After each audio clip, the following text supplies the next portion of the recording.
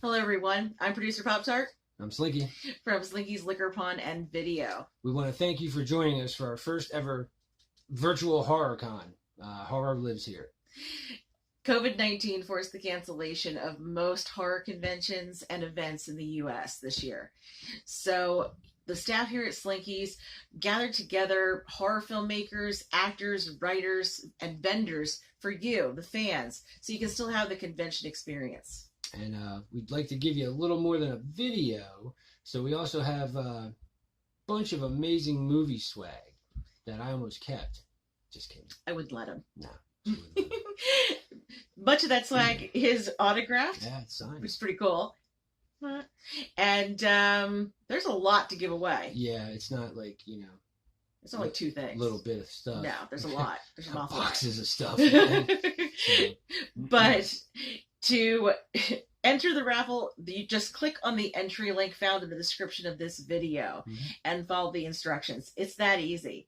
And thank you again for being here with us, and enjoy the convention.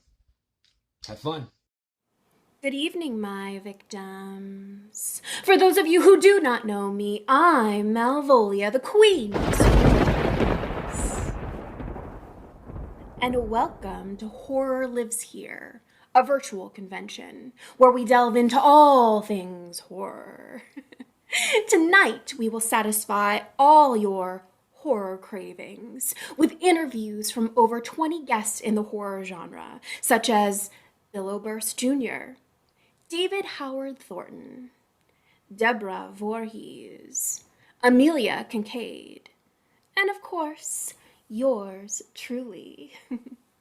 So sit back, try to relax, and feast your eyes on all these horror icons.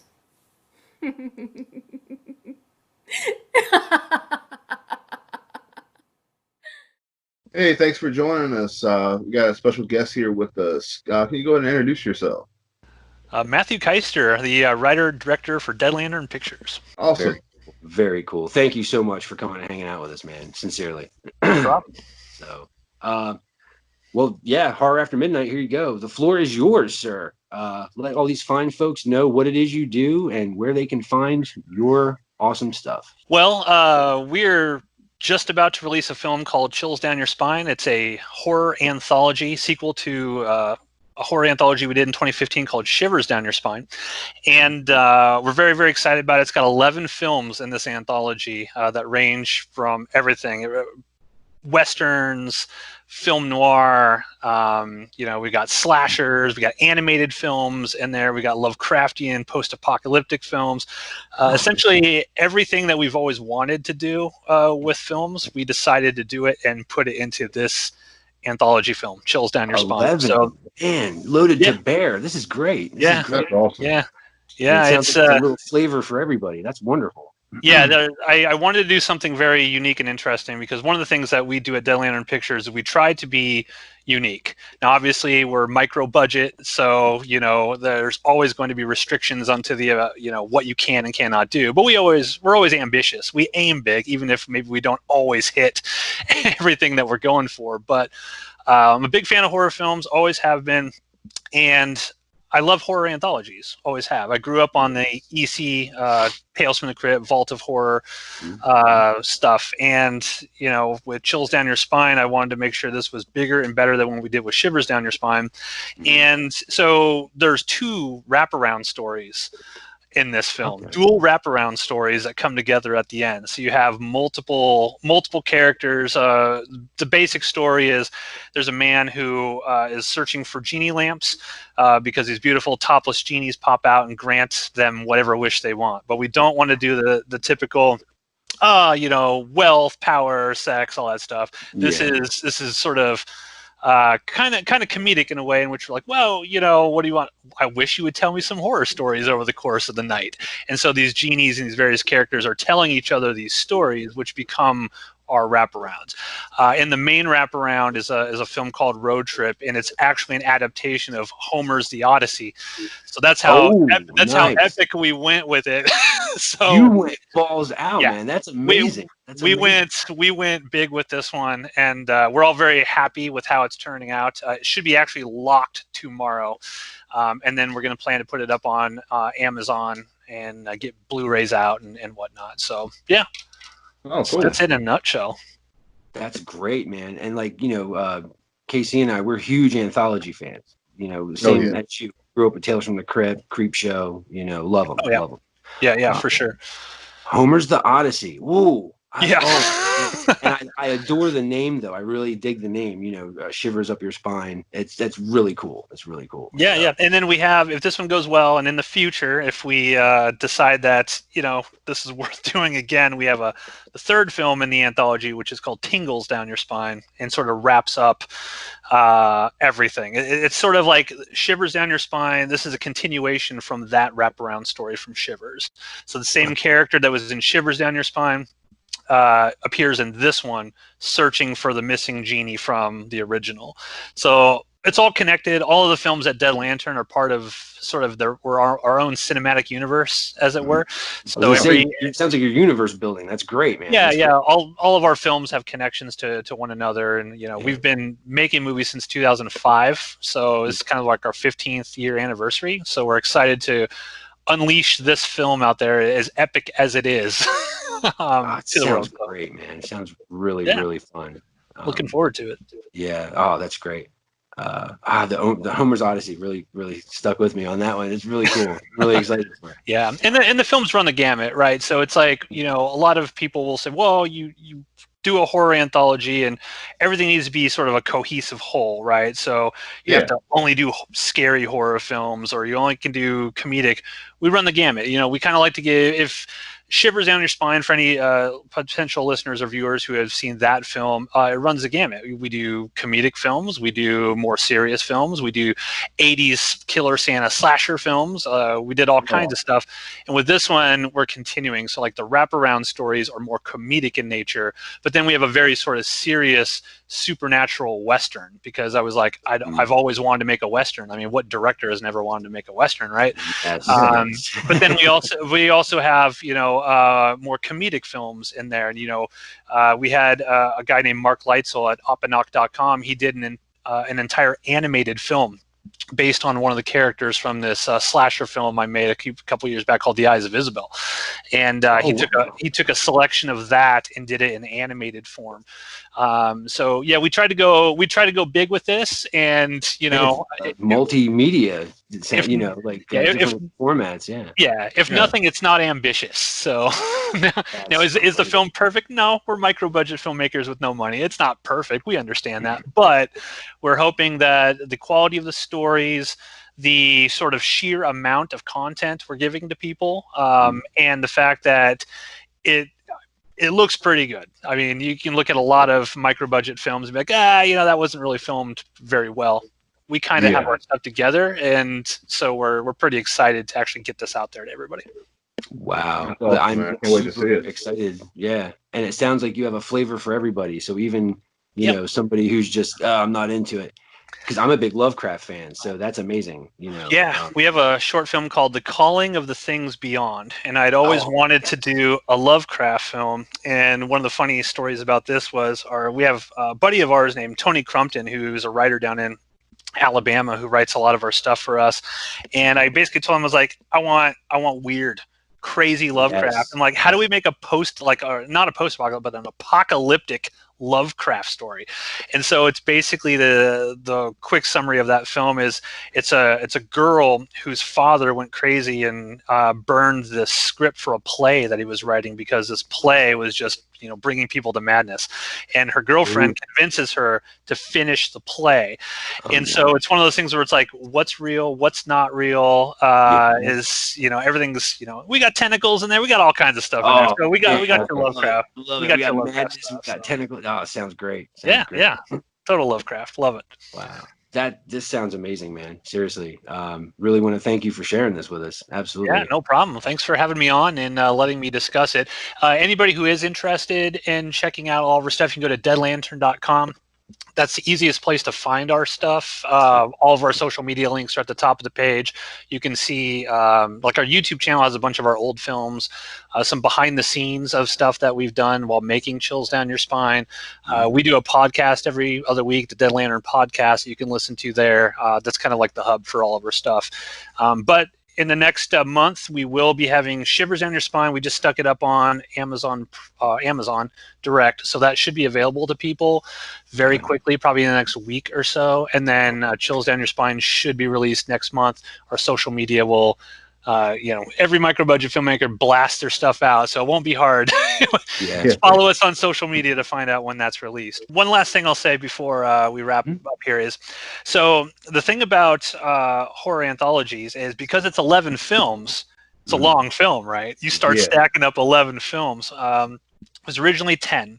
And at the last sort of minute, when we were putting it all together, I was like, you know what? This film needs one more thing. And, everybody was like, what are you talking about? You can't add more to this movie. This is insane. I'm like, no, it's going to be great. So we decided to film an intermission sequence where it's sort of like a meta sequence where characters from the film are watching the film and basically telling reviewers and whatnot. Because when Shivers Down Your Spine came out, it was 2 hours and 15 minutes, and people complain like, "Oh my God, it's so long! Yeah. It's so long!" And I reject that criticism entirely. You can pause it. Come on. Yeah. My whole thing is, guys, come on. You'll sit there and binge watch Stranger Things for 8 hours and nobody cares. But if a horror movie is 2.5 hours long, people freak out. But with a horror anthology, you can stop. And so the intermission, we actually have a character who actually pops up and directly tells the audience, hey, go do something else. Just that's great. Come back later on and basically saying, we don't want to hear any bitching about complaining about how long this is. Like, we're giving you guys all this content. Watch it at your leisure. You don't have to watch it all in one shot. What's going on, everybody? It's your boy Frank, aka Frank White, aka White Chocolate. You know how I do. Franklin, my dude, this is awesome. I'm a filmmaker from Newark, New Jersey, Jersey Strong. I want to, tell you about some movies that I got out right now. The first one is my very first feature film, The Prey, which I'm remaking as of August 9th. It's going to be a remake. You can get this on Amazon. It's not the greatest fucking movie in the world, but it's watchable. Hey, you're making movies, man. So you're doing it. You're doing more than a lot of people. So do it to it, man. Seriously. I got an autographed copy too. Oh, hell yeah, man. Absolutely. I got your copy right here. But this is flash drive. You can get this on Amazon Prime. You can watch it on Amazon Prime or Amazon if you want the DVDs as well. It's my second feature film. This is the one I'm sending to you. This is Lyco, the award-winning action horror film that premiered at Cannes. So I'll be sending this out to you probably tomorrow. That's awesome, man. Awesome. Hey, thank you, man. I appreciate it. Anything you've done. You're my Jersey brother. So that's awesome. Sweet. Thank you very much. No problem.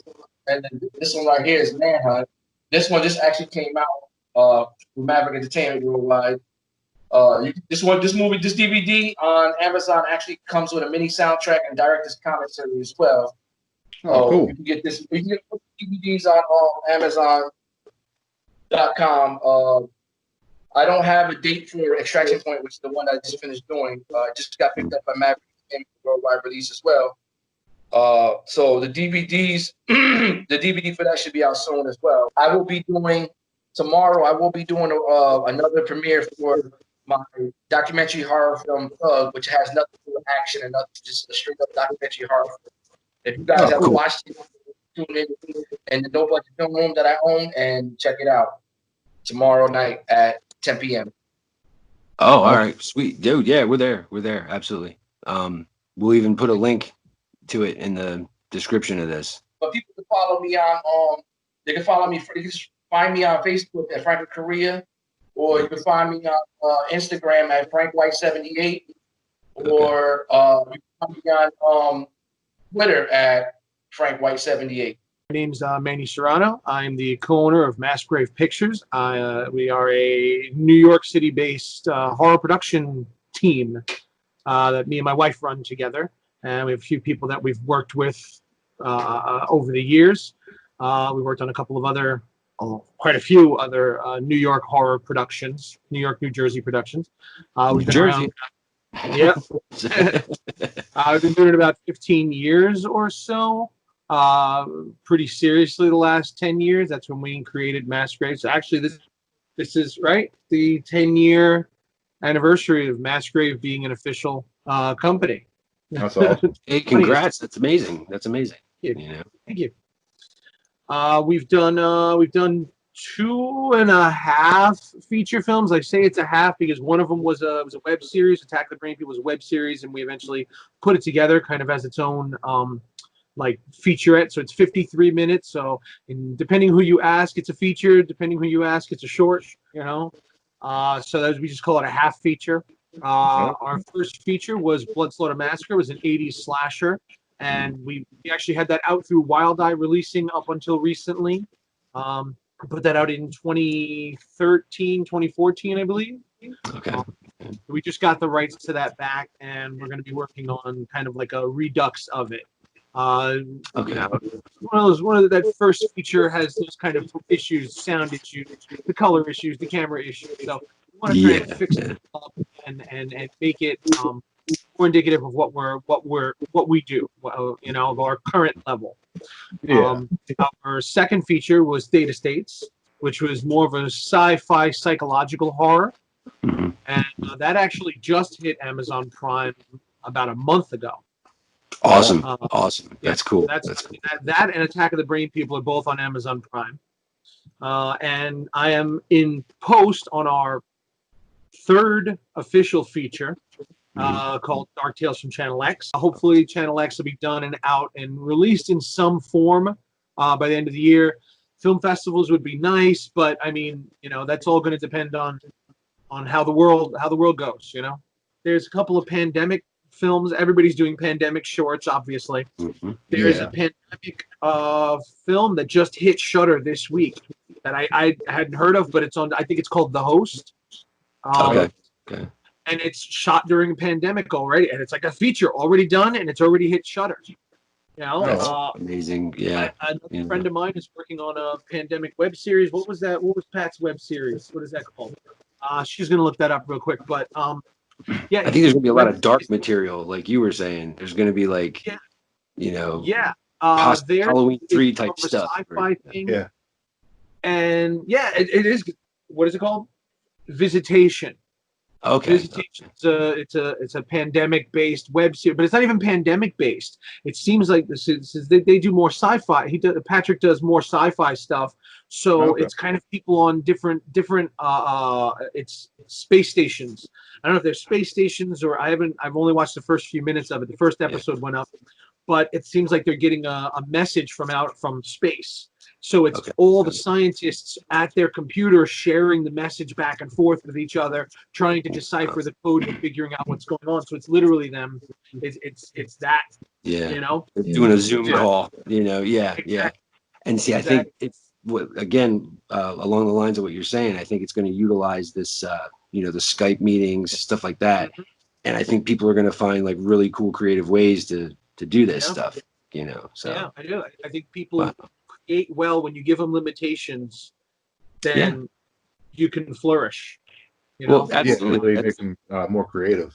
Yeah, well, that's why indie horror is so wonderful, because you have all these parameters and you're bound by, you know, money and time and stuff. So it's like we got to think on your feet outside the box. So you know, absolutely. I think we talked about that when we were on the podcast. When I was on the podcast last time, that give me $50 million, I don't know where to go with that, but. You know, I could give you 10 different ideas. We could shoot for 30,000 right now. You know, 50 million. It's like, oh my God, where do I begin? I can do anything with this, but you know, and I think that's detrimental. Kind of the world is your oyster. Yeah, because they have all this flow, and they're like, well, why don't we do this? And it's just, and it gets disjointed. Yeah, no.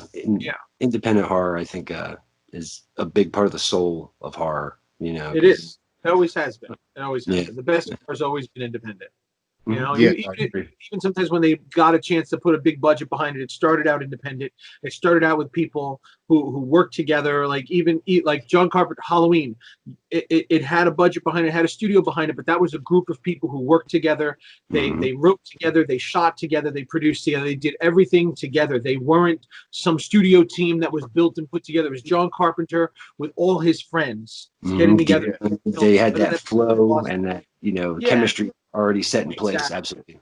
Whether it cost them 50 grand or 500 grand, they would have made something great out of it because they gelled well. They know how to work well, and that's the heart and soul of indie horrors. Is people getting together and doing something amazing together that they love. And it's about the passion. It's about the creativity and everything that they can put together to make something great. Independent horror, man. It's where it's at. Like, yeah. I will say I recommend Attack of the Brain People. Totally Attack of the Brain People. That one was co-directed by my wife Lindsay and our friend Louis Cortez. They did that one. I was the editor on that and one of the co-writers. Oh, it was so much fun, man. Yeah. Blood Slaughter and Theta States are mine, and I co-wrote that with Louis, and I directed both of those. Theta States I wrote, and Channel X is again Now this time I'm actually Channel X was our short films that we've done over the last couple of years. We've done a bunch of shorts, and really we want to do a web series out of it, but I really don't want to do season 2. Like you do a season 1 of a web series, it's kind of assumed, where's season 2 going to be, especially if people really like it. But I've kind of been doing shorts for a while. I'm kind of tired of doing shorts. I'd like to move into another larger feature project. So instead of doing it as a series that we never really complete, so let's put them all together. We shot a wraparound story in December, and now it's going to be a feature. And turned out as we went through them, we looked through all of them. There's 2 or 3 shorts we also did that just didn't quite fit. When we put the other ones together, there was kind of a underlying theme to them. They all had some type of object in the center of each story that coincidentally just worked out. So it almost became kind of a haunted object. Okay. Cool. Yeah, cool. So it just kind of worked out that way. So put that together, and hopefully that'll be done soon. Hopefully that'll be released soon. It will be done soon, but hopefully we can get it out soon. Yeah, I'll definitely check it out. No, that's great. Love hearing this. We have a trailer for that on our website at massgravepictures.com. All of our stuff is there. We have 2 old podcasts that we did. We had a podcast called What Lurks on Channel X, which was all like weird kind of true crime, supernatural, odd, okay. Like, no, I don't know if I would call it true crime, but it kind of was. Kind of stated that line of weird true. Yeah. Yeah, really weird true stuff that happened. Yeah. And our second podcast was Filmmaking Sucks, which is all for beginner filmmakers. Filmmakers telling you how to do it on the cheap, do it with your friends, and the trials and tribulations of being no budget weekend warrior filmmaker. Yeah. Like take stock of what you have access to. And yeah, absolutely. Hashtag for that was After Hours Artist is what she called it. Oh, cool. Filmmaker, you got to work a full-time job and then you make your movies on the weekends. You're an after-hours artist. Yeah, very true. The podcast is for those people, and we have a new podcast called Collection Resurrection, which is just us watching old DVDs. That honestly, we've got over 1,000 DVDs in the house, and there's so many that we haven't watched because we just buy and buy and buy. Yeah, that's my problem. Yes, yep. Totally. All the collectors, we all have that problem. There's like 50 movies are just sitting there on the shelf. Like, I've been wanting to watch this forever. Do I feel like it today? So we're kind of forcing ourselves to go through them, watch some of the films. Some of these DVDs have been sitting here for 10 years and untouched, still sealed. So we're going through them one at a time. Each week we watch a different movie and we talk about it. That's so great. It's getting back to being a horror fan and talking about why we love horror and why we hate some of it. Yeah. No, that's awesome to know. That's really cool.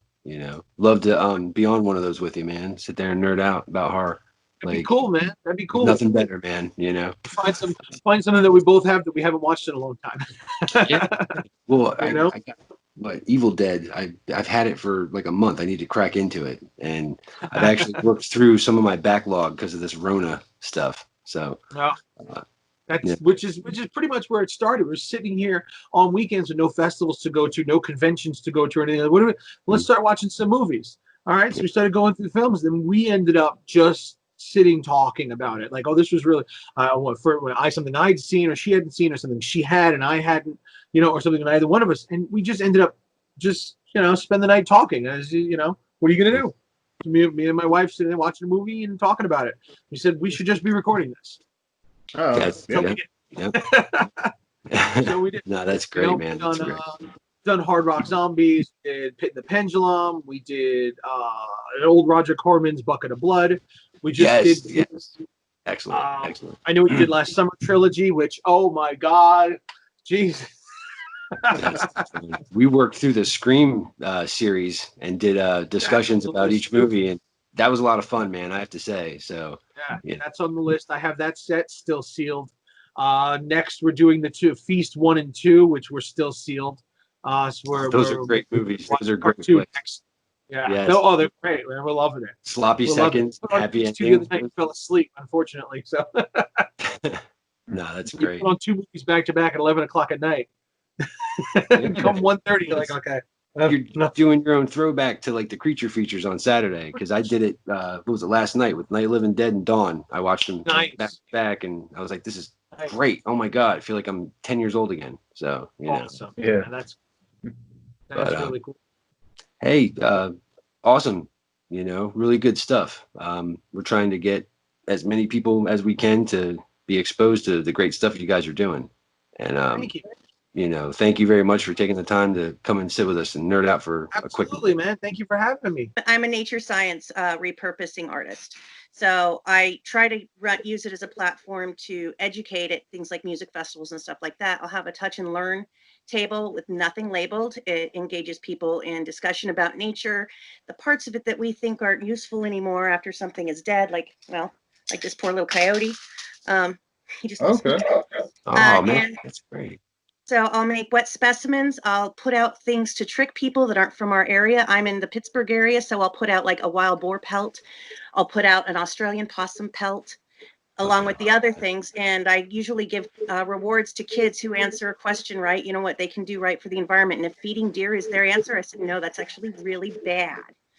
And kids say hunting or trapping. I say, that's actually very good. Yeah. Wow. It's part of conservation that people overlook is the balance that's necessary, because we're cohabitating on their turf. And so we can either have a bunch of maimed and diseased animals out there, or we can cull humanely and use nature to our advantage for nourishment, or, in my case, art as well. Yeah. So I do everything from mummification to wet specimens, pet memorials. I do shadow boxes with things. I have some human specimens. It's amazing. That's amazing. That's what I kind of fell into, and I'm obsessed with it. That's awesome. That's really cool, man. You get to play with the macabre. That's great. That's great. Oh yeah, this is As if you have some stuff to show off, by all means, Well, I kind of wasn't planning on it, but this is my little battle squirrel. His little helmet is actually a pheasant that was farmed, and the squirrel was a cat kill, unfortunately, that somebody gave me. So I mummified the squirrel and preserved him as best as I could, and I'm going to kind of do him along the lines of like the little soul pieces in 9. One of them had a little bird helmet. And so I was like, oh, I've got to turn this into a little battle helmet for this guy. And he was known around the neighborhood as general or sergeant. So I was like, yeah, he needs to be in the military. He needs to be a little warrior. So he's getting repurposed. So cool. And that's so cool. Gonna hopefully he'll be really badass when he's done. Yeah, that's really neat. Oh, that's awesome. That's really cool. So where can people find your stuff, like your work? Where can they find you? When it's not a plague, I'm usually running the oddities and horror circuit and the music festival circuit regionally in the Pittsburgh area. But I do have a Facebook. It's just facebook.com/chaos recreations. Because I like the chaos. Chaos really has to do a lot with balance in nature too, and it's one of the oldest things in the world as far as names go. So, and then I recreate from nature. I repurpose and show that there's beauty in things after something's life has passed. Mhm. That's So awesome. so that's where I'm at with it, and I'm easy to find there. And I also have an Instagram, the Chaos Recreations, as well. But Facebook is usually the most up to date. Okay, awesome. There'll be a link in the description so people can check it Yeah, out. yeah. So the description is going to be probably 6 feet long, but we're putting links to everybody's stuff on there. So that's fantastic. That's amazing. Wow, It's that's really really, cool. really fun, and I've learned a heck of a lot. I used to be afraid of spiders. Now I love them. I was in 4th grade and we dissected owl pellets. I And usually sell owl pellets during the summer festivals as well. see, I think along those are with so the cool. ID Yeah. kit in a small jar so you can keep your findings and not lose them. Oh, man. Oh, Yeah, cool. I actually got a mouse skull in mine. I was so happy because I was one of the only kids that got. I was like, "Yeah, hey everybody." We don't need an introduction for our guest right now. David Howard Thornton is with us. Awesome. Hey Awesome. everybody, how y'all doing? It's me, Art the Clown. Without the makeup, thankfully. Because it's too dang hot right now to wear makeup. But yeah, right now we're in the middle of finishing up Terrifier 2 for you guys. I hope you all have been able to check out the trailer that we released last week, which has been blowing up the interwebs and all that fun stuff recently. We're really excited about it. We're really stoked that you guys are, excited about the film coming out as well, because we've had so much fun making this film. I think we're going to top the first one in every aspect. We've just thrown everything we have got into this film. Like, the kills are bigger and gorier and crazier. Art's crazier, if that's can be believed. That could happen. Yeah, exactly. Yeah, because I think Art this time has a lot more confidence in his abilities now that he's been brought back from the dead. So he's little bit more, cocky, I guess you could say. Yeah. It's like, yeah, you can't keep me down now, bitches. So he's having fun this time around, and we got a really kick-ass protagonist in this too. I think everybody's gonna love this character, Sienna. She's like, this is really her film in a lot of ways, because you see how she becomes like basically the Batman, I would say, to Art's Joker in this film. So it's a great journey she goes on. She becomes like this strong, kick-ass character by the end of the film, and I think everybody's gonna fall in love with her. I think she's someone that can go up with with Laurie Strode easily, just being one of those ass-kicking like final girl type characters. So I can't wait for you all to see what she's up to and just what Art's up to and all that. It's just like what you've seen in the trailer so far is just a small taste. You haven't seen anything yet. There's so much. Damien and I had so much fun talking about the trailer release and watching all the reactions, what people think are going to happen. Like, oh, they haven't seen this character yet. They haven't seen this scene and this scene, this scene, this scene. Oh, you guys are gonna. It's just a fun film, and I can't wait for you to see it. So yeah, Not waiting, man. Like, I can't wait to see it. It's exciting. But in addition to that, I'm also going to be filming another film that we're hoping is going to become another franchise called Stream, with a lot of people that are actually attached to Terrifier, our Fuzz and Lens guys that were. He was Mike Levy, who was our exterminator that I decapitated, and Jason Levy and their friend Steve DeSala, who were the two cops that come in at the end of Terrifier. They're also working on Terrifier 2 right now on the production side of things, but they've also started their own, what they're hoping is going to be a new movie franchise called Stream. And we've already got a lot of big names attached to that from the horror industry, like Jeffrey Combs, Felissa Rose, people like that. Oh, awesome. It's going to be very exciting. We're still in the process of casting more characters, but I get to play another killer in that one. I wish I could tell you more about what the film's about, but it's a really cool concept. It's going to be it's exciting. It's going to be, we're going to hopefully start filming that around this fall, early next year, something like that. Then after that, I am going to be filming a horror western called Spirit Reckoning. And this time I don't play the bad guy. I get to play the anti.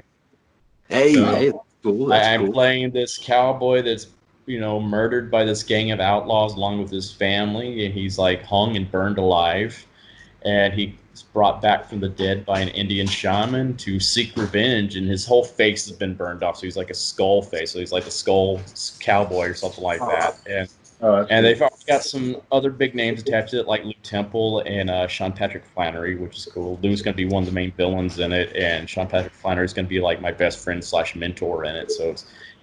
I'm excited about that because I've always wanted to do a real Western. So I'm like, this is going to be fun. You're a That way I machine. can actually use Got a my lot of Southern stuff. accent too. That's funny. That's funny. Yeah. Go get your pound of flesh, man. Go get your pound. That's so I cool. can't complain. I can't complain. So I'm doing that, and I'm also recording a new animated series next week. That's it's for like little kids. So it's this kind of a weird juxtaposition with things. I can't talk about that one yet because non-disclosure agreements and stuff like that. But it's for the little ones. So it's funny. I'm going from killing people on screen in the most bloodiest ways possible to doing stuff for like toddlers. Yeah. So it's like running the whole gamut there. But see, that's awesome because that shows how big of a range that you have, and just trying to scare the kids accidentally. Yeah. that would be a shame. It's like I thought I was learning my ABCs. Do you have a website? Where can people follow you and find out You about can follow me on like Facebook and Instagram under David Howard Thornton, and I also, since the convention scene's kind of been dead right now because of the virus, I've been doing a lot of videos on Cameo, so you can find me on Cameo as well. So if you want me to wish someone a happy birthday or whatever, you can find me on there. And I charge the same as I do for an autograph at my table, like $30. So I want to be as approachable as possible, and I don't want people to go broke just to have a little piece of me or something like that. So so I enjoy doing that kind of stuff. I actually got to record some of those later on tonight, so it's fun. it's a great way to reach out to the fans too. Yeah, love your Starscream. Hey, thank you. Yeah, that wasn't too good. It's good. I got to work on that. I wasn't expecting that one to come out so badly. Stop scream! And there we go. That was better. So cool, man. Well, I guess thank you for coming and hanging out with us, man. You're welcome. Well, we glad wanted to be here as always. Yeah, we wanted to throw you out there and hit as many people with you as we could. Woohoo! Yeah, we definitely appreciate it. Yes, you really do. Guys, anytime. We'll have to talk again too after Terrifier 2 comes out because I got so much I want to talk about. I'm not allowed to yet. Yeah, exactly. Then you can talk about it. So yeah. So I can say now that you've seen it, I did get to use a flamethrower, and that was freaking awesome. Holy shit! Hell yeah, man. Yeah. Oh. Yeah, my little kid inside of me was just going nuts that day. I'm like, I get to shoot this thing for real? Yeah! Best day ever. Yeah, I can only imagine. Oh, so cool. So cool. Well, listen, man, thanks again for, coming and hanging out with us. Oh, no problem, guys. Y'all take care. Have a good night, all right? All right, you too. All right. Thanks, guys. We got a special guest here with us. Can you please introduce yourself for us? Hey, everyone. Steve Rosinski here, Silver Spotlight Films. Awesome. Thanks for coming and hanging out, man. Hey, thanks so much for having me. Really appreciate it. No physical conventions these days, at least none that are safe. So I want to put in what I can for these virtual conventions to give folks something to do at home. Mm-hmm. Yeah, for real, because everybody's stuck, so there's nothing to do but watch horror movies. So exactly. But what is it you do, and where can people find your stuff? The whole rundown. Yeah, sure. I'm a director, sometimes actor. I've been doing this for over 10 years now at this point. If folks don't know of me and want to check out some of my stuff, they can head over to silverspotlightfilms.com. That's where a lot of my stuff is. Pretty much everything is there for trailers, the physical store, a bunch of reviews that are listed there, synopses, that sort of thing. If you want to check out my stuff but not buy a bunch of physical products, which I understand because I made 11 and that's a lot of money. I have my own small streaming service sort of set up with stevebuster.com. It's $2.99 a month and you get access to everything that I've done, including all of the bonus features that were on all that stuff and some exclusives that we keep on updating. Oh, that's awesome. That's cool. Yeah. What are you working on at the moment? Well, we've been pushing Carousel 1 a lot this past year because it finally got that big release from Wild Eye. It finally got onto Tubi. A lot of people have been really loving Carousel. If you haven't seen Carousel, please go check it out. It's on Tubi. You don't have to pay anything to check it out. If you like it, come buy something else. But what we're trying to get to the fans right now is that we're running a Kickstarter for Carousel 2. Okay. So we're aiming for what I feel is a very possible to reach $10,000 to make the film. And we're currently at like 5,200 right now, and we still have about 30 days to go. So here's hoping we can get that together, because this is a script that Aline, the co-writer, and I really feel confident about, we really feel passionate about, and we think it's going to be a weird enough story that horror fans will be into it, but also still like deliver what they want from a Carousel movie instead of just being different. Gotcha. Oh, cool. Yeah, definitely check out the first one. Yeah, no, absolutely. So we're working on the Carousel 2 Kickstarter. This plot is going to be a lot different, because the first film is a revenge story. It's about Duke tracking down a bratty kid that abused him on the carousel ride. Okay. It would have been so easy to just do another someone else pisses off Duke the carousel unicorn and Duke kills them now. So that's one of the reasons why we waited so long to even think about a sequel. So now we got a plot, we got ideas. And this one is going to be about Duke being a father and raising his half-human, half-unicorn hybrid son, while also battling the Nazis who created him during World War II. This is fantastic. This is fantastic. Oh my god. Awesome. I'm sold. If you haven't seen the first film, there's only like 2 moments in the entire movie where another character refers to Duke as a Nazi, but otherwise we bring no other attention to it. Because the idea was not to get into it till part 2. Okay. No, I'm sold. I have Tubi on my TV, so I'm definitely gonna check this out. Oh, please, thank you. Yeah, let me know if you like else it. Should too. Yes, everybody watching this, go check this out, man. So, because the poster's bonkers. I remember when I first saw the poster, I was like, "Holy shit!" So. Oh yeah. Oh, Wild Eye really delivered on that poster. It's really good. It has caught a lot of eyes, and I really appreciate what they did. Yeah, no, it looks really, really nice. So yeah, support indie horror, man. Everybody go out and check this movie out.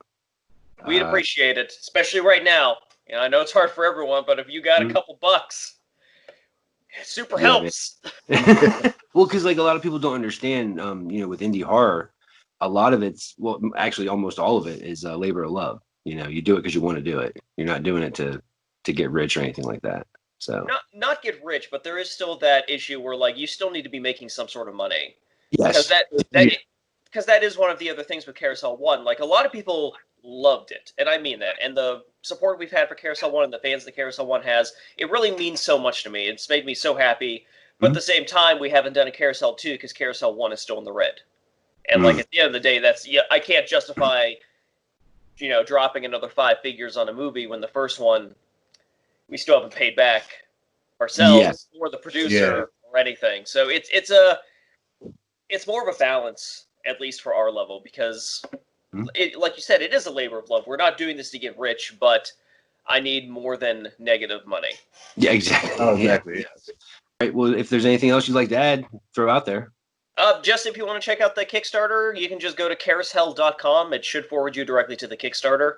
And other than that, like I said, silverspotlightfilms.com and stevebusser.com to check out all of my stuff for a low, low price. Awesome. Yeah, that sounds like a great deal. Yeah. Plus, like I said, I'm gonna watch the movie tonight because sold, totally sold. Good. I will. There is a slight warning. I'm gonna let you know. Still watched it on Tubi, but the distributor had to cut a couple things out in order to get it onto all the streaming platforms. I see. Okay. There was a full-blown sex scene between the unicorn and a human woman that Holy is shit. not in the Tubi cut. Wow. So hashtag release the Radzinski cut. We're fighting. Awesome. Yeah, I'm gonna get that DVD then. Yeah. For The real. uncut Probably one just is gonna go to on the site and get it. the uncut one is on the DVD, on all the physical releases and on Steve Buster. It's just not on the wide streaming, which I get. As a creator, I'm bummed that they're cutting part of my movie out, but if that's what it takes to access a wider audience, I'll take it. Yeah. Yeah, I definitely have to check that out. Oh yeah, no, I'm probably gonna go there very soon. Excellent. I'm sold, man. I'm sold. So, well, listen, man, we really appreciate you dropping by and hanging out. All right, thanks for tuning in, guys. I'll see you next time.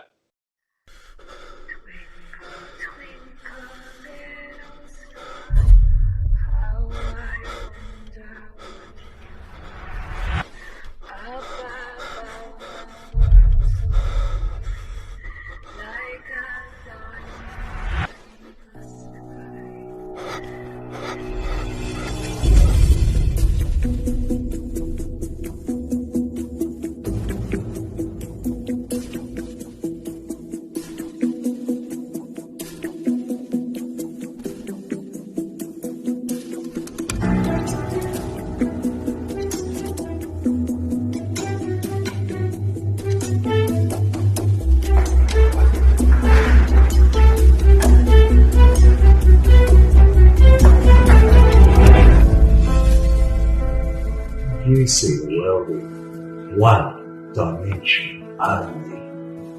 I experience it so many levels.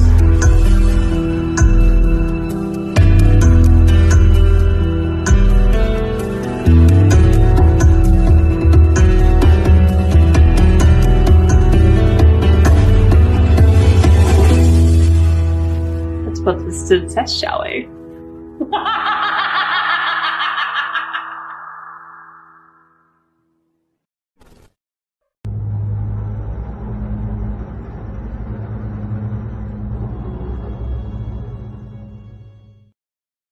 My name is Matt Kennan. I'm a filmmaker, composer for independent horror films. I did a short film last year called Exercise, which was won a couple interesting awards, and I was very successful with it, and it's great.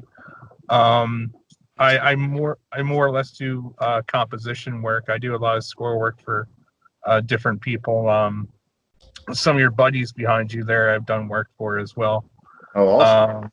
But yeah, I just did work on Zane Hershberger's Forced to Fear. Good. Yeah. It's they're playing it at Genre Blast, I think, next month. And what else? I've done a lot of different stuff. I did work for Brad Twigg, who did I didn't do Wrestle Massacre, but he's the director who did Wrestle Massacre. I did remastering of his movie Mills vs. Zombies. Nice. I just did one for Maddie Deering for Spirit Animal. That's another one that's really super fun. Both movies I just mentioned, all of them are really great movies, so I would definitely recommend seeing them. I can hardly list all of them. I have maybe 4 or 5 other ones, but you're a machine, man. Seriously, that's awesome. Nah. I just love doing it, man. It's a labor of love. Mm-hmm. It's like what you guys are doing. You do this out of love. Love for the craft itself. Yeah, you have to. Yeah, it's just fun to talk about what you love, man. Absolutely. So. Oh yeah, definitely.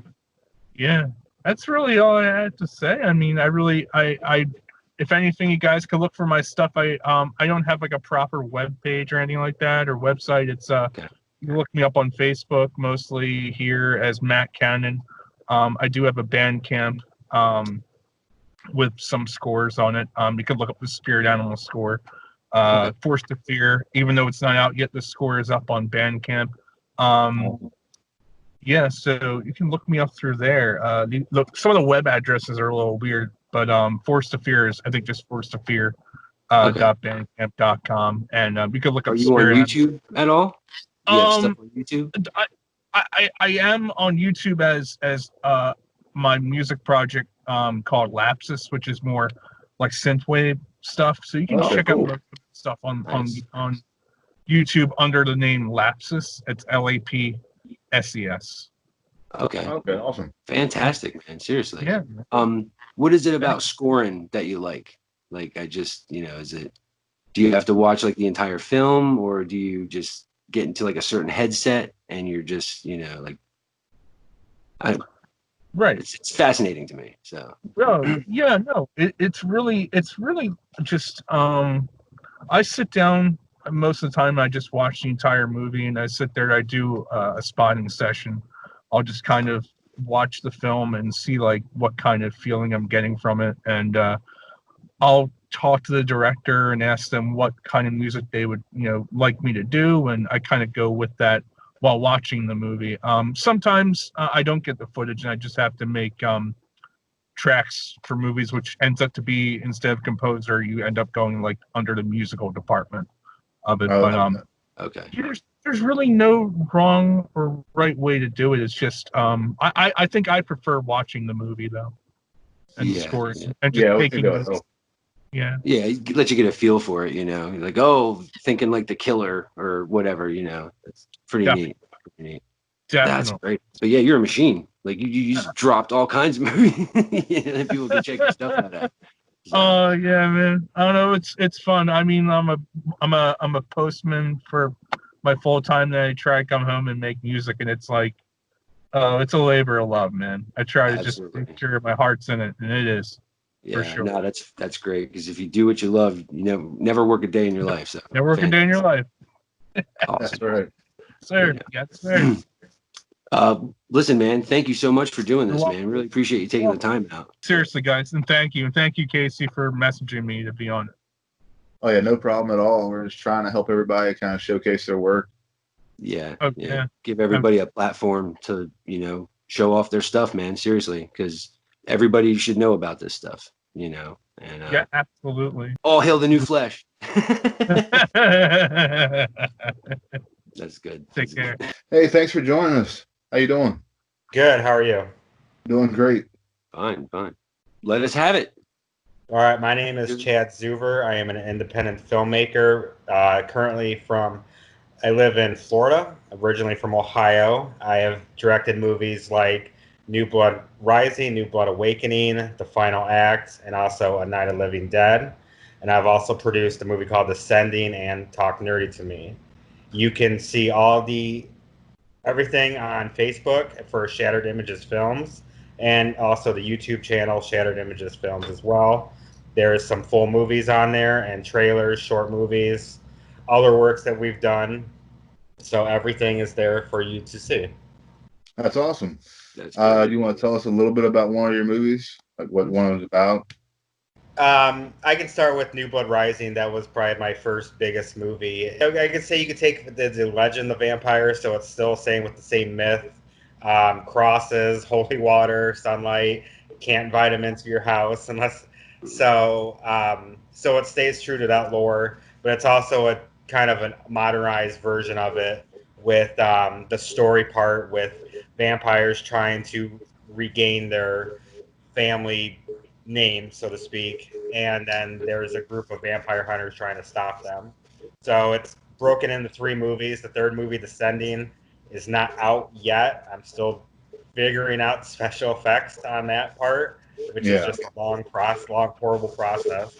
But New Blood Rising is free on YouTube. You can check that out. Just search New Blood Rising. It should come up as one of the first choices.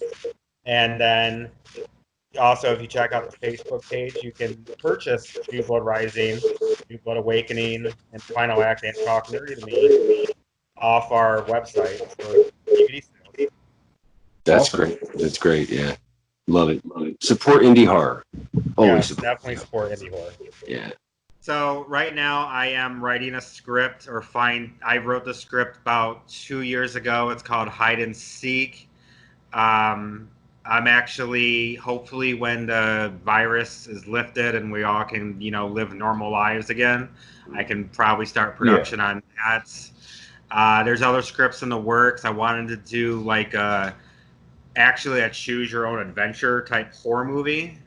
Oh, cool. Which, it's actually watch the DVD and you can pick it, and then it takes you to that step in the story. And then you have different endings and stuff. That's a very long process to figure that one out. But sounds awesome.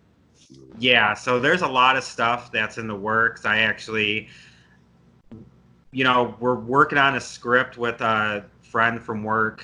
It's like a stupid, ninja movie. We're trying to, kind of like one of those bad action movies you see.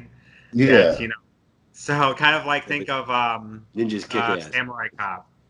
Okay. Awesome. So we just want to do something fun and stupid and outrageous. and I love that he's a movie. very talented writer, and he knows his movies better than pretty much anyone I know. He's a very smart person.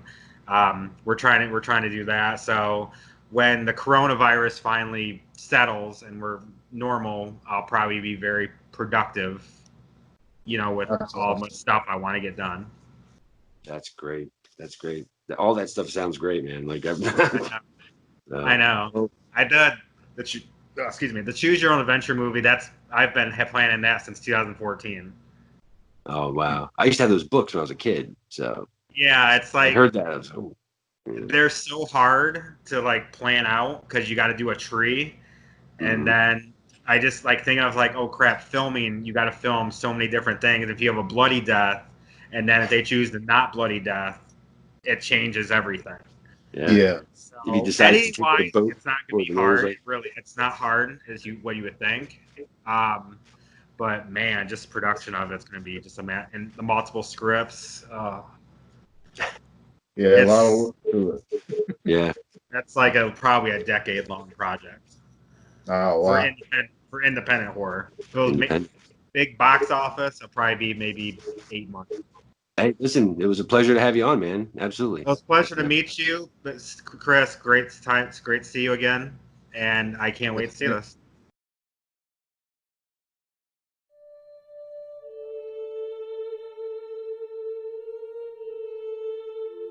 We were stupid to think we could live like this. They're gonna die out there, aren't they? It all started about 5 years ago.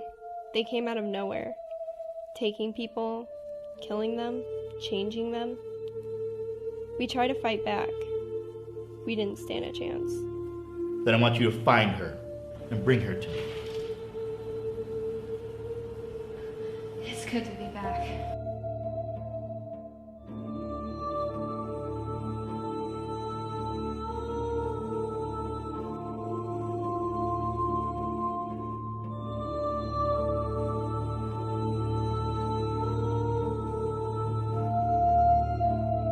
Still can't get over that.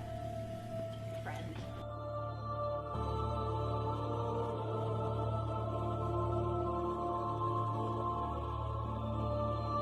We're just gonna go in and fight Wes. Who's Wes? So we learned to live with them, and we learned to die with them.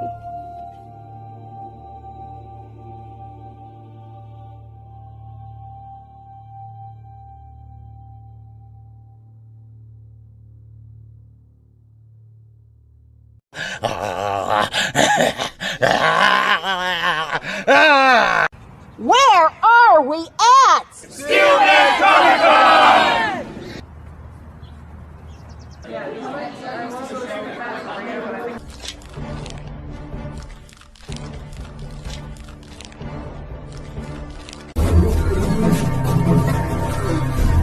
Those things are eating people. Do you understand? They're eating brains. They're ripping them apart. We have no chance.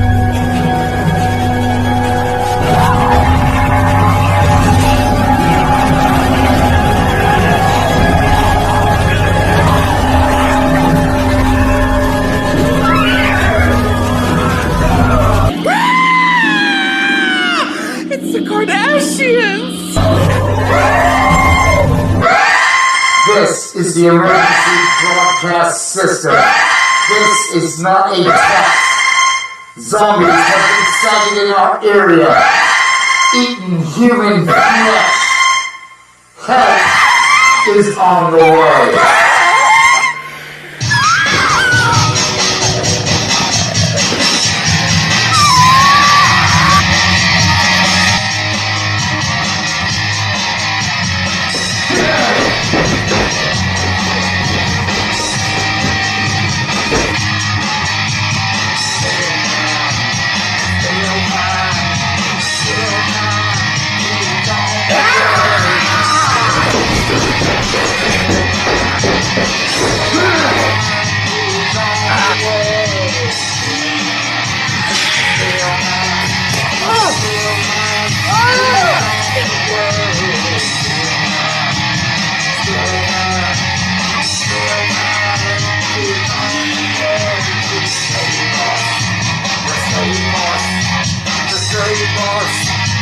Zombies,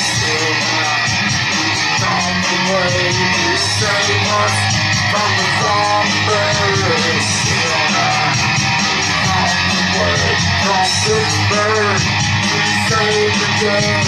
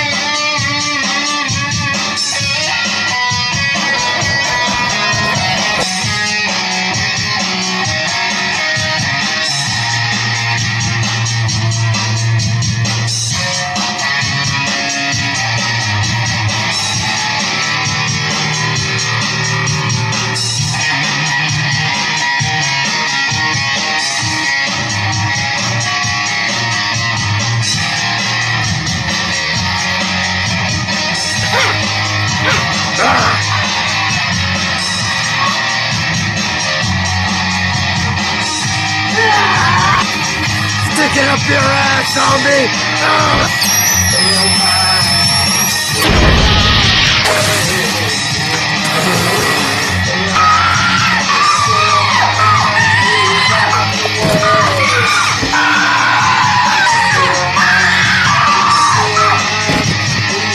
Die, you fucking zombie!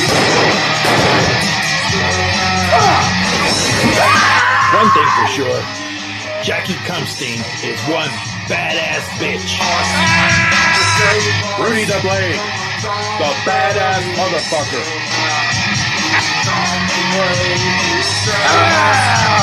Tommy Two Times, one crazy Irish asshole. And of course, the great one, Steel Man. And zombies. More. More? You want more?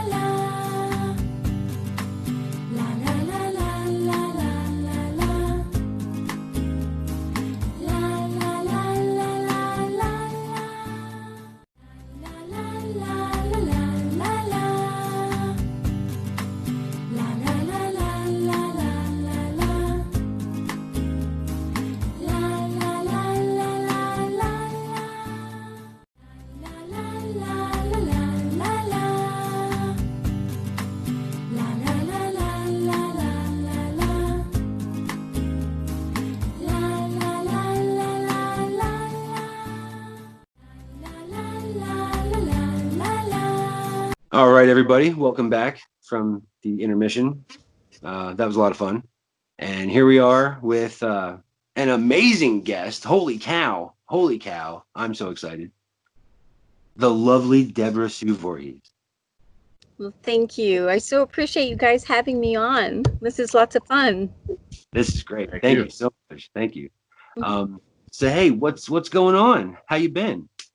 Well, I have been super busy and super crazy. For those of you who may not know who I am, I'm Deborah Voorhees. I am most known for playing the role of Tina in Friday the 13th, Part 5.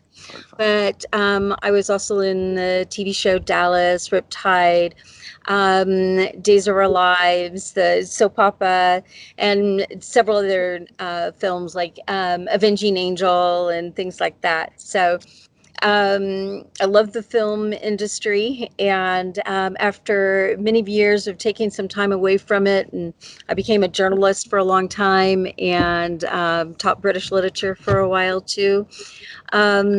I decided to get back into filmmaking, and I'm now making a film called 13 Fanboy. And it's about an obsessed fan who is stalking the women of Friday the 13th and Halloween. And we have the fabulous Dee Wallace from Halloween, E.T., Cujo, The Howling, and like 200 other films, which is crazy. for the youngins out there, she was also in Just Add Magic, and I know that's a huge, important, and exciting TV show for lots of young girls out there. Cool. And so we've got Dee Wallace, we have CJ Graham, who was part 6, and for Jason, Kane Hodder, who was in 4 different of the films. We have Judy Aronson from part 4, Tracy Savage from part 3. Tracy I'm Savage. playing a role in it, as well as directing, and I'm co-writing and producing with my producing partner Jill Paul Reisig, who's amazing. I've got tons of fans involved. Let's see. Okay, who else do we have in here? We have Jennifer Banco. Yes. From part 7, Laura Park Lincoln from part 7. Let's see. Ron Sloan is from part 5. He's playing Dee's husband.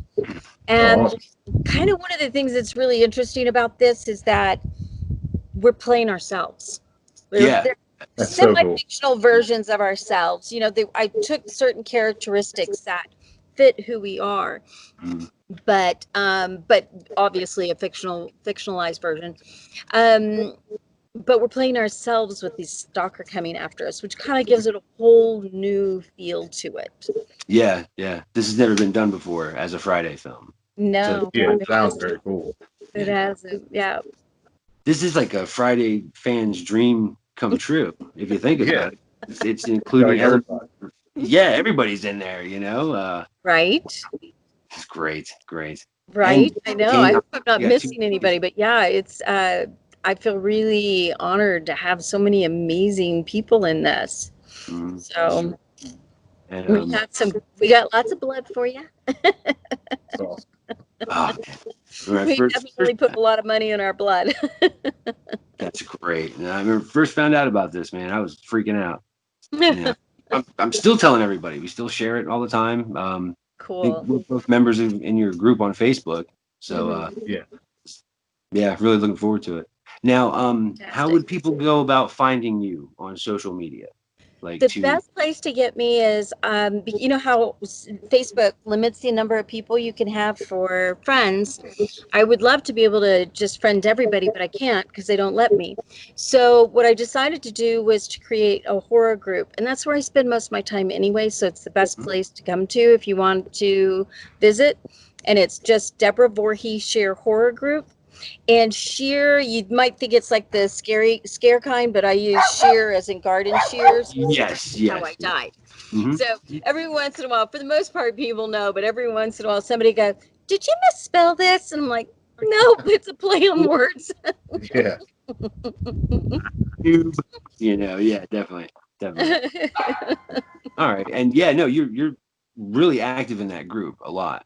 So yes, pretty cool. It's a great group. I've got some really great people in there. I think we have a terrific group of people. I try and make sure everything stays friendly. So if there's like people who are a little bit cantankerous or difficult, I try and first always have a chat with them and just kind of like, we don't do that here. Here's a place that we come. There's lots of places all over Facebook where you can be as ugly as you want, but here we're going to be respectful. Well, I mean, it's just horror movies. It's our escape. We want to have fun. We don't want people to feel like they're being attacked or anything like that. And so, just let's have some fun. And so, I think, I think it helps that we do that, that it keeps people from, it just reminds people that there's somebody on the other end of that insult. It's not like, you think you're just typing and it's just this little thing that goes out there. But no, there's actually a person on the other side. So yeah. Wow. Are you gonna all right, because of the Rona going on right, did that cancel any con appearances for you? It did. Pretty much everything that I had out there was canceled. And of course, it's also making it a little bit more complicated for how we're going to distribute the film, because we're looking at a theater release. We still want to do one, and it's still our goal. But they're not open. So, are they open where you guys are? They're not where we are. Not theaters, but drive-ins are. Drive-ins are. You guys have drive-ins there. See, that's the thing we were looking at. This is in Virginia, so. I was told that there's about 600 drive-ins left in the U.S. Yeah. Yeah, that's You guys about right. know? Yeah. I think that's So- around the right number. You know, when I can. There's one in Ocala, Florida, that Okay. at one time, it was a couple months ago, it was the only movie theater drive-in open in the whole country. And so, but they show movies on the regular down there because it's open. Okay. Well, I know drive-in. I know of one in Granbury that's been around a long time. I think it's still there. But I've been told that there's about 600 right now. Yeah. So I think it's a great idea. I frankly, I would love to go to a drive-in movie. I think one, for nostalgia purposes, and also, with the virus, it's a good, safe way to go and enjoy a movie. I mean, I enjoy watching a movie at home, but there's nothing like going to the theater. Yeah. And It's a whole the experience. screen, even if you have a huge screen in your house, it's still not the same thing. Especially, a horror movie, to me, you experience that with a group. Yeah. Yeah. It's not fun at your house, because it is, but there's something extra special at a movie theater. So, Yeah. I Yeah, know.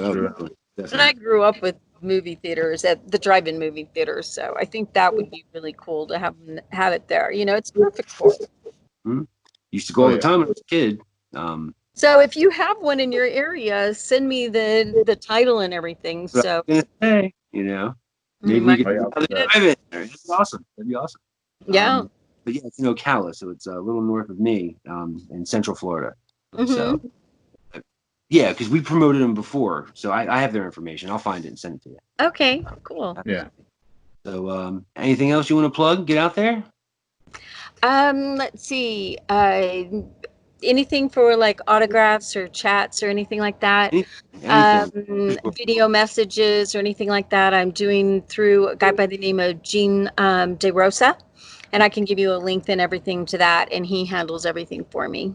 Great. And that's all I can think of right now. If I'm missing anything, I am working on doing putting out some ghost stories in a short story book form. And so if there's any fans out there who have it has to be real life personal experience ghost stories, or you could be telling something that happened to your grandmother or something like that, but it has to be something personal, not just, I heard about this ghost over here. It's got to be a personal experience. Yeah. So you've got a really good ghost story, good scary one, send it to me. Hey, that's awesome. That's awesome. I might have a couple. We'll see. Cool. My grandfather used to tell me ghost stories all the time. That's awesome. Nice. Now it has to be personal, so you have to personally know the ghost.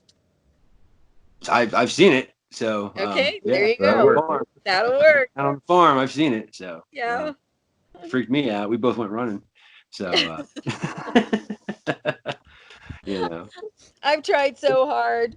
A couple times that I've seen some things that I can't really explain. I have this vision of myself being kind of calm and trying to figure it out, but nah, it's just a scream. Exactly. I lift my shoes, everything's gone. It's gone. But well, thank you for coming and doing this. You bet. Thank you guys. Thank you so much. I appreciate it very much. All right. Thanks, guys. Appreciate it. So Take care. Bye-bye. Thank you so much for including me in this. I think it's an awesome. I think it's an amazing idea. And I guess with the whole COVID thing, it makes sense. I mean, like you guys are saying, all these cons got canceled, so we couldn't go out and promote ourselves at these cons. So giving people an awesome opportunity to promote themselves. So that being said, as you guys can see, I'm a horror podcaster, horror, and this, I just had to do something to really stand out. That's why I have myself. Oh man, look at that. That's awesome. I didn't even see that. It just felt necessary. But no, like on my show, I do movie reviews. Me and when I have my co-host on, we do movie reviews, we do interviews, random horror chats. As long as it's horror related, it's cool. And then I'm all about helping you guys. I'm all about promoting and helping people get their names out there, especially with the indie scene, because it's, as you guys know, it's tough. It's hard as hell.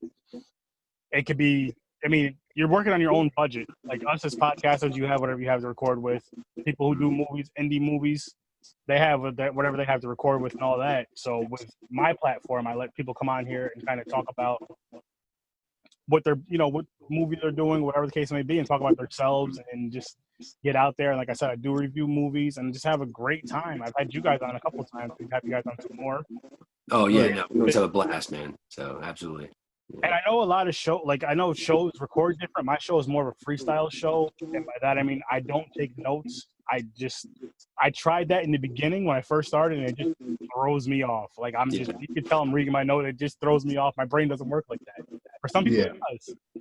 And for you people who are watching this and you're upcoming podcasters, you want to start a show, my best advice to you is do what you want to do. Do what makes it easiest for you and what's going to get a good flow for you. Don't worry about the downloads. Don't worry about the likes. Don't worry about all that. That'll come.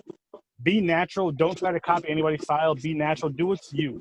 Set your foundation first. Exactly. Oh yeah. Everything will follow. So. Yes. For example, if you want to do horror, say you're a horror podcast, you want to do movie reviews and all that, do it that way. If you're someone who wants to take notes and have to take notes. If you can freestyle with it. Just have your own style, what fits your personality, and the rest will come.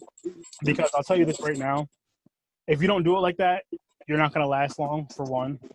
And two, don't look for a paycheck. If you're looking to do a podcast to get money, you're going to last for like maybe 3 episodes. And that goes again with that's the same with the downloads and all that stuff. Don't look at all that. Just at the end of the day, enjoy what you're doing. Keep it, if it's passion, keep it a passion. If you're one of the lucky ones who doesn't get paid for it, awesome. But keep it as a passion project. Have fun with it. If you have guests on, get some cool people on. These guys are great to have on your show. Thank you. We just try to have a good time, man. Yeah, I love you guys coming on, man. I can't wait to do more. And I mean, like I said, just be yourselves. Be honest about yourselves as far as your show goes. And the rest, I promise you guys, the rest will come. Like for me, I started this show next January 2021 will be 3 years. And I started it with just me, friends, and family, just recording bullshit and talking about movies or whatever the case may be. Yeah. And went from that to sharing it on Facebook, sharing in groups, reaching out to people on Facebook, and getting people on to where I am now, pretty much. I mean, long story short, I'll tell you guys this as well for podcasters. I like to, reach out to you guys a lot. You're gonna have times where technology is gonna fuck up. You're gonna have times where you lose episodes. You're gonna have time. Trust me, it's happened to me a few times. Don't let that deter you. It almost made me quit after like 3 or 4 times of it happening. Don't let that deter you. Don't let it make you quit. You gotta let that passion really stand out because shit happens. Yeah. And it's not the end of the world. Worse shit does happen. Look at 2020, for example. Yeah, for real, man. And I got a funny story. Like my very first episode, I love telling this story, and I'm glad it happened now. So my very first episode, I was going out to the con called Paracon out here in upstate New York. It was me, my brother Rob, and my brother Henry. And it's about a 2-hour drive. Anyway, we stopped to take a piss on the way there. And I had this little thing was about this big to record on. And you had the on-off switch and the record-stop switch. As men, we don't read shit. You just fucking go out. Don't read shit. So I'm like, I'm talking like, hey, why don't we record on the way to the con and we'll record on the way back? Cool. Turn the thing on, hit the thing to record. Get to the first, we go to the one restaurant. I gotta pee. I turn the thing off, go inside, go pee, come back, whatever. Turn it back on. We get in the car, record on the way there. Same thing on the way home. The way home, I'm like, stop. We just go straight home. I get home. I'm like, oh, this is gonna be the first episode. I'm gonna upload it, everything. I go on there, hook it up to my computer. Nothing. I'm like, what the fuck? So I finally decided to read this shit, and it's on, off, and like I said, record, save. So you have to hit down for save. I was just doing, I had it on, I hit up to record, and I just turned it off. Yeah. Nothing. Oh. But I'm happy it happened when it did because it happened with people that I knew. So it wasn't like I'm recording with, just throwing a name out there. Say if I was recording with Kane Hodder and that happened. That would make me look horrible.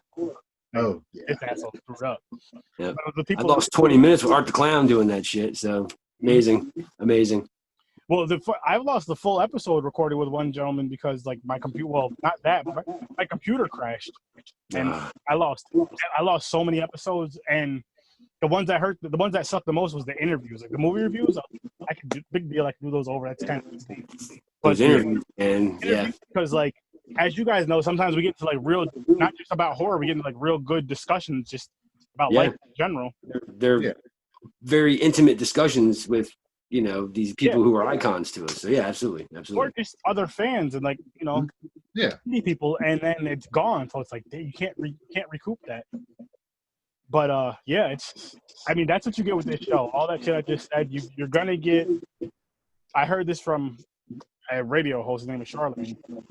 He says put the weed in the bag or put the medicine in the candy. You're gonna get all the fun stuff, but then depending on what's going on in life, or depending on what's just going on in my mind or a guest's mind, you're gonna get that serious stuff here and there. Not all the time, not throughout the whole episode, but here and there you're gonna get it.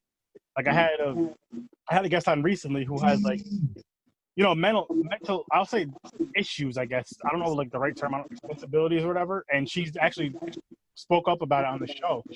And stuff like that. The good thing about doing stuff like that is, and like putting that stuff in there, is you don't know what anybody else is going through that's listening to your show or watching your show. Yeah, that's true. They can be like, hey, I'm going through that same exact thing. And even more so, I'll say and please people don't take offense to this, I'll say more for a minority and for a female, just because you don't see too many minorities, I'll say, in horror that are horror fans out in the open. You do more nowadays. And then same with females. But I mean, as far as going with certain issues and then admitting to those issues and how they overcame it. And I don't mean by like alcohol and I mean like, look, I just faced this adversity and then boom. So it's cool to get guests on that have, I'm not going to say it's cool if they have issues, but I'm saying it's cool to get them when they come on and they have persevered over exactly. And they, because again, especially with like say if a young girl watches the episode and they're like, oh wow, I go through this too. Now I know how I can, even if it's not as serious as the person's discussing, it can be something smaller, but for that person that's watching, they can be like, holy shit, like I can inspire them. People. And then another thing is like my show, I do it for the passion, I do it for the fans, I do it for the love of recording with people like you guys and other people. And then I do it, like, the more I've recorded and, like, the feedback I've gotten, especially through this pandemic, I do it to give people a getaway. Like, however long the episode is, between a half hour and 3 hours long, you get that getaway to where you can just, like, forget about everything else going on in the world. You're listening to me and some friends talk some shit about a movie and laugh and talk shit about Nicolas Cage, for example. And once the show is over, you go back to your real life, or maybe that show makes you feel better. Like, you know what? My life really isn't all that bad. Exactly. I had a great time listening to this show. I gotta, you know, I can work on myself. Whatever the case may be, I just want it to be at the end of the day, I want people to be entertained. I know everybody won't be, but I want people to be entertained. I want people to feel better about themselves. So I did start out to just have fun recording, which I still do, and I love this thing more and more. But now it's more about helping people get through, overcome things, just by zoning in and listening to this for a couple hours. I'm sure we've all been there before, where you're upset, mad, or even in a good mood. You just listen to a song that just puts you in kind of a zone. Or you watch a movie, a horror movie, put you in a zone, or you listen to a cool podcast and put you in a zone. But yeah, that's pretty much my spiel. Horror with Sir.sturdy. I'm stealing your nightmares. Check it out. Great show, and definitely check out Slinky Giallo and Pong, because it's another awesome podcast, and they're putting on this awesome time. Thanks, man. Thank you. Where can everybody check all your stuff out at? Yeah, come on, run it down. Horror with Sir.sturdy Facebook group. Feel free to share anything and everything horror related. Horror with Sir.sturdy Facebook page. That's where you'll get my podcast and all that stuff from when it's posted on Facebook. YouTube, Horror with Sir.sturdy. Horror_with_Sir_sturdy is my Twitch channel. If you ever want to be on an episode with me, shoot me an email, horrorwithsir.sturdy. Again, it's horrorwithsir.sturdy@gmail.com. We'll make something happen. Ask these guys. We always have a good time. And for real. That's how you can find me. That's how you can reach me. And awesome. That's great, man. Really appreciate it. Had a great time. Yeah, but no, thank you for taking the time to want to do this, man. Straight up. Cheers. I'm honored. I'm honored that you guys reached out to me. I really am honored, and I can't wait to work with you guys again. I love it. Man. Same here, man. For the viewers, enjoy this video, enjoy these guys, and enjoy my podcast. Peace out, and thank you guys so much. We are joined by the fantastic Frank Farrell, the man who I guess was the original producer of Spookies. Producer and co-writer. Oh, yes. But it wasn't Spookies. It was Twisted Souls. Later retitled Spookies. But you probably know something about the story. I know quite a bit, sir. Yeah. I actually think I'm definitely we're going to talk about all of your projects, but I have to take a moment and explain something to the world. Mm-hmm. We all know already that Mr. Giallo is quite a spooky fanatic. Yes, he's made that very clear, abundantly. I like Yes, the movie. very clear. I like the movie. I believe there was one point where I had messaged you, it kind of in fun, and I had told you that I live with the only person that can make Spookies into a 4-hour adventure. Now, I know that on the other end of that, you believe that to be quite a joke. No, but it's. I can imagine he must have to every 15 or 20 minutes. He must have to just pause it to collect himself. Yes, that is literally how. Exactly. That is how Slinky introduces me to films. Pieces. Pieces was the same way. Madman. But no, Spookies followed suit when we were watching it. But Spooky's got the royal treatment. Yes. What is the runtime of the movie, sir? Approximately. The current runtime, I believe, is about 85 or 86 minutes. Yes, we fell short of 4 hours by about 12 minutes, I think. Literally, he grabs the remote and pauses the film at key points to give me the factoids and backstory of things that are happening. It's important. So I absolutely, I have a great fondness in my heart for Spookies. I do. I love it dearly. Thanks to him. You were at work telling people Yes, about it one time. because of that hostage situation that we had during the spooky showing. I began actually accosting people at work and saying, "Oh, you like horror movies? Have you heard about Spookies?" I found myself doing it frequently. Yeah. So my words coming out of her mouth. I have to let you know, I've had friends in the past who have requested seeing it, and I've sort of put them on. This is before the Blu-ray came out and Spookies was redeemed and rediscovered and is now actually considered an actual film. But I had friends who would request to see it, and eventually, on one occasion, I gave in, and within 10 minutes, they asked me to turn it off. They would not watch the movie. No! Oh, wow. Yeah, it's terrible. This is actually after I had just shown them Street Trash. Oh, okay. Which I feel is unfortunately is not a good comparison. I feel Street Trash succeeded on so many levels, but Spookies got sort of screwed up on so many levels. Yeah. Got the bad deal. I think so too. But no, I just had to tell him that because for some reason when I tell the people that it was a 4-hour adventure, no one believes me. No. But it truly was. It's an important movie. 12 minutes shy of 4 hours. I used to, for years, I collected films on 16 millimeter, and I would, have screenings at my home and friends' places all the time. And I can't remember the film that it was, but there was a film one time, like literally 10 minutes into it, we had to shut off the projector just so people could stop laughing. Oh, wow. Oh, but no, now that I have told the world your horrible secret. Yeah, it's not my horrible secret. It's my sick addiction. No, the horrible secret is what you do to me. She makes it sound terrible. Yeah. Like I said, it's like that all the time. Thank Frank for joining us. Yes, but thank you so much, Frank. We greatly appreciate you being here. Thank you. Delighted to it. As I have recently told these two gentlemen, I am really just, it means so much to me to be able to connect with fans and to have something that I did so long ago that sort of did not work out the way I wanted, that sort of hampered my career rather than helped it for many years, that it now seems to be, I guess the amazing thing to me is not only that it's back out there and people say, oh, it's good and has good special effects, but a lot of people just seem to have a genuine affection for it, which is, people get their personal favorites and they develop a liking for certain films. It's different than just saying, oh, it's a really good film and I like it. It's like you have a personal connection to it. And it's like the love it. Yeah. Because that was the first movie I told KC about, and I was waiting for a death threat message through Facebook. Cause that's what I used to get all the time, and I would seriously, I don't mean that in any kind of way to slight the film, but I would tell people about the movie, and they would be like, "What is wrong with you?"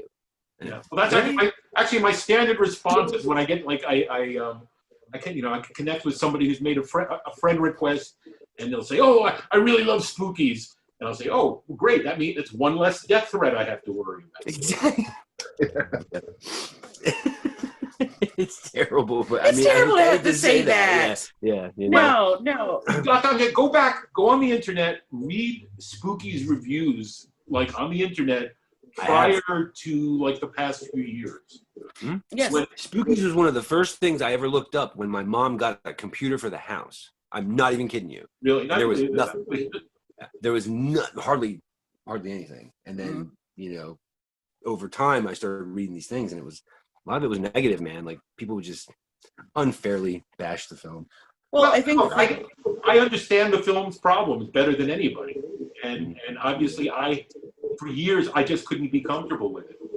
But the warmth with which people have responded to it at this time, and as I've told you before, when I finally got to see it with a live audience, with people there actually, hundreds of people at one of the Alamo draft houses reacting to it, and then afterwards telling me what a great time they had.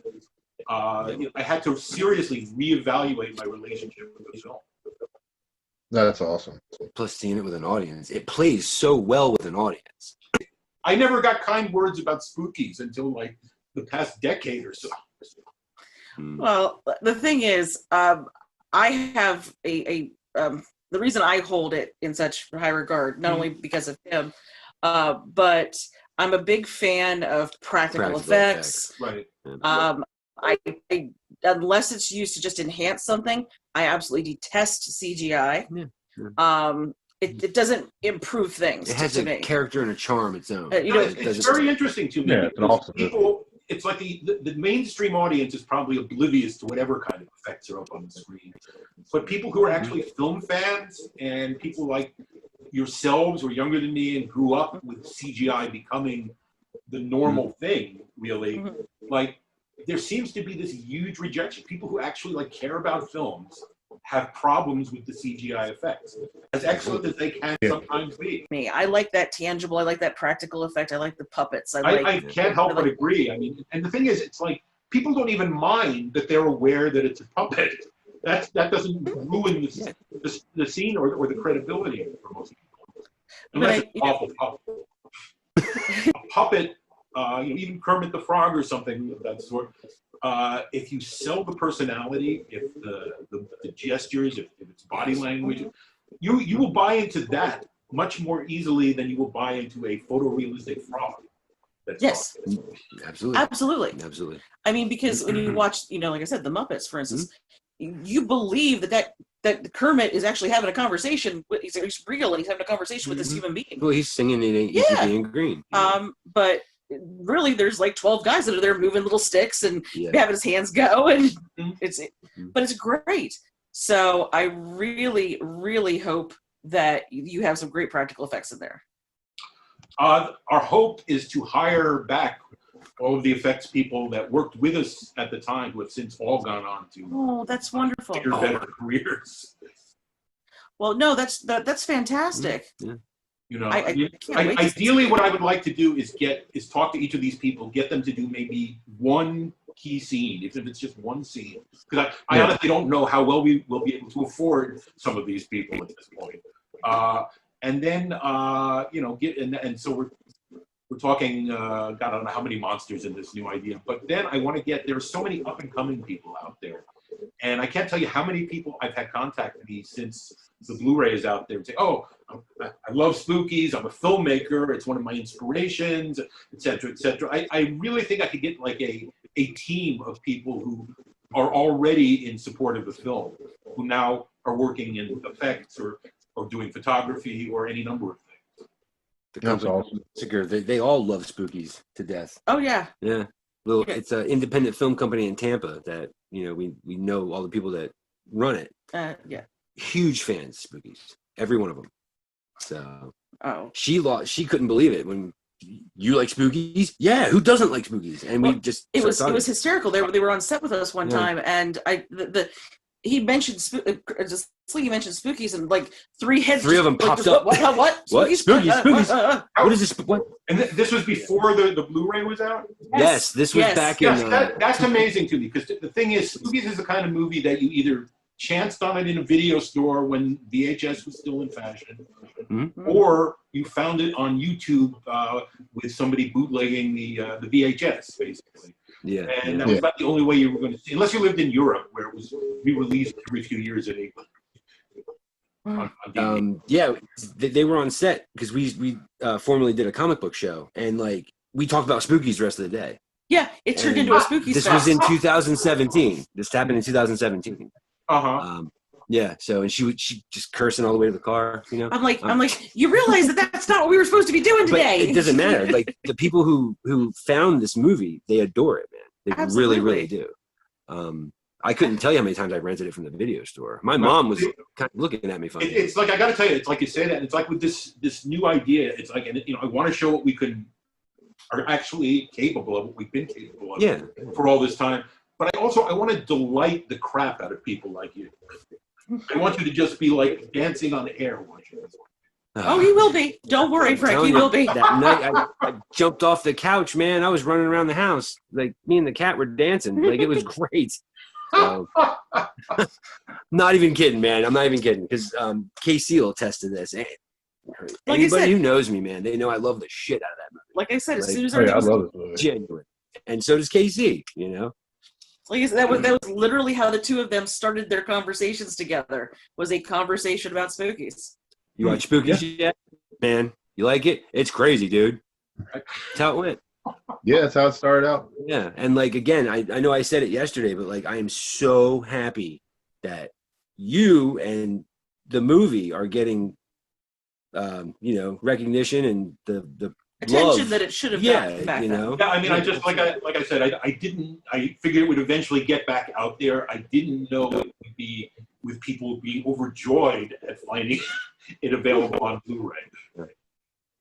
Now, I'm very thankful that Vinegar Syndrome re-released the film, and I'm ecstatic that it is getting the attention it is getting, and it is as well received now as it is being.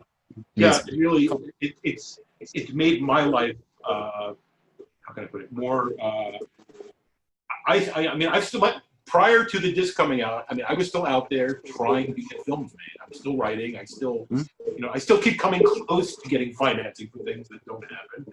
But this, I think, can open the doors that were previously not quite so open for us. It's the first time I've been able to really say, all right, there's a pre-established audience for something, and you guys can make money without having to do as much as you might in their work. Well, we certainly look forward to the next Frank Farrell production. Absolutely. Take me with you for your pictures, I will not man. disappoint. If I can get it made, I will not disappoint. And certainly, if you need anyone to write a statement for you pitching the movie, yes, he will go on to any site anywhere and tell anyone. Yeah, I'm trying to figure out a way. I'm trying to figure out a way to harness that, because I probably could get like 50 to 100 people who would all say, "Oh, I love this movie. I'd run out and you know." Genuinely, yeah, absolutely. And I'm ecstatic to have folks like you that are so supportive. Thank you. Oh man, any day. Oh, man. So anyone who is watching right now, if you have not gone out and seen Spookies, if you've not gotten a copy of it, you have to. You just have to. Owe it to yourself. Yes. If you're a horror fan, you're doing a disservice. I advise not to look for it on eBay unless you want an autographed copy, because I just saw a non-autographed copy that was on eBay for $79. And it's still available all over the place at under $30. There are fanatic collectors for this movie. Like, really. There's like, if you can find an original one sheet, big bucks. Big bucks. It's ridiculous. Yeah, but it's because it's beloved. Like I said, but that should also speak volumes to how much people really do love and appreciate the film. There should be a line of action figures. Like, We're another thing that I will be working on soon. Woo! I mean, it's the respect that I waited so many years for, and I'm enjoying it. And you deserve it, You sir. deserve it. You deserve it and so much more. So, and I can't thank you enough for letting me have a movie like that. It's brought me so much joy over the years. Maybe I'll let you have another one soon. Ah, That's awesome. I'll freak out. Oh man. I mean, no. I love the movie too, but it has caused him to lose his remote privileges. Oh, okay. I have a stash. He doesn't know about. Thank you so much. Thank you for having me on. I really enjoyed it. No, thank you, man. Thank you for coming, please. Know, Thank you. anytime. Hey, check this out. We have another special guest, Danny Bonin. How's it going? Good to see you guys. Hey, thanks for having me on. This thing Absolutely. you're doing is freaking awesome. Thank you. Yeah, it's cool. Thanks for showing up. Yeah, man. So what? This is like. I know you're putting this all together still, but I can't wait to watch it myself. Like to see who all you're talking to, see who I'm an honored guest among, because it sounds like you got some awesome people involved. So it's gonna be really cool. Cool folks, man. Oh yeah, definitely. Hell yeah. Well, yeah, guys, awesome to be here. I don't know if you want me to just like blabber on, or if you have like specific questions or anything. You, man, because like you got a bunch of stuff going on. So we know you from Cult Classic Horror podcast. True. Yeah. So yeah, if you guys don't, some of you guys are probably, who the fuck is this guy? Well, I know these guys from our horror podcast. My brother and I run the Cult Classic Horror Show, which is a podcast where our main thing is we talk about horror movies and just share opinions, try to dig up a bunch of facts, and then we just pick one a week and we go after it.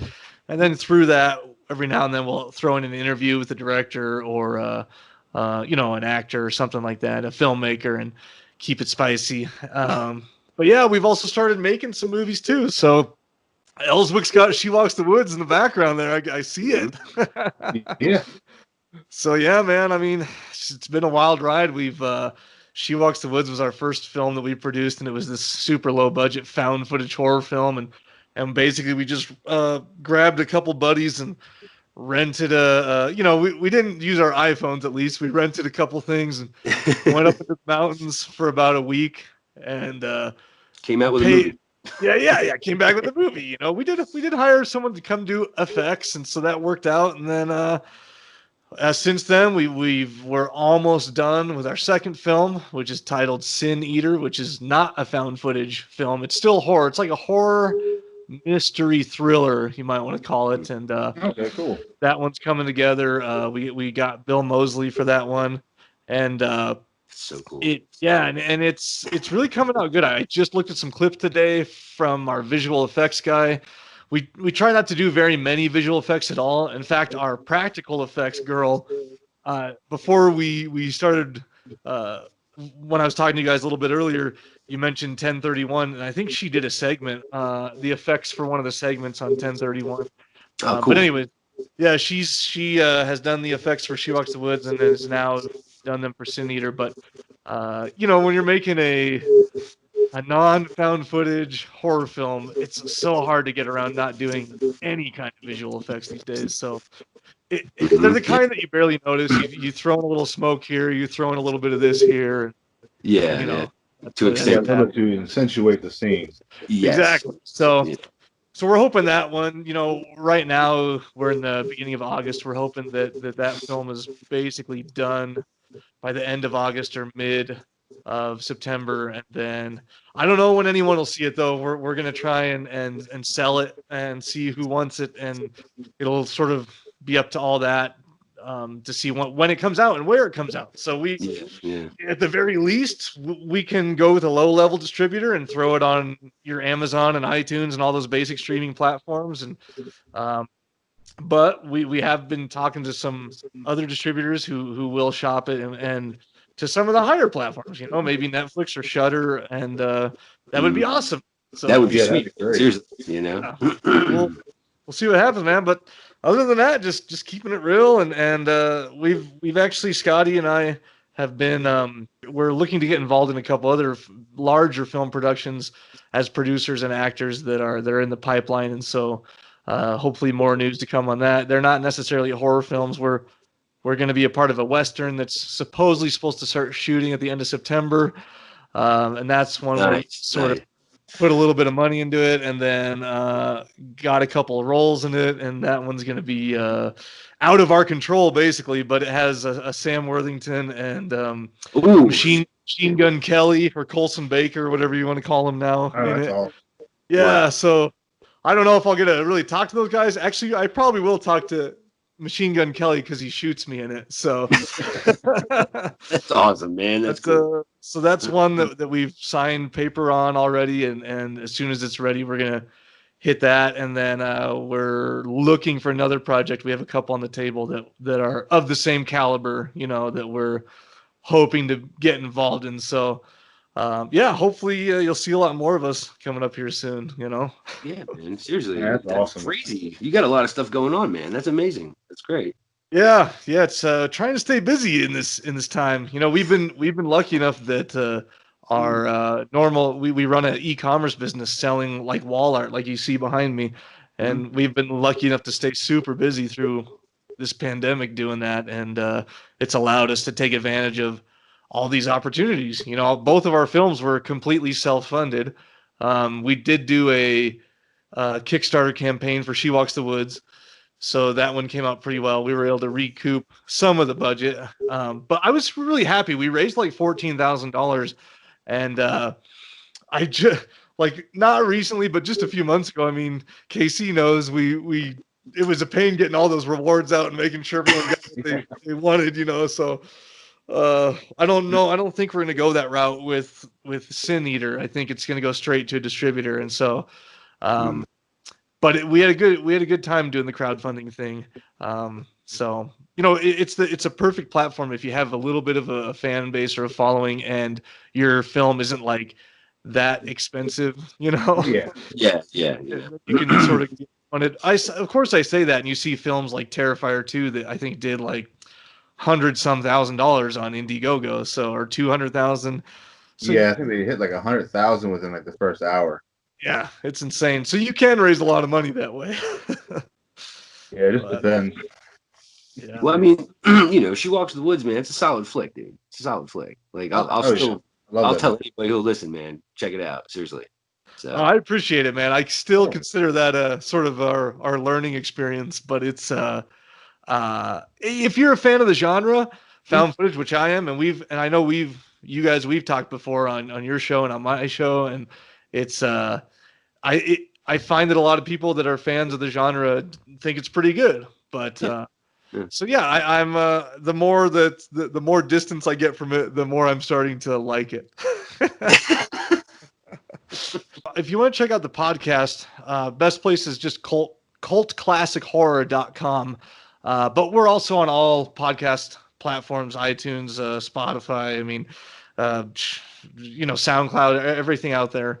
Then if you want to check out She Walks the Woods, it's free on Amazon Prime. It's on Tubi TV now, I'm pretty sure. It's on iTunes. It's on all your basic streaming platforms. We don't have a site for that, but yeah, it's available in all those places. And I think that's about the only places you can look for us right now. So what we have going on, we try to keep cultclassichorror.com updated with what we're doing, but we've been pretty bad about it. I don't even know if She Walks the Woods is on the site, honestly, to tell you the truth. We have a website and it's just I'm terrible at it. yeah, exactly. So yeah, I mean, we have some other stuff going on as far as the podcast goes. We're always trying to keep up on our weekly shows. Right now we're in the midst of we just finished the Jaws series, and now we're doing Fright Night this week, and so we'll be on that for a few weeks. And then we have our Cult Classic Action show. If you support us on Patreon, you can get access to some of our action episodes where we dig in. And we actually just did our first commentary episode last week, and it was a blast. I think we're going to start doing that more, where we basically watch the movie and comment on it, and then release that as the episode, and it's meant to go as a companion. So you as a listener can we say, hey, we're starting like on this title screen, press play, 3, 2, 1, play. Yeah. And then you just listen to it as you go along the movie. And we did Evil Dead 1981, and I can't promise they'll all be as thorough, but since that's my favorite movie ever, it's just packed full of behind the scenes information and little facts and funny things, and then our opinions on a lot of stuff. So it was a real fun time. So we might start doing that more often too. Sweet, man. Commentaries are fun, man. They're a lot of fun. Yeah, yeah, they are, and we did the dick and fart jokes. So yeah, exactly. And we did it. If you were a patron, we did it live. So in the future, we'll do that again. So then we will field comments from the live feed, and you guys, then comment on the movie as well and watch it with us. So it was a pretty cool time. We don't have a lot of patrons at the $10 level, which is what we did it at the moment. So there was like one person with us, but well, what can you expect? It was cool. It was all right. That's awesome. That's awesome. Yeah, it definitely sounds like a lot of fun. Yeah, man. So yeah, the podcast is still something that we do just for fun. We do it with my brother and then my good friend Carmelo, who is the director of Sin Eater and writer, and then our good friend Rob, who is one of the writers on She Walks the Woods.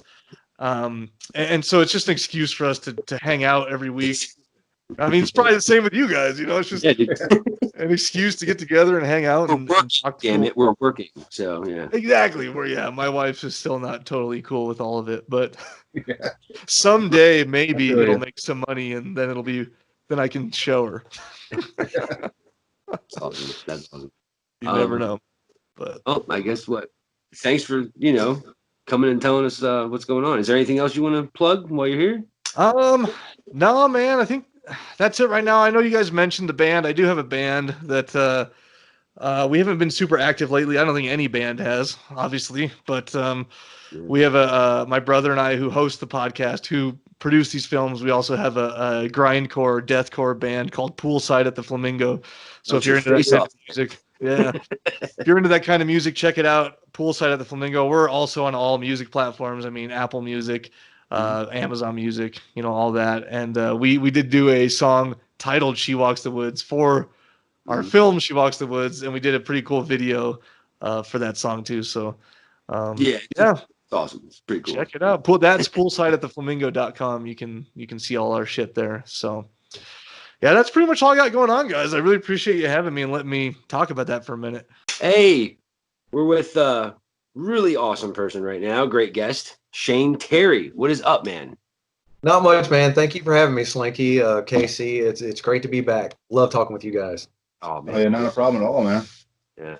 So what's up? What's happening in the world of Shane, man? What's going on? Not a whole lot because of this COVID, which sucks. But in the world of filmmaking, without that, I'm currently working on a project called Killer Babes and the Frightening Film Fiasco. We had it halfway finished. We were supposed to pick back up this past April, but because of the COVID, it keeps getting pushed back and pushed back. So we're currently scheduled to pick back up in November. But Killer Babes and the Frightening Film Fiasco has Linnea Quigley, Tiffany Shepis, so many wonderful cast and crew. It's hard to name them all. So please check us out on Facebook. Keep yourself up to date with those with the happenings of the Killer Babes. Debbie Rochon. I have to mention Debbie Rochon. She's going to be there as well. Love Debbie. She's great. She's great. So, anything else? Ballet. Bloody ballet. Yes, I've got film Bloody Ballet is a new take on a Giallo film. I play the masked killer in it, the masked black gloved killer. And it's currently available on Tubi and on Amazon Prime for anybody interested in checking that out. I've got another film, Blood of the Mummy, which is currently for sale on Walmart.com. I don't think you can pick it up in the stores, actually, but you can get it from Walmart.com. That's awesome. So, yeah, that's the newest things that I've got happening or out there in the world. There's also any fans of zombie films out there can check out my previous film, Bombshell Bloodbath, aka Dead Inferno. Let's see.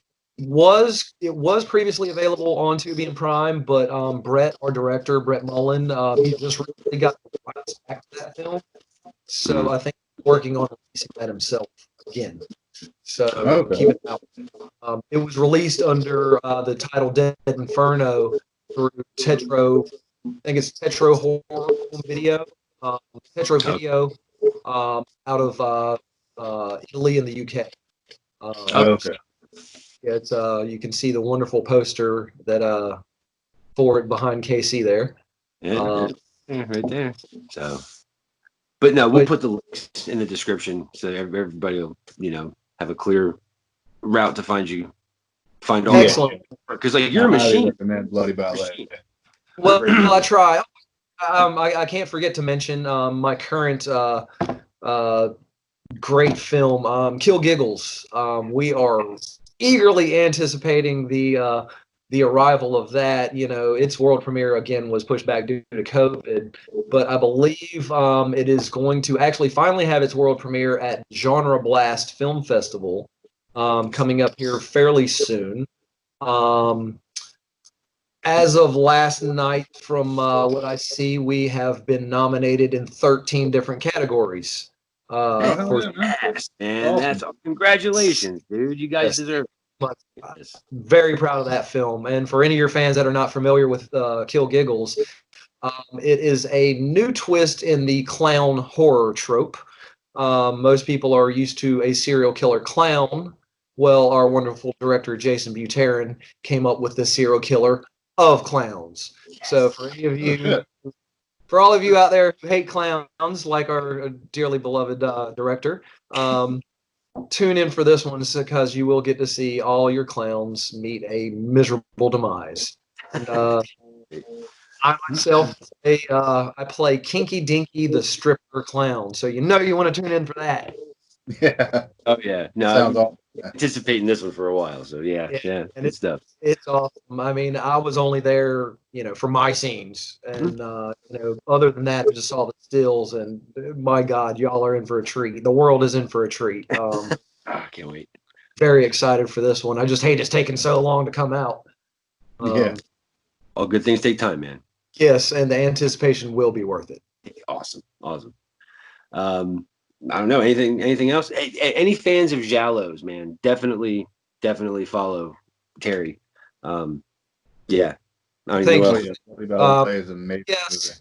Yeah. So our film Bloody Ballet, it gets it probably doesn't get the attention that it deserves because the title is a little off-putting.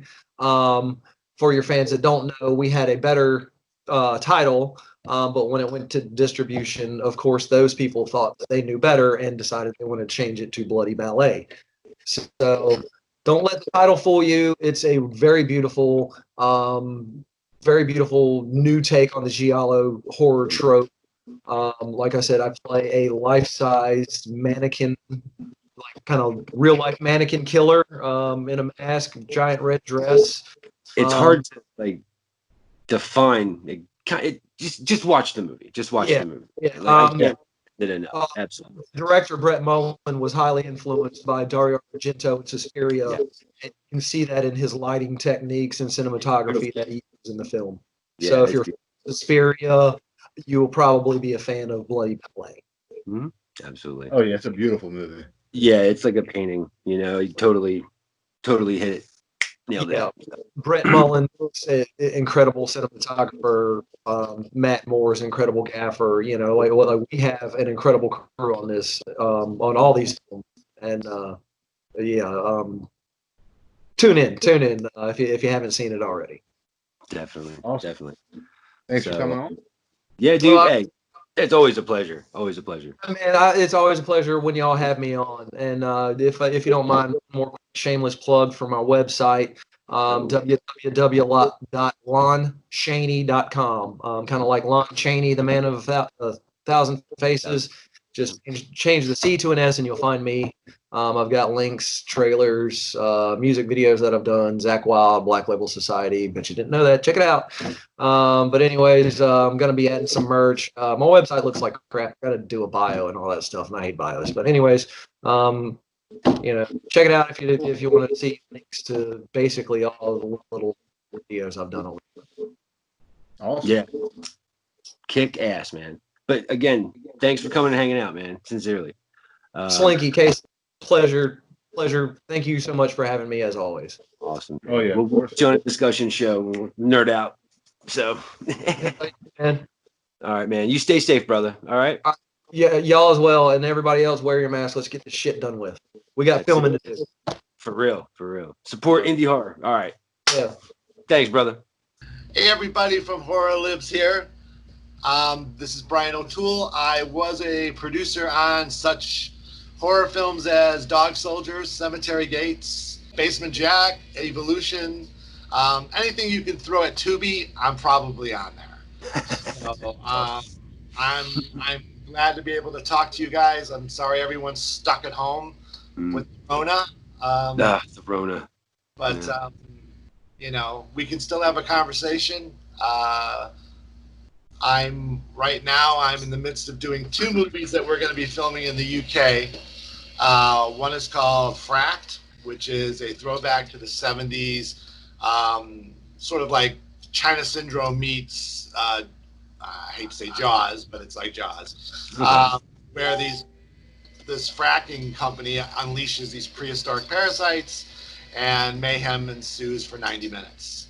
That's what I like.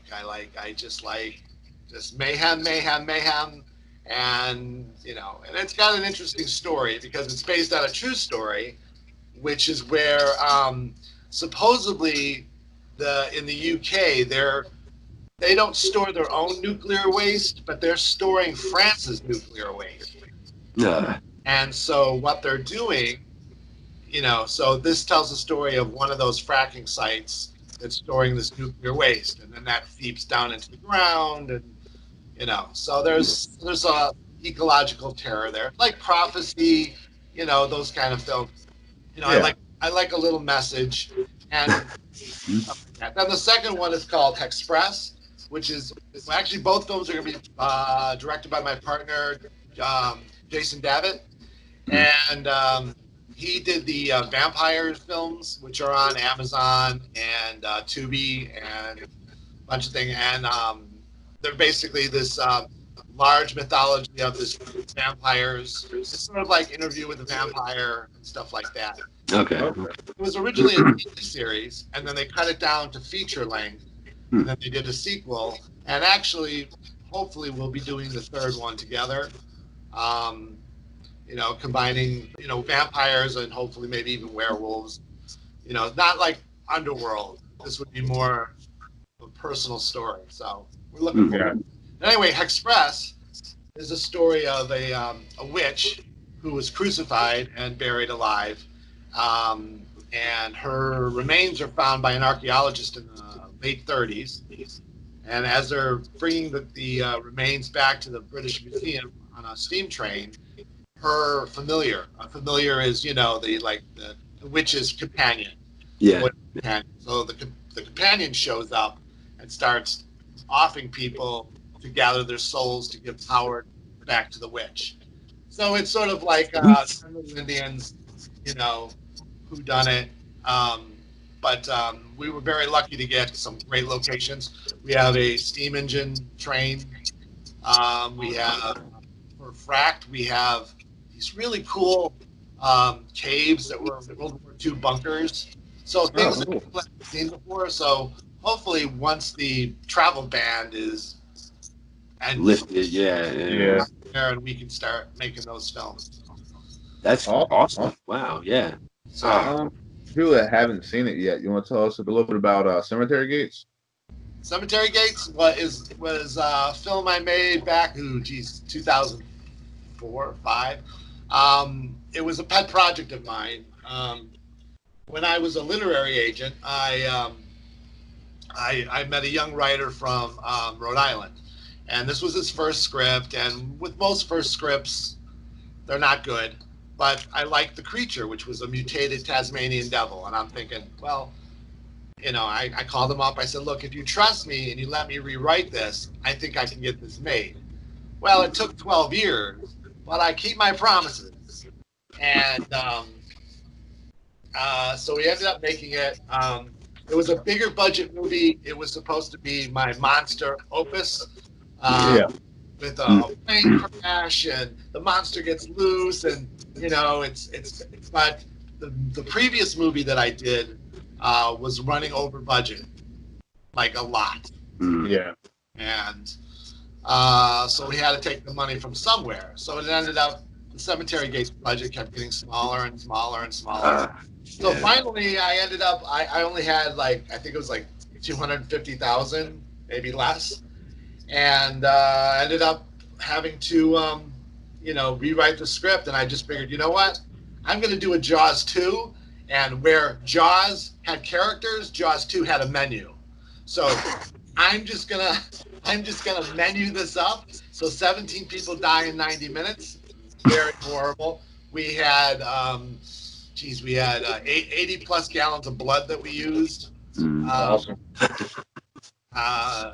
And we just killed a bunch of people. And originally we had Tom Savini was going to play the role of the father in the film, but he had to pull out. So we were lucky to get Reggie Bannister from Phantasm. Yeah, He was just awesome. He and his wife Gigi, and it was just great. And we had a lot of fun. We filmed it up in Griffith Park in LA. We used the cave that you remember the old 1966 Batman show. Yes. There's a cave that actually was drilled in there for the Adventures of Robin Hood, the 1930. Oh, okay. The Errol Flynn one, right? Yeah. The Errol Flynn. Yeah. Errol Flynn. Yeah. So so we filmed there. So anyway, so yeah, we filmed up there. It rained most of the time. So if you watch the movie and you watch really carefully, you can see it raining all the time. And right after that started the drought. So I'm like, ew. So anyway, we had this creature, and what was really nice about it is that a lot of people heard that we were making this movie, and actually asked to be in it. Greg Nicotero and Howard Berger. And I wrote them characters in a scene just so they could be in the movie. Cool. Not to give anything away, but when Greg's character is killed and the monster takes off his head, the head that we used was the one that he used in the original Day of the Dead. Don't you awesome. Having to say original? Yeah, that's all these sad. Crappy freaking remakes. It's like I have to say like the original Halloween. Remember Bud, the one zombie? He doesn't eat meat because he's a vegetarian. Yeah, I'm going on a It's ridiculous. Don't let me start. So anyway, so that was a lot of fun, and I'll just tell you a quick funny story that happened. So there's a scene where a character gets killed inside a van. The monster gets in the van, kills the guy. We used a lot of blood because that's what we do. And so we had a hell of a time cleaning it, but I made sure that van was pristine clean. So so like 2 weeks later, I get a call, and it seems like we owe $2,000, and I'm like, why? And it seems the next people that rented the van turned on the air conditioning and got blasted with blood. So, that's so cool. Yeah. That's awesome. That's awesome. So that's something to look out for when you watch the movie. But it was a lot of fun, and it used to be on Amazon Prime. It's not on there anymore. It's hard to find. I'm expecting it'll show up on Tubi, because that's where all my films seem to be landing. Sleep Stalker and Dog Soldiers, and I think Basement Jack is on Tubi. And Cool. But yeah, Cemetery Gates was my favorite film, just because we had a lot of fun, and I almost died twice on the set. So once because I thought I was brave, and I was holding a mat for a stunt person to hit it, because that's what I do. Trained in that, and so she hits it, and I almost fly back, and I'm on the edge of a cliff. So I literally, if I didn't grab this bush, I'd have died. And then another time, it was raining and the cave was starting to flood, and I was going there to close down the set, and this big boulder comes flying. Literally, I could do this, and it was that high. And so I would my heart. That's Cemetery Gates in a nutshell. But awesome. It's a lot of fun. I hope people check it out. Yeah, for sure. It's a big party that you get a few beers in the basement with your buddies, and you just enjoy the. those are usually the best horror films. So, yeah. Right. Thank you for coming on. Is there anything else you want to plug in there? Where people can find you and all that good stuff? No. You can, if you're on Facebook, you can check out what we're doing at Edgewater Films. You can check out my personal website at brianpatrickotoole.com to keep up to date with all the stuff we're doing. We have some big stuff coming up. So, I hope everyone watching Horror Lives Here will follow us. Awesome. Yeah. Thank you so much, man. Thank you, guys. We enjoyed chilling and talking with you, but we got to cut it short this time. Oh, I know. But yeah, that was great. So wear your masks. Yes. I like to have a message on mine. Oh, man. Oh, that's so cool. I think that's it's apropos. Yeah, that's awesome. All right, guys. Thank you so much. Oh, thank you. Take care. We'll talk soon.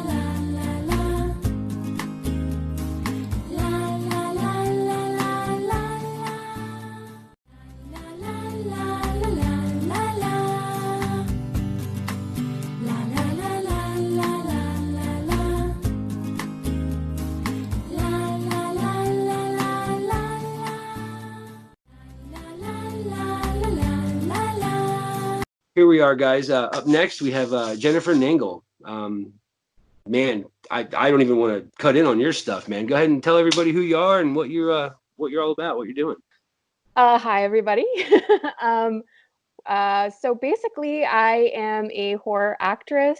I also self-produce. I sometimes direct. I write, and I'm also the horror hostess Malvolia, the Queen of Screams. So cool. That's awesome.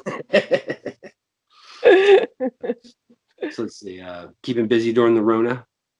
Yeah, actually, I definitely took advantage of quarantine, and I did a lot of self filming. I did a fan film for Doctor Who with Gregory Blair. I shot a found footage feature film. It's called Dark Web Mystery Box. It's currently in post-production right now. I also did a series, Quarantine with the Queen, for Malvolia, which you can watch on the on my YouTube channel.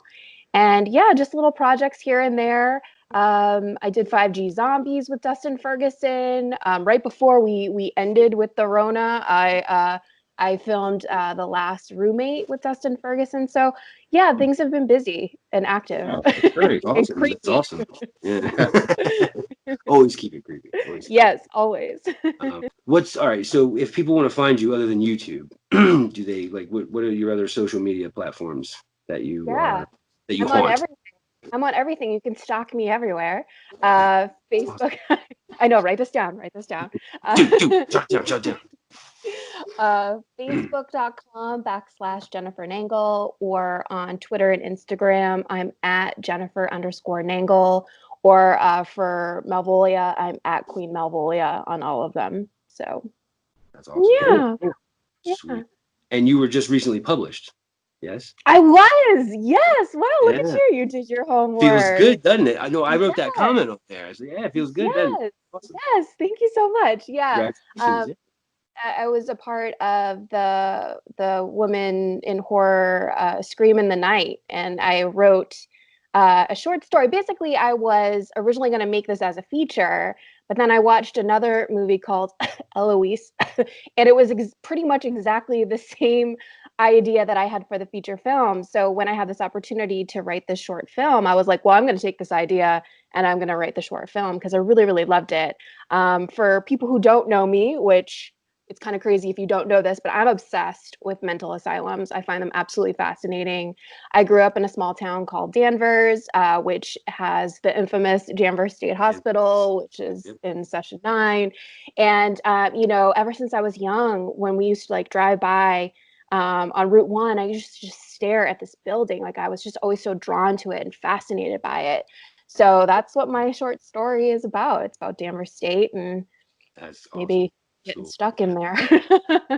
Room for one more, honey. You know, like, I know we know a few of your movies. Is there any of them you would like other people to know about? Well, let's see. What can we talk about? Paranormal Attraction is coming out very soon. We have a screening at Action on Film September 5th in Las Vegas. I play a realtor that is in the process of selling a house where a lot of mysterious things have happened. Nice. So look out for that. You can now watch Irrational Fear on Tubi, Kings of Horror, Amazon Prime, and there's a couple other ones there. Google Play, where I play Kelly, who has the fear of being imperfect. So yeah, that was a fun one to shoot. We shot that 3 years ago, and now it's finally coming out in distribution. So oh wow. Yeah, they did a self-distribution first, and then we moved into yeah. So it's kind of nice. It's kind of nice bringing back these good memories. That was my first feature that I ever shot. So it was great to kind of have all this come back and you know be recognized. And yeah, totally. I put out you know a plug to try and get some horror short films to host. So if you're watching this and you're a filmmaker and you want yours truly to host one of your short films, send it my way. Send it to, you can either send a downloadable link or like I'll link to it. Make Malvolia Scream at gmail.com. And yeah, I have 3 short films so far, and I am in the process of finishing the infamous Halloween special, which happens to be the most popular thing that I do every year. So that's awesome. 2020 was like a year, so we're getting a lot of aggression out in that one. Yeah. So can you tell everyone exactly what Malvolia is? Yeah, for those who don't, the uninitiated. Well, welcome, guys. You're now my new victims. Malvolia is a horror host character that I created originally for a feature film. And as I was writing the feature film, I was super into the Blair Witch Project and super into the way that they marketed that film. And so I really wanted to make my character real. And I also thought, if I put her out there already, I can build up a fan base and that would be attractive to distribution or whatever. So I'd already have all my ducks in a row, right? Yes. And so I did a short, I was going to do like a web series, and I was just going to do like maybe 6 episodes of a web series. And the moment that I released her, everybody was like just into her. They were digging her vibe, they were digging her power, they were just digging everything about it. And I was so shocked because I originally thought I would just like get all this hate, you know. I thought people would be like, you're copying and you want to be like and blah blah blah, but no, it was like super refreshing, and it was just new. like It's new and fresh. expression. It was just nice, you know? So I was like, well, I can't kill her off. I can't just now do the future and just be done with her. Like, people are really digging her. So, so I moved on and did 3 seasons. And, you know, I'll be honest, season 3 was a little rough for me. I ended up doing pretty much everything on my own. And it's not tough, but it starts to kind of, you know, your creativity starts to get into a rut when you're doing everything yourself, you know. And so Isn't on it. It's on other stuff too. Yeah. and then I thought, oh my gosh, I'm repeating a lot of things. I'm repeating a lot of jokes. And, you know, I was being sucked on to like other projects. And I felt like, oh my gosh, I'm doing the same jokes over and over again. And like, maybe this just isn't, maybe this isn't what I'm supposed to be doing anymore. Maybe people just don't like her anymore. And so during quarantine, I got on a lot of podcasts and, you know, was saying, I think I might be ending Malvolio after season 4. And people lost. Yeah, I was so Dang. surprised. I was like, oh my gosh, people really care and they really like her.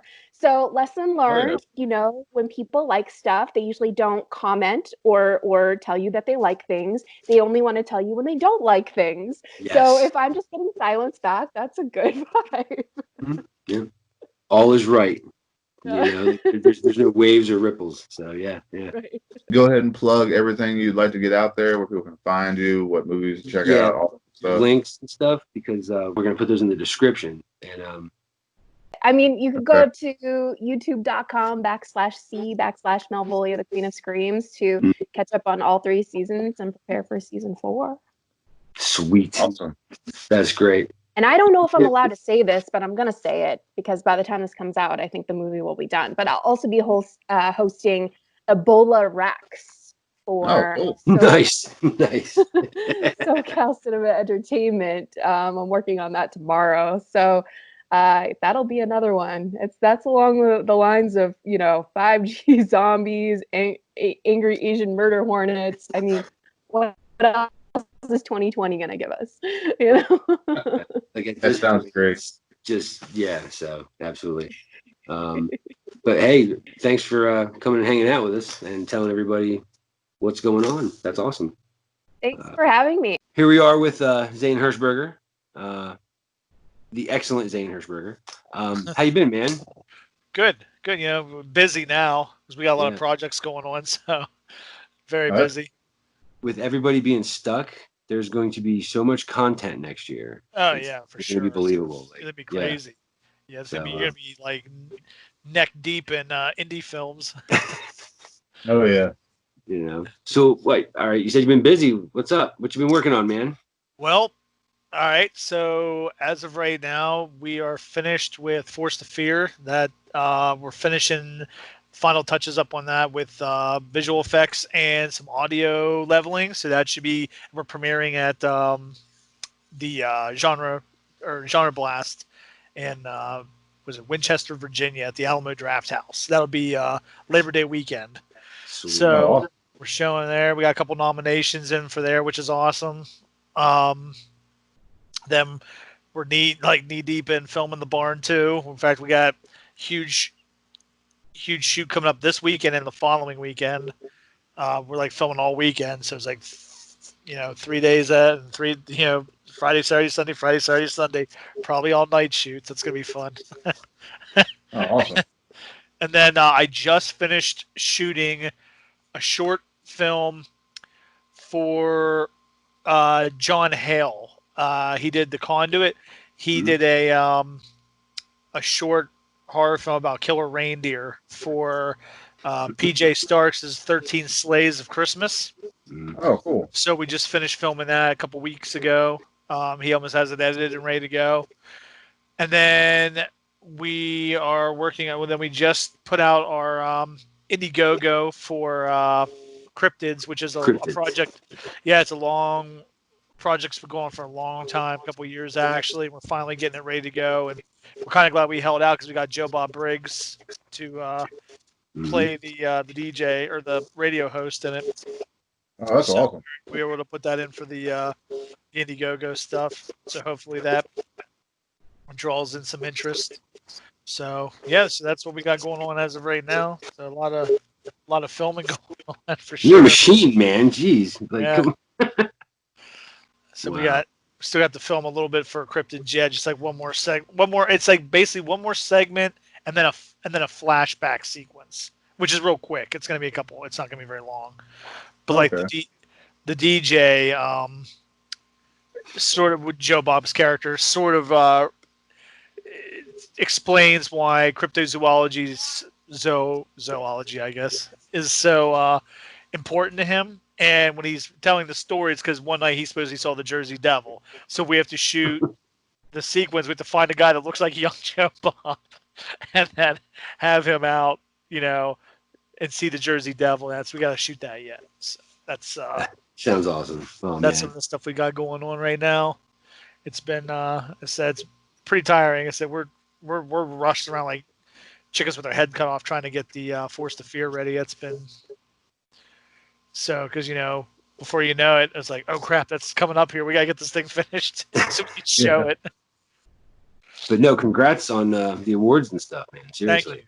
Thank you. And that one looks like a lot of fun. Yeah, hopefully. Oh yeah, it does. A lot of fighting. If you like fighting, you'll probably like it. Like me, I like movies with like The Raid and stuff like that, with like a lot of fighting and like more kung fu kind of stuff. Although this one isn't so kung fu-y. It's more like street fight. I mean, they do moves and that, but it's more like, I would liken it to like what's that video game, Fatal Fury, like kind of like that kind of stuff, like the video game. Yeah. Which is like, yeah, it's like people like, it's more like knees and punches and elbows and things. Yeah, they throw some.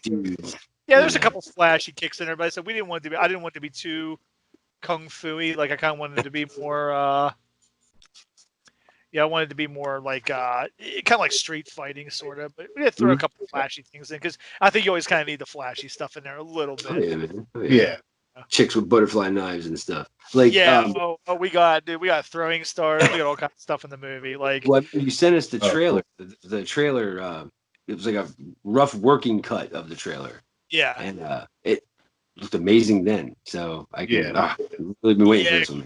I was like a huge fan of Revenge of the Ninja, and that's sort of some of the stuff I was pulling. Yeah. I was pulling some stuff from there just because like I love. There's a fight, kind of mirrors it a little bit because at the very end of Revenge of the Ninja, they're on a high what's that called, skyscraper at the end. The two ninjas are fighting on the roof, and I thought that was awesome. So in this one, we have people fighting on the top of the school during the day, and it looks great. And I said they're just like pulling like weapons out of their assholes and stuff and throwing them at each other. I love that kind of stuff. Well, I'm only bummed we didn't have smoke bombs. Like they were throwing smoke bombs out and disappearing and stuff. Like that would have been great. I'd still like to do something like that sometime, like a ninja movie. That sounds so cool. Yeah. I gotta see that. Oh no, I'm waiting for it, man. I'm waiting for it. When I first saw the post for it, I got excited. So yeah. Yeah, it's finally almost done. I said it's looking pretty good, it's sounding good. I'm pretty happy with it. So I said everyone was happy when they got their nominations. Like everyone's all excited and that's great, man. It means all that hard work, somebody noticed it. People are. Oh yeah. It's all for you. Yeah. Is there anything like any movies that are out now that people can check out and where they're at, or anything you want to let people know about? The only thing we have out now, I mean, the newest thing that we had out was I didn't have like a huge part in it. Was 1031 Part 2. Like we did a faux trailer to being called Treaters, and I'm actually writing the feature length for that right now. I'm actually done writing that. It came out really good, so that one's gonna be a crazy one too. lots of crazy shit going on in that one. So. Nah. But I'd say that's the newest thing. I think also I just saw, I think they just announced it was Terror Films. Maybe I think picked up 1031 and they're putting it on the horror channel or something I don't know because they recut the trailer. They just released the new cut trailer and they're putting that out. So sweet. I don't even know what the horror channel even was or where it's at, but I think they put it on there. It said. Okay, cool. All right. So that's all the newest stuff that's like available right now. I said, unfortunately, everything we have right now is in post. I said probably Force to Fear is the thing closest to being released at the moment.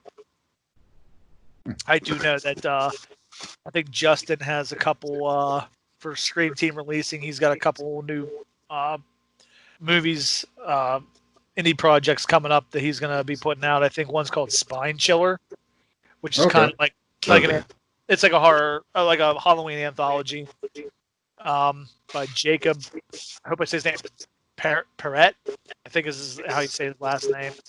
And then the other one is Eric Lorink, and it's The Last Thanksgiving, which is like it's a pretty wild Thanksgiving themed horror film. It's pretty wild. Sweet. Awesome. Yeah, we don't have enough of those. So. Yeah, for real. We can always get more of that. Absolutely. So he's got, it might be Lawrence actually, Eric Lawrence. He's so he's, those are the two newest ones I'm aware of that the Scream team's going to be putting out available. And then, yeah, I mean, that's about it. I mean, it's just said I know 2 big shoots coming up this weekend for the barn, and just it never seems like it's over. As soon as one project's done, there's another one. It's like the Hydra. You cut its head off and 2 more grow in its place. Yeah. This past weekend, I had like nothing to do. I was just sitting there going, I'm just going to enjoy this right now of just lounging around doing nothing, because I know the next couple weeks is going to be me staying up till like 3 a.m., 6 a.m. probably filming. Hating life. Yeah. I'm not an overnight guy. I usually get pretty tired around like 2 o'clock, 1 o'clock, 2 o'clock. I'm about done. Yeah. Man. Well, listen, man, we appreciate you coming and letting us know what's going on and hanging out with us for a few minutes. You know, always a pleasure. Yeah, absolutely. Thanks for having me on, guys. Let's watch some crazy stuff, yo. Hello, and welcome to the Saw Guy podcast.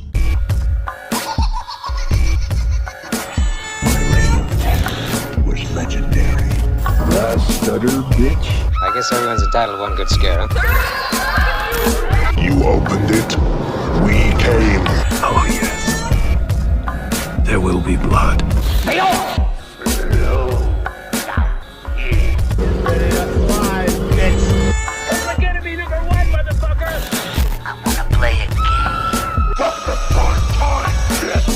TV from other dimensions has a somewhat looser feel to it. Yeah, it's got an almost improvisational tone. Welcome to the Saw Guy podcast. As always, you all know, I am the Saw Guy, and you're joining me for another $5 horror finds. Continuing on with my essential shopping of horror movies during this crazy time of the whole quarantine process, I found, digging in, one of my favorite sequel classics. I found Pet Sematary 2. Dun dun dun.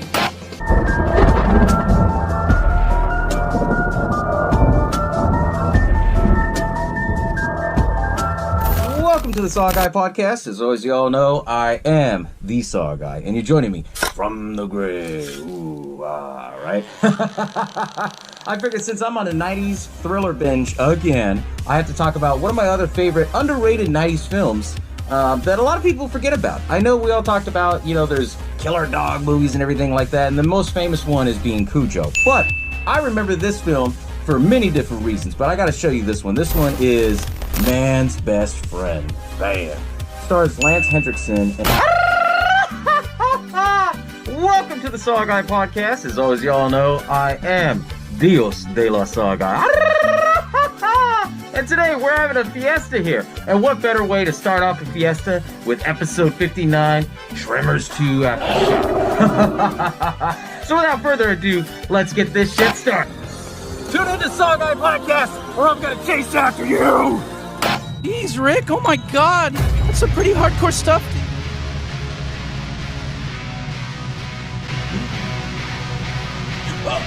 No. No!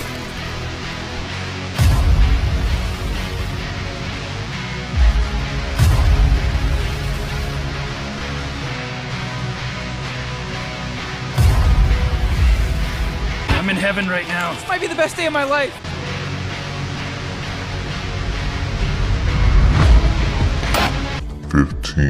Minutes later. Obviously, you can tell this is my first waxwork record because I don't even know how to open the packaging. There goes that piece. Making himself a sandwich now? And more tape. That's what it is. They put a little lip. I thought this was a commercial. What's going on? I mean, don't worry about it. Let's just see where this goes. Here we go, right? Dun dun dun. And it. What? Oh my god, it's still the commercial. Holy shit, this looks badass in person. I'm like, oh, damn. Let me get this box out of the way here. $5. All right, so we got that out of the way.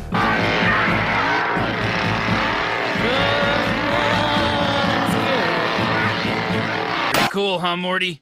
Oh. I thought it was cool. I don't give a what you think, Jerry. On my reason. They never showed the reason why, it's just he always had kind of music in him. So he starts kind of dancing around and he starts playing with the gun, even though it's loaded. And he's like, you know, hey, what's your name? Hey, Arthur. You're a really good dancer, Arthur. And he goes, I know. You know who's not? Him. Boom! And he shoots the fucking wall. And then his mom's like, hey, Happy? Because she always called him Happy as his nickname. What was that loud noise? Oh, I'm just watching an old war movie, Mom. He made a big ass hole right there, you know? Right on the wall. That shit was funny. Didn't you miss me? What do you say, Stone Cold Steve Austin?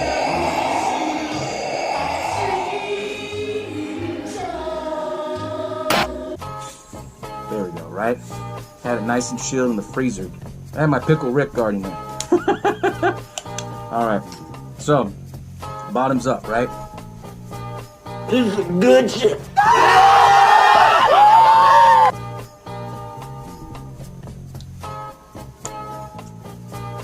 You know, honestly, I don't taste the orange cream in it no more. I taste the rainbow sorbet, and I get where everybody's saying that they taste the Skittles. Damn, that was actually pretty good this second round, man. Hold on. Oh, what an asshole! Greetings and welcome. Howdy, folks. Do you like blood, violence, and horror movies? Well, then come on down to Saw Guy Podcast. Yeah, check out my famous $5 horror finds.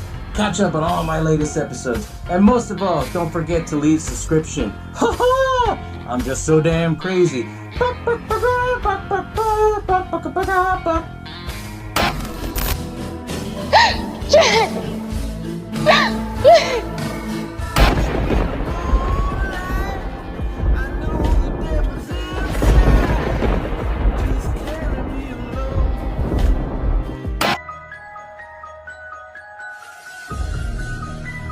Beware the stare of Saw Guy. He had no children, only masks. And if you see him in your dreams, be sure you never, ever scream. No, you're wrong. Am I? You're wrong. Stop this I don't even right have the now. mask on. See? Look at this. What? But you did have the mask on. Am I wrong? You better cut it out before I get a knife and cut you out. No, you wouldn't. There's just no way. Stop it. There is just You need no to stop this way. right now. Leave me it's alone! all in your mind. Well, you made me up there, Mr. Soul Guy. There is no man in a demon mask. You made it up. I'm all part of your mind. You gave my mask and gave me my name. You told me everything you wanted to do that you couldn't stomach. And here I am. You know what needs to be done right now. You need to put on the mask.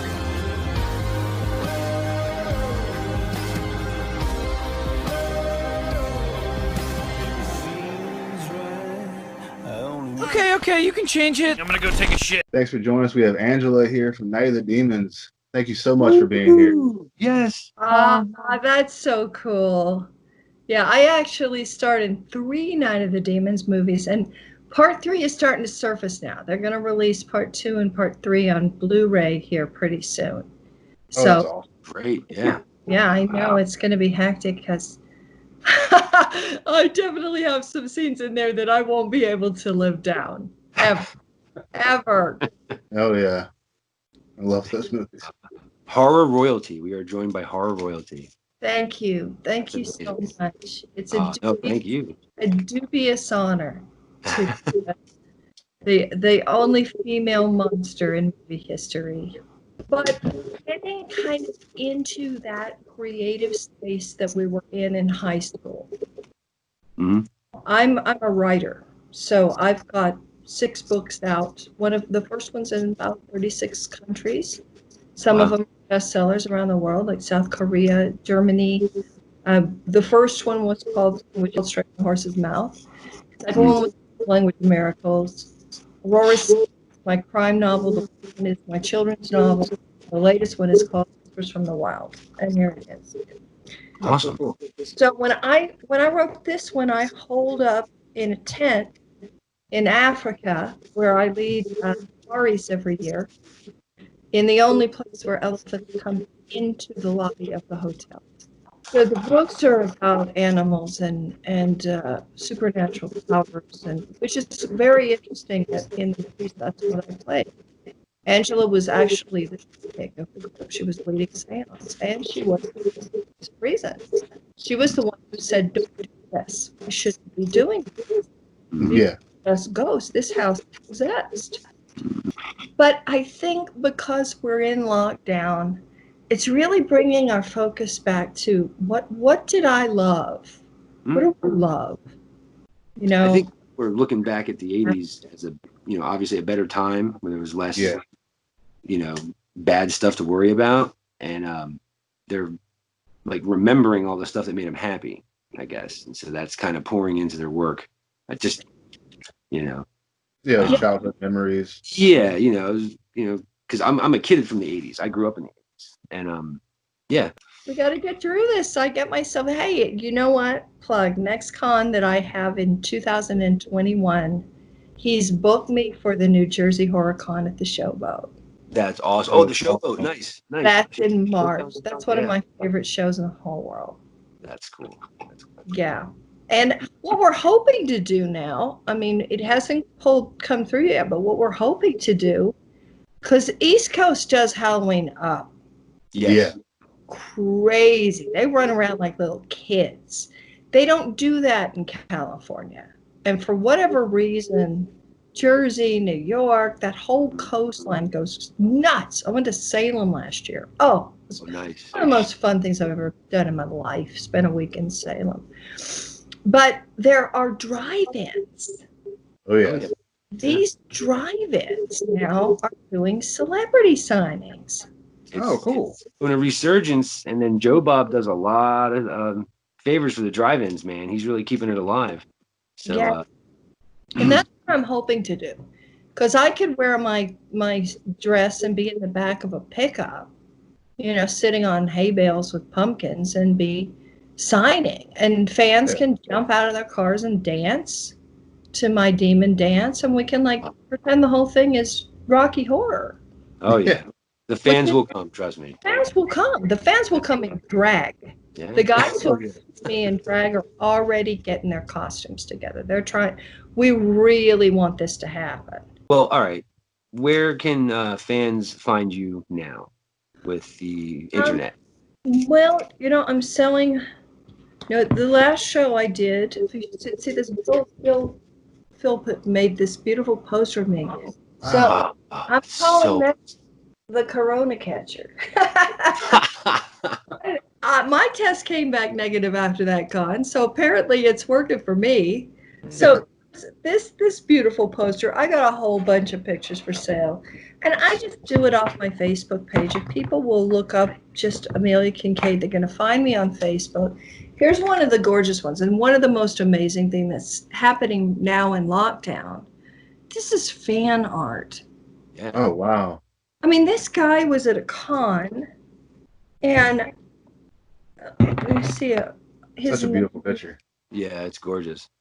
His name is Nate Michaels, and I discovered this guy because he had a booth at one of the conventions, and I walked up. I'm an artist. I paint, so I really appreciate other people who draw and paint, and I saw this.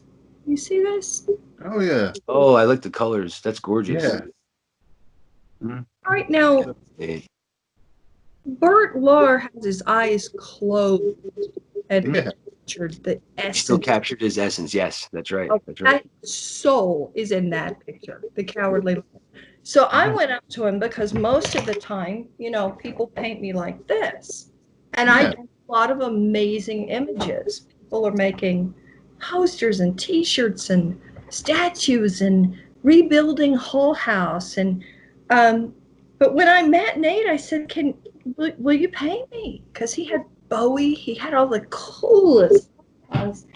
Said, but I want to paint you glamorous, Angela. So he did this. Took him 2 days. He's never had an art class in his life. Wow. A lot of talent there. Yeah, self-taught. That's amazing. That's a gorgeous picture. So I'm packing up these. These I'm selling for $60. My charity is called Archangel. You'll also find it on Amazon. If you go to Amazon Smile, every time you buy something, if you click on Amelia's Archangel Society on Amazon Smile, it's going to pop up. So my real life's work is an anti-poaching campaign. And I go into schools in Africa, and this is how I use my dancing and my acting training. So we dance as elephants, we draw elephants, we dance as lions, draw lions, we dance as gorilla, we draw gorilla, we talk about poaching and protecting animals. And the last campaign I did was in Zimbabwe. It was for pangolin. A pangolin is a little anteater no one knows anything about. Okay.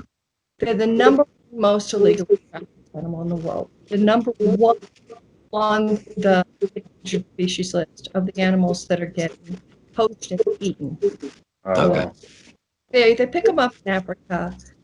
The animal rolls into a little ball of scales when he's scared. It's very easy to just pick it up and walk off with it. They send them to China and make soup out of it. But the people that were in the wetlands where the coronavirus is. And a lot of this, the new science is tracing it back to these little pangolins.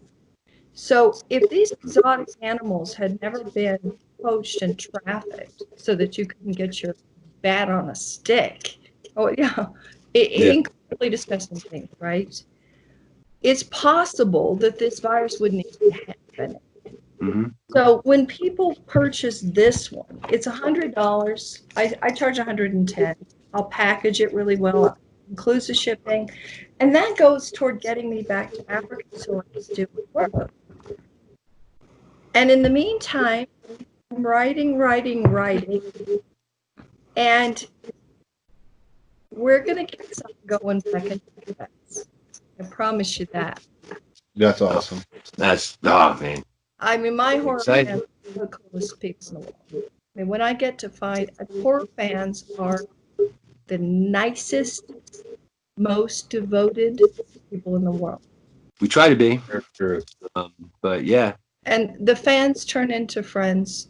And then every time you go to a convention or an event, everybody's just hugging each other because I make friends with these, because horror fans are wonderful. Yes. Yeah, they are. I ended up being friends with some people from the industry who, when I was a kid, if you would have told me that as a child, my head would have exploded. Never would have thought that in a million years. So, but that's great. You have a charity. My fan club, who handles my Instagram, who goes as me in drag at all of these events, Greg Avalar came through my line as a fan. And he is now my best friend. That's awesome. That's amazing. And went as me in high school in Albuquerque, where you don't go and drag as a goth horror queen. If you're a dude, yeah. You want to try to live through high school, but he did.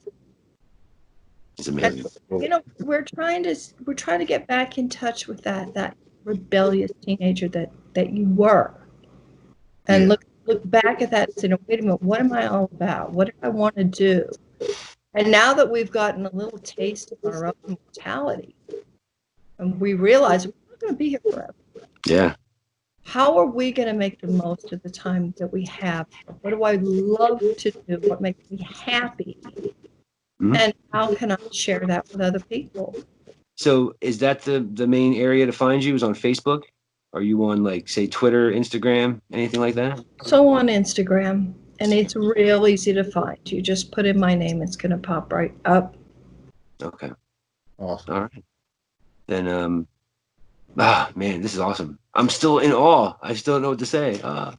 This is great. Fantastic. Thank you so much for coming on. You're so welcome. And you know, one of the things that's been going through my mind lately, this is lessons in gratitude. This whole thing. I spend a huge amount of time in Africa every year, usually 3 months out of the year, with kids that you don't have a coffee maker, you don't have an air conditioner, you can't go through a drive-through and get your dinner. I mean, these kids have nothing. They don't have shoes on their feet. They're on a dirt floor in their hut, and they're the happiest kids I've ever seen in the world. Yeah. Stay humble. I tell people that all the time. Stay humble. Seriously. And it's dancing and clapping and hugging and praising and laughing and sharing. And America needs to learn how to do that.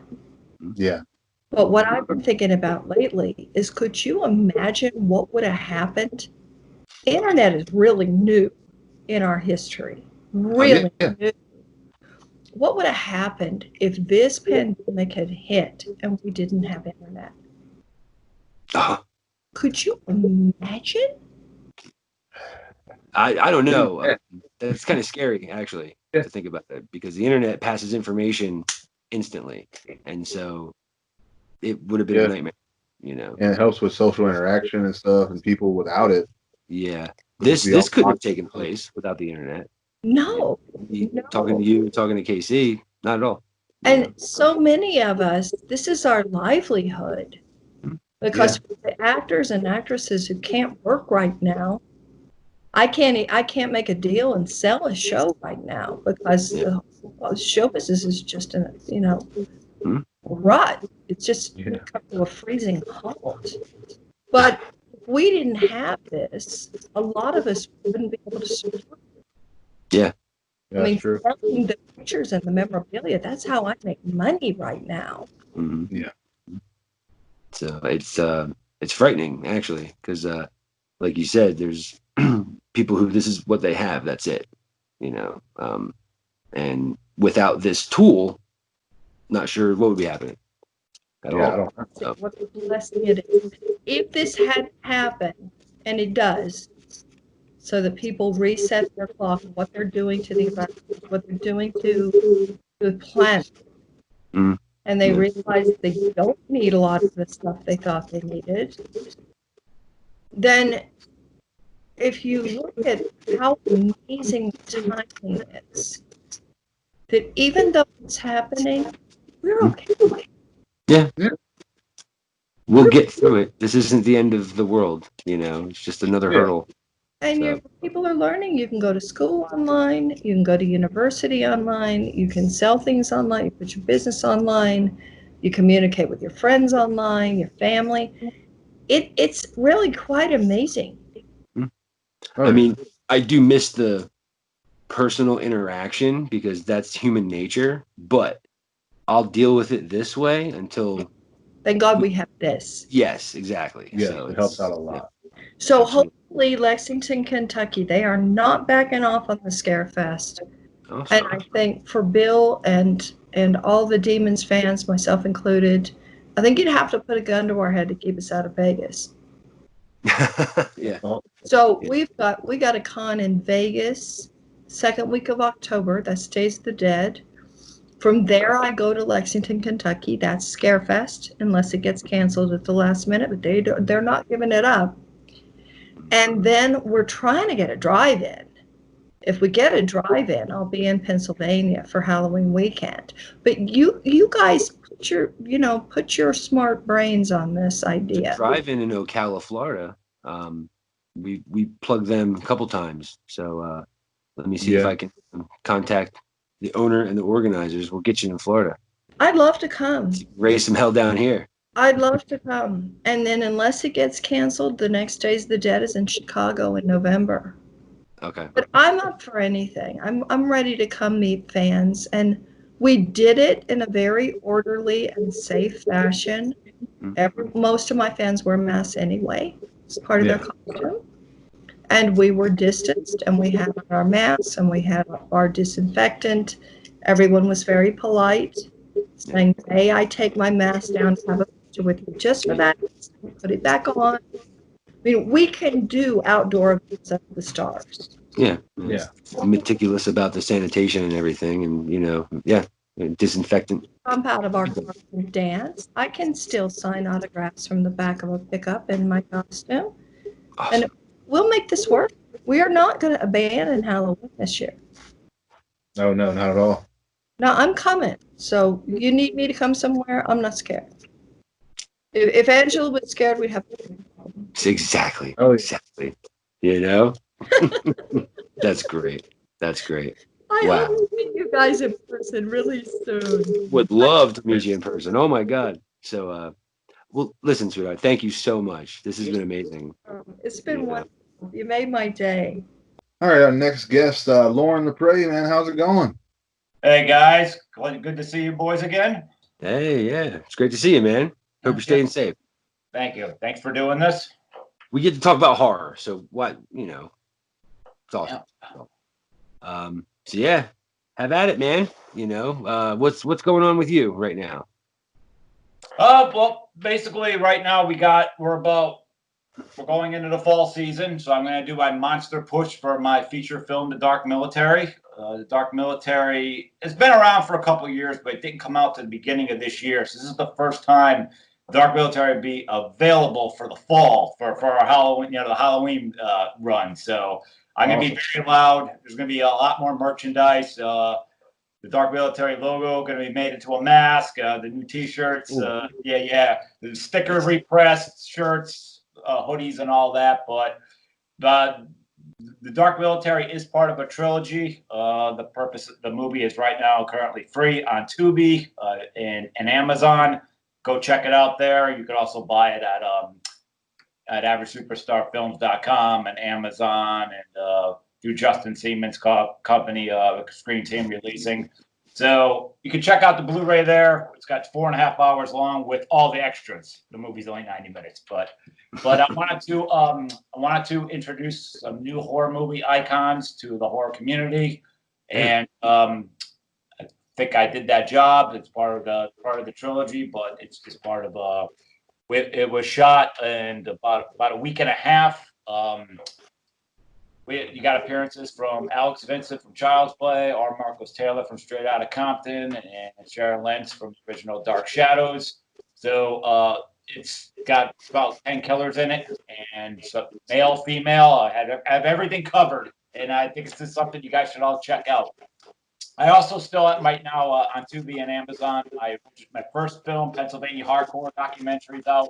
So watch that for free, and that covers the entire state of Pennsylvania hardcore's punk rock scene.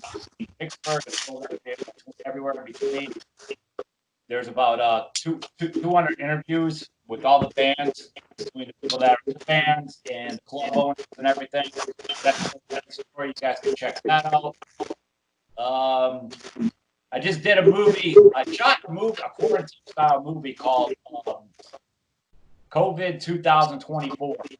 You could go literally type that in on YouTube, and that'll pop up. We did it totally quarantine-style. We shot on Zoom, but we also did I talk, you talk, I talk. We had coverage. Each actor was kind of in charge of lighting the room and doing extra shots. So that's free. That's free on YouTube right now. COVID 2024. It's basically a dark drama thriller about. Think about this thing lasting 5 years. We're all in the best shape. We're not the best shape now. So it was a short story. Keep myself busy. I got to work with some actors that I always wanted to. And for everybody out there now, we're all in a rough time here. You got to use your resources. What you have, you just have to adjust for the times until the world's again. That's right. Yeah, that's just not for movies. That's for everything. But I just looked at an opportunity I had an idea. I had the right actors. Those people had the right equipment. So I just wrote a story, and it's not like, hey, that's my next follow-up to the Dark Military and all that. Like I'm gonna push that to the moon. It was just a cool film to do to pass the time, to stay relevant, because all of us in the film industry kind of like we want to keep going. We want to keep going. And this was just an easy way to stay busy and relevant. Awesome. I was gonna say, check that out. Yeah. Oh yeah. I think this quarantine is gonna make people even more creative with the Zoom and the the meetings this way, making films and stuff. So yeah, Shutter has one coming out called The Host, which is supposed to be really over the top, like really high tech. Whoever they did the same thing my film did, but I mean they got some real people with some really good beef effects. I don't know how the hell they did half of the things, but given the circumstance, but yeah. So that. So where can people find you? I mean, you said where they can find your films and stuff, but like, are you on Facebook? Are you on Twitter? All that stuff? Yeah, I'm under my name, Lauren Lepre, on Instagram and Facebook.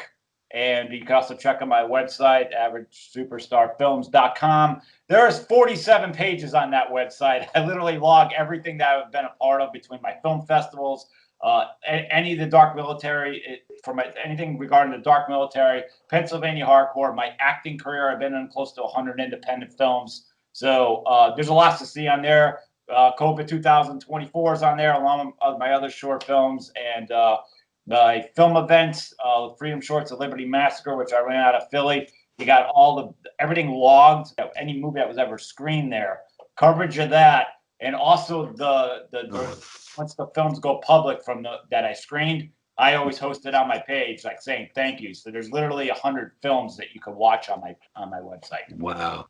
Oh, awesome. Yeah. Wow. That's great, man. Seriously. So there's a lot of bang, a lot of content. Jeez. I would always tell every filmmaker out there, like, really make sure your website's updated. You believe it or not, like, if you got a website, you should keep it up to date. I always hate it when someone would hand me their card and be like, here's my card for my website, but I haven't updated it in 3 years. I'm like, I want to hand your card right back. Like, you just told me you're not keeping up. You don't care enough. Exactly. If you don't care, why should I care? But so it's important just for anyone Googling you and all that. If they hit your website, you'll be like, yeah, look at this. Look at this person. It's all yeah. It's like walking into a neat house. I don't want to walk into a sloppy house. What's that saying? So yeah. So, well, shit, man. That's awesome. You're a machine, dude. You're a machine. Yeah. Thank you for being a part of this. Yeah. Absolutely. Sincerely. Yes. Well, thank you guys for having this. Like I said, it's helping all of us filmmakers, reach another audience and feel good given the circumstance too, that people care, This man's gonna die.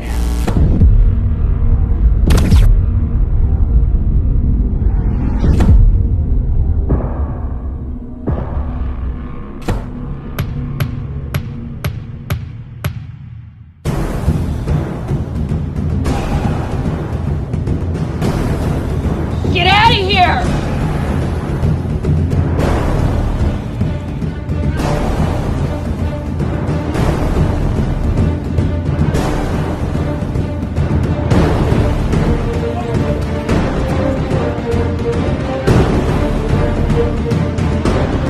You guys are hunting us for real.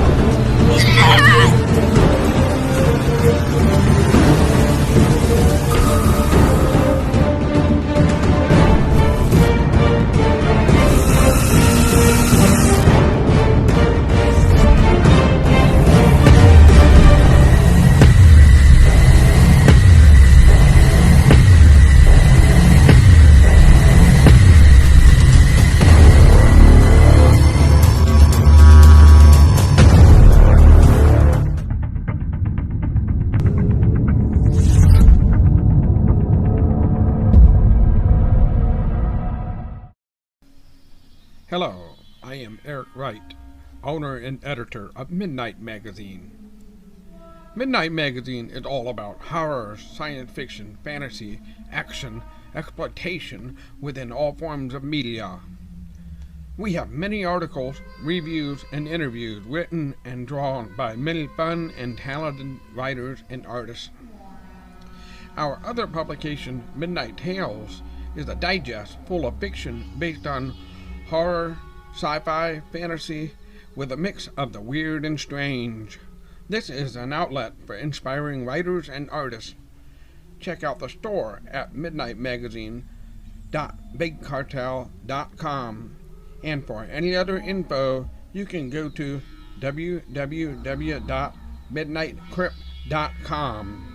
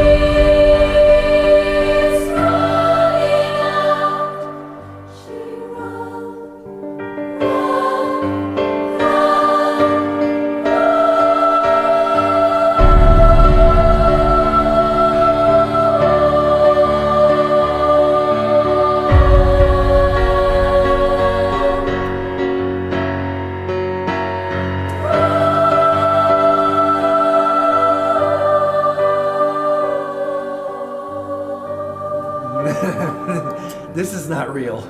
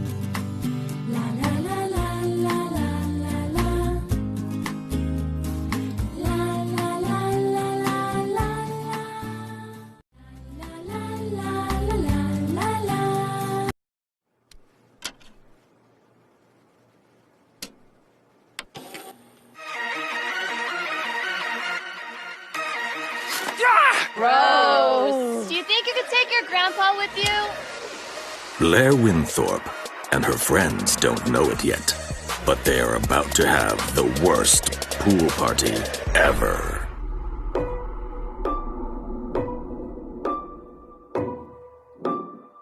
Where'd you go now, pervert? What's her problem? Sugar daddy issues.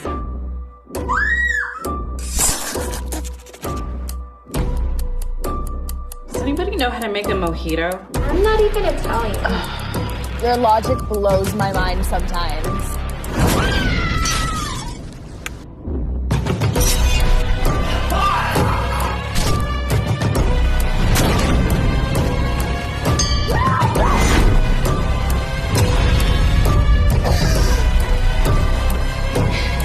Dude, cash talks with a pizza walks, bro.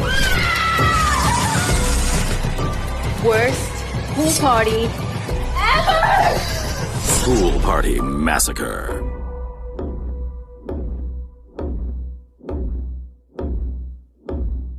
What's up, everyone? This is Bloody Bill, aka Billy Pond, out here in Waste, Texas. I'm here with these two bozos. I don't know what's going on. I was going to stay home and masturbate watching Disney today, but unfortunately I'm on this thing because we can't have real conventions anymore because of this COVID stuff. So here we are. So what's going on, everybody? Thanks for having me.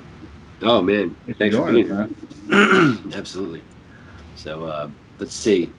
Can't have a con because we're stupid. We can't have nice things. And yeah, right. We destroy everything. So this is our way of bringing the con to people at home so they can masturbate to Disney movies. Yes. So well, I can't. Y'all don't talk bad about Disney because they just optioned Mr. Fister script from me. Oh. Oh. So All right. yeah, they just optioned Mr. Fister. It'll be on Disney Plus soon. That's awesome. Sweet. Yeah. Take it all back. Take it all back. I will say this though. The bright side of the COVID though, you guys, is like it's forced me to slow down and hit some scripts real hard. And then you can even get caught up on your writing and stuff like that too. I mean, on your movie watching. Like I've been watching some series and some movies, and had some friends send me some movies. So I've been trying to get caught up on that. So you people sitting at home twiddling your thumbs and picking your noses, watch our movies, watch these indie movies and stuff like that. Especially leaving a review, good or bad, because we need that kind of stuff, because that keeps all the stuff going, and it affords us to make some other movies. Yeah. Oh yeah. So went through a whole chunk of the backlog of stuff I was supposed to watch. So it's been pretty cool. Yeah. You know. Did y'all see those ones that I was in the 70s, Men in Back and Throbbing Hood? I have not had a chance. No, not the pleasure of it. So you have not lived yet, so yeah. Get you some hot Cheetos, some KY, and a poodle, and a poodle party. Yeah. Oh man, that's a good time. My neighbors are gonna be pissed. Got them over.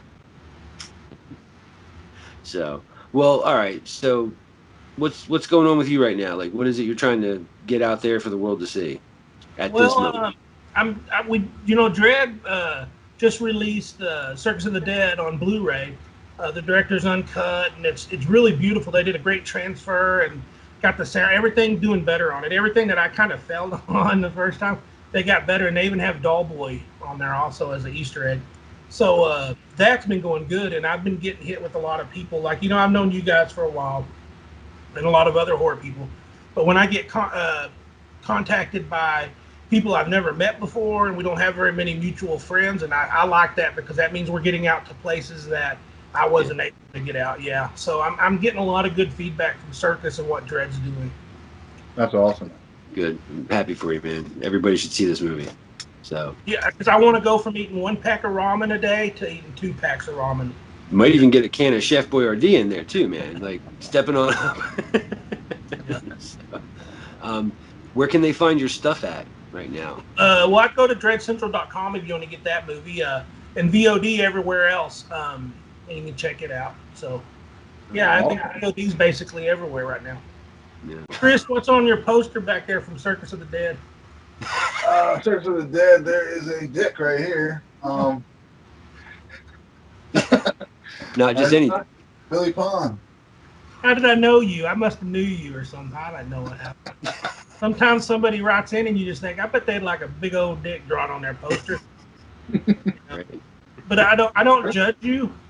The only thing I judge is that poster above my poster. I'd really expect the next time I come on here, those to be swapped. Would be okay. And then no brown M&Ms. You're gonna start some shit with that thing. Well, I try to share my love of all indie horror. So. Well, I mean, that's good. You should, except for that one, because fuck that guy. I'm just playing. I talked to him a little bit here and there, and what's funny is everybody's calling for that Art versus Papa movie someday or something. So that would be good if these were big sequels, and then like that Jason versus Freddy down the road, we get to do something fun like that. That would be so cool. You're gonna have him drop a flying elbow. Yeah, but I want to see how to play it out. Because that's going to be the hard part. Who's going to take the L, so to speak. So. Yeah. I guess I'll say the one making the most money should take the L. So yeah. So and then what? I guess where can people reach you on social media or? Just Facebook / Bloody Bill. I'm on Instagram. I'm on Twitter. I'm on your mom's speed dial. Just look under the Eggplant King and right there. Yeah, leave the back door unlocked if you know what I'm saying. That's not good with garbage cans the other day. Hey, this is how it is at the conventions. Is I try to have fun with everybody. The only difference is you get touched a lot more when we're in person. So yeah, you're lucky there. Yeah. So. We'll see how David Thornton, the art actor, likes me after he meets me in person, and so we'll see. So, and I bet those are little bitty dudes now. We're big old dudes down here in Texas. So, Not everything, not everything on me's big, but most everything's on me. That's great. I don't know, man. Anything else you want to plug while you're here? Floor is yours. We're working like crazy on Cowboys from Hell. Now you guys are up north, right? Pennsylvania or something like that. Virginia. I'm in Tampa. Tampa. Well, what the hell you are like on two sides of the planet? Y'all even know each other, or is this like a? We met for the first time last week. So. Y'all met on Grindr? In person? No, I swiped left, man. I was like, fuck that. So, yeah. So we're trying to get that going, that Cowboys from Hell thing, and so we can start filming. And here's the thing: if y'all know me, I hate everything I do. Like I hate Circus of the Dead and all this, but I really like this script for Cowboys from Hell. It's something special. I don't think I'm going to win an Academy Award just yet, but it's a good movie, and I think that these people are going to really, really like this movie. It's everything you'd want in a Western and everything you'd want in a horror. And I know these indie guys get on here and they say my movie is going to be good and it's going to kick butt, but I'm Bloody Bill. You know what I'm saying? And I'm not the ball. I would rather die than let you guys down or something. Because it means a lot to me to make the fans happy. I want to make a good movie that just happens to be a horror movie. You know what I mean? So I don't want anybody to make fun of my movies. No, that's awesome. That's awesome. We appreciate that. Like other clown movies. I saw the poster for, I think it was for Cowboys from Hell, and an early one. Yeah, that's the early one. Yeah, it looked really cool, man. Italian spaghetti western style all over it. So. And we did the spaghetti and we did the American steak and we did a lot of stuff in this one. It's really everything kind of rolled into all your favorite westerns and mix it with Evil Dead and The Exorcist, and that's kind of where we're at with that. So it's your classic western with that stuff in it.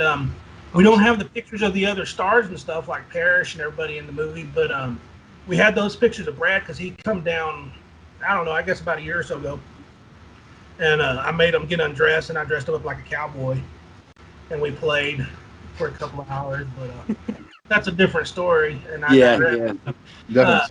Tell us that one later. But so I can't wait to get everybody in costume and all that. But once I do start shooting, though, I really will start. All of a sudden, I'll be tight-lipped about everything. Because just like when we did Circus, nothing got out to the public. I made everybody do NDAs and everything, even on set, so no pictures got out. But what's funny is nobody gave a damn back then because we were nobody and we didn't have anything.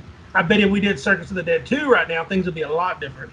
So, yeah, everybody would want to know. But that's good too. I worked on that story and that script too, and it's good too. Now that one definitely isn't going to win an Academy Award, Circus of the Dead 2, but it will, because that one's for the fans. As far as we're going to take what you guys liked in the movie and we're going to just ramp it up, another 100 degrees, and just go over the top. So, like we're going to do with Mr. Fister, it's like those things shouldn't be flawless movies. They should be good, but they should be over the top, and it should be something that when you watch the first time, your jaw's on the ground, and the second time you watch it with somebody else, their jaws should be on the ground, and you should be laughing at them. That's what I like to have in my movies. Awesome. Definitely, yeah. You're supposed to have fun, good time watching a flick. It's a roller coaster, you guys. It's a roller coaster for your mind. You got to take people on a ride. And making a movie is not, everybody goes, well, yeah, but I got, it's like, what is that thing in Vacation? It goes, well, my dad said I'm a good kisser, Like, my mom said I'm a good filmmaker. It's like, but you're not. It's like, because you gotta be able to focus a camera. You got to be able to use a mic.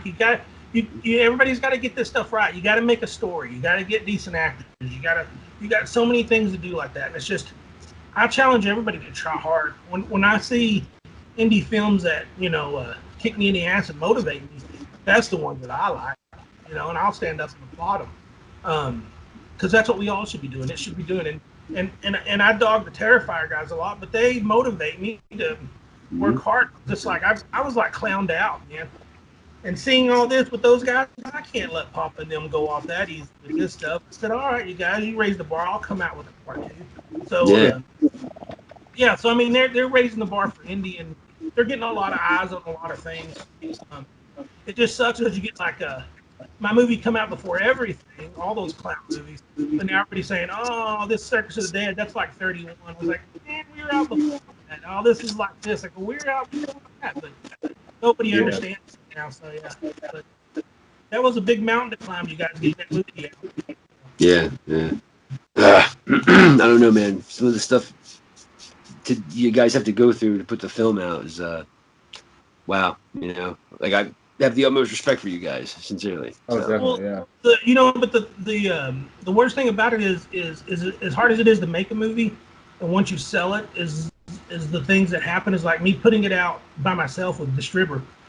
A distributor is what they call an aggregator, and an aggregator is supposed to be there to get you onto the platforms and all that.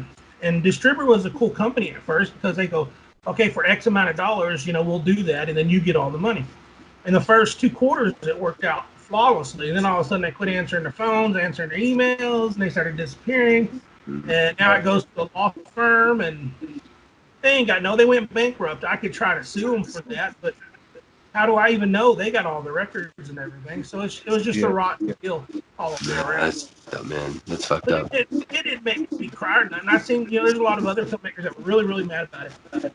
But I took it as a blessing. I go, okay, well, apparently I'm free of this, so let's go find a real company and see if they want to do it. Yeah, free obligation contract. So I reached out to Dread because of Terrifier, because I was impressed how they marketed that, and sure enough, they liked it.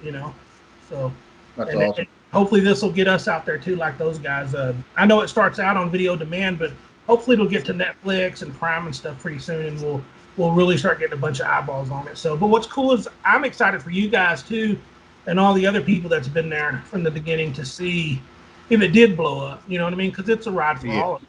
Now that doesn't mean I'm going to give you a damn nickel when we make money, but but you can at least pat yourself on the back and say, hey, we did a good job helping this jackass. So. Well, tell a bunch of people about the flick, man. Seriously. Oh yeah, I'm always sharing yourself, trying to get it out there. But I guess that's it, man. All right. Well, you guys, I appreciate y'all having me on. Yeah. Take care, buddy. All right, thanks for joining us. Would you like to go ahead and introduce yourself to everybody? Yeah, hey guys, this is Todd Killer Wolfson. I am the president / crypt master of Just Buried Productions. Nice. That's cool. So what's up? What are you working on? What have you worked on? Like, it's time to shine, brother. It's time to shine. Yeah, man. So back in 2015, 2016, I made my first short film called 8-Bit Bloodbath, which was basically a combination of retro video gaming mixed with Friday the 13th. So it was like a slasher. And I kind of just, that was since day one. I've been I make films with my friends. We have fun, it was on a low budget, like most of my movies. And from there on in, I just kept making these little fun short films. I made another one a year later called Sponge, which got a lot of attraction. Just people liked it. I'm pretty much making the same thing now. My next short film, I can't call it the Jello, so I'm still working on the title, but it's about a killer gelatin monster. And the Sponge was pretty much it's same thing, only it's sponge monster from another planet, sucking everyone's blood and killing everybody. And I made them. They're just fun little. They're inspired by the Grindhouse trailers that Tarantino and Rodriguez made. So I kind of wanted to do that, and I got my friends together. They made a few of them as well. And then we just, from there on in, I just kept going, doing hitting up festivals, just trying to make more content. And I don't know, around 2018, I came up with this idea for my first feature film called Bad Shit. Oh, awesome. which I was talking about earlier, but to tell the audience about basically about Felix, who goes on this journey, this psychedelic drug that just makes him trip balls, and all this crazy shit happens without saying too much. As it usually does. Yeah. And that's definitely, inspired from movies like Evil Dead, David Lynch films, and Tim Burton, stuff like that. And I just honestly, there's a lot of stuff that I'm really heavily influenced by, especially within the horror genre. And I love slashers, especially from the 80s and some from the early 90s, and monster movies, and just basically, like, I see even like in Chris's background, the Terrifier. I love Terrifier. That's like what my ultimate goal is to make my own Terrifier, like my own iconic slasher. So that's basically, I mean, I love horror movies, and I'm inspired by a lot of different stuff. But yeah, I basically, like I said, that's pretty much where I come from, is just, I just went out there. I knew some friends that were like, hey, we're part of this 48-hour film festival. You want to help out? And that's kind of where it all just took off. I was like, fuck it. I mean, I was a writer. Awesome. That's awesome. Yeah, I kind of was like, I won't go too far in a tangent on this, but just to give you a breakdown of like where I started. I was originally going to write a graphic novel about probably 10, 15 years ago, right? And it was around the time, I'm off on the timeline, but you remember when Kick-Ass was first coming out, like on the shelves before the movie? I was collecting that comic book, and whenever I found out that it was becoming a film, I was like, oh my God, dude, this is like, maybe I could get in, into that realm, and, who knows what could happen. Maybe it could become picked up by a producer and it becomes a film. That's kind of where I was with it at the time. This is going back like 10 plus years ago. And I was like, not super comic book nerd, but I had got back into collecting some things, and I just was like, well, you know what? I'm going to try this. Okay. And it didn't work out. I just couldn't find an artist that both like that I meshed with, and also had like the time that was dedicated and passionate enough into the project. It's like, and it's nothing against anyone. There's nothing personal. It's just some people, it's like they're over here with doing their thing, and it's like you're on the back burner, and it's like, it doesn't. Everybody's trying to get their own thing out. You know what I mean? Yeah. And it's like, yeah. I'm a graphic artist, man. So I've worked on comics. So yeah. Yeah, it's tough, man, because like, you're right. Everybody's trying to do their thing, and I respect that, and that's why it took me so long. And like, so this is the crazy part. Skip to today, 2020. I had met an artist from Mexico. Shout out to Day Korea. Terrible at names, butchering everybody's name. But she's awesome. She did my logo, the Just Berry logo design. She's done my poster art, bunch of stuff. And we worked together so well. I finally met an artist who we mesh, our styles just come together, perfectly. And so we're working on that same comic book. It's called Demon Prose, and it's like, think like Hellboy, Evil Dead, Kevin Smith, stuff like that. So we're aiming for the first volume for I'm gonna say this, but I don't know if it's gonna happen. We're supposed to be at Living Dead weekend, which is in my area in Pittsburgh at Monroeville Mall, and it's of course we know Dawn of the Dead, and so we were just there. Awesome. Yeah. I was there Rocks from the last year. Nice. Yeah, I love it, man. It was a great time. I was there last year, and I was like, I got to get another table, but I don't know if I don't know what's happening. I don't know if it's gonna happen, but I heard it's gonna be pushed. It's being postponed to November, but I don't know. What's gonna. Everything's getting canceled. Yeah. But if that does happen, that's where I'll be dropping the first volume of Demon Prose. Okay. Awesome. The graphic novel that I started working on like 10, 15 years ago. So that's like the crazy, like how the journey. Cool, man. It's come full circle. That. Actually getting to push it. Yeah. That's so great. where can everybody find your work or movies and all that stuff? Good call. So you can go on to Just Buried Productions, the Facebook page. We're working on a website. It's not ready, but right now the best place is Facebook. I also we're on YouTube. Just go on the Just Buried Productions page, and you can watch all of our short films on YouTube. So if anyone wants to get like an idea of our style and what kind of stuff we do, and like I said, look out for Bad Shit. That's gonna be our first feature. I'm gonna say hopefully October. That's kind of where I'm at with that. But other than that, yeah, we are on everything else. I'm on Twitter under Just Buried Prod. What else? What is there? Instagram under my name, Killer Wolfson. Whatever the kids are calling it these days. Yeah, I know. So like, Facebook and YouTube are my main things that I try. I mean, I go on Instagram. I don't. I mean, like, it's hard keeping up with every single social outlet medium every day because, like, and I get like, okay, we'll just hire somebody to manage your pages and stuff. I'm like, sure, well, yeah, I could do that, but that's like I'm hiring like everyone else. Yeah. It's just like, I mean, I just figure, hustle, just get yourself out there. And like I said, if Living Dead Weekend is going to happen in November. I don't forget the date. Whenever that is, that Just Barry Productions will be there.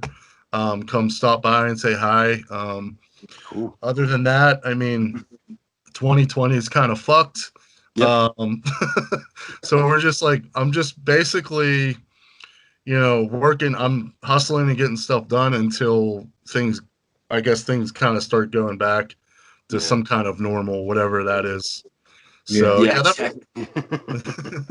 that's pretty much it. I mean, like I said, I got Batshit, the first feature, and my new comic book, Demon Prose, like I said, and a new short film, which I'll just call The Gelatin Monster because I still don't have a title for it.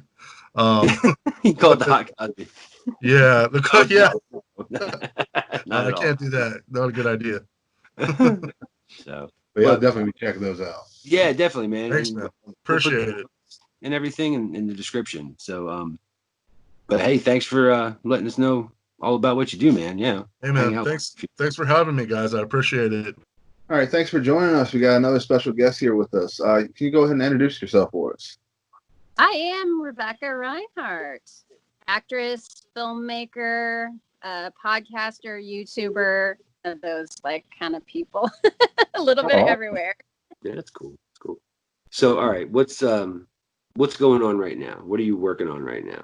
A lot is going on. So I have my own film called The Embalmers that my sister and I wrote, directed, producing, or we're directing, I should say. We had our first real shoot this past weekend amidst the corona stuff, and it was fun. So I'm doing some editing right now.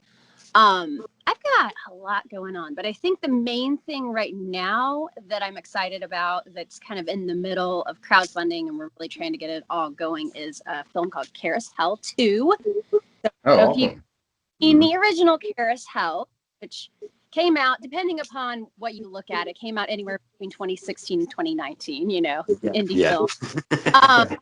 I only became aware of it last year as a podcaster. And I loved the film, and I went to Horror Hound in Cincinnati that March of 2019, and Steve Rudzinski, the writer-director, was there, and so I set up my first ever interview with a filmmaker with him. Awesome. And I had no idea what I was doing.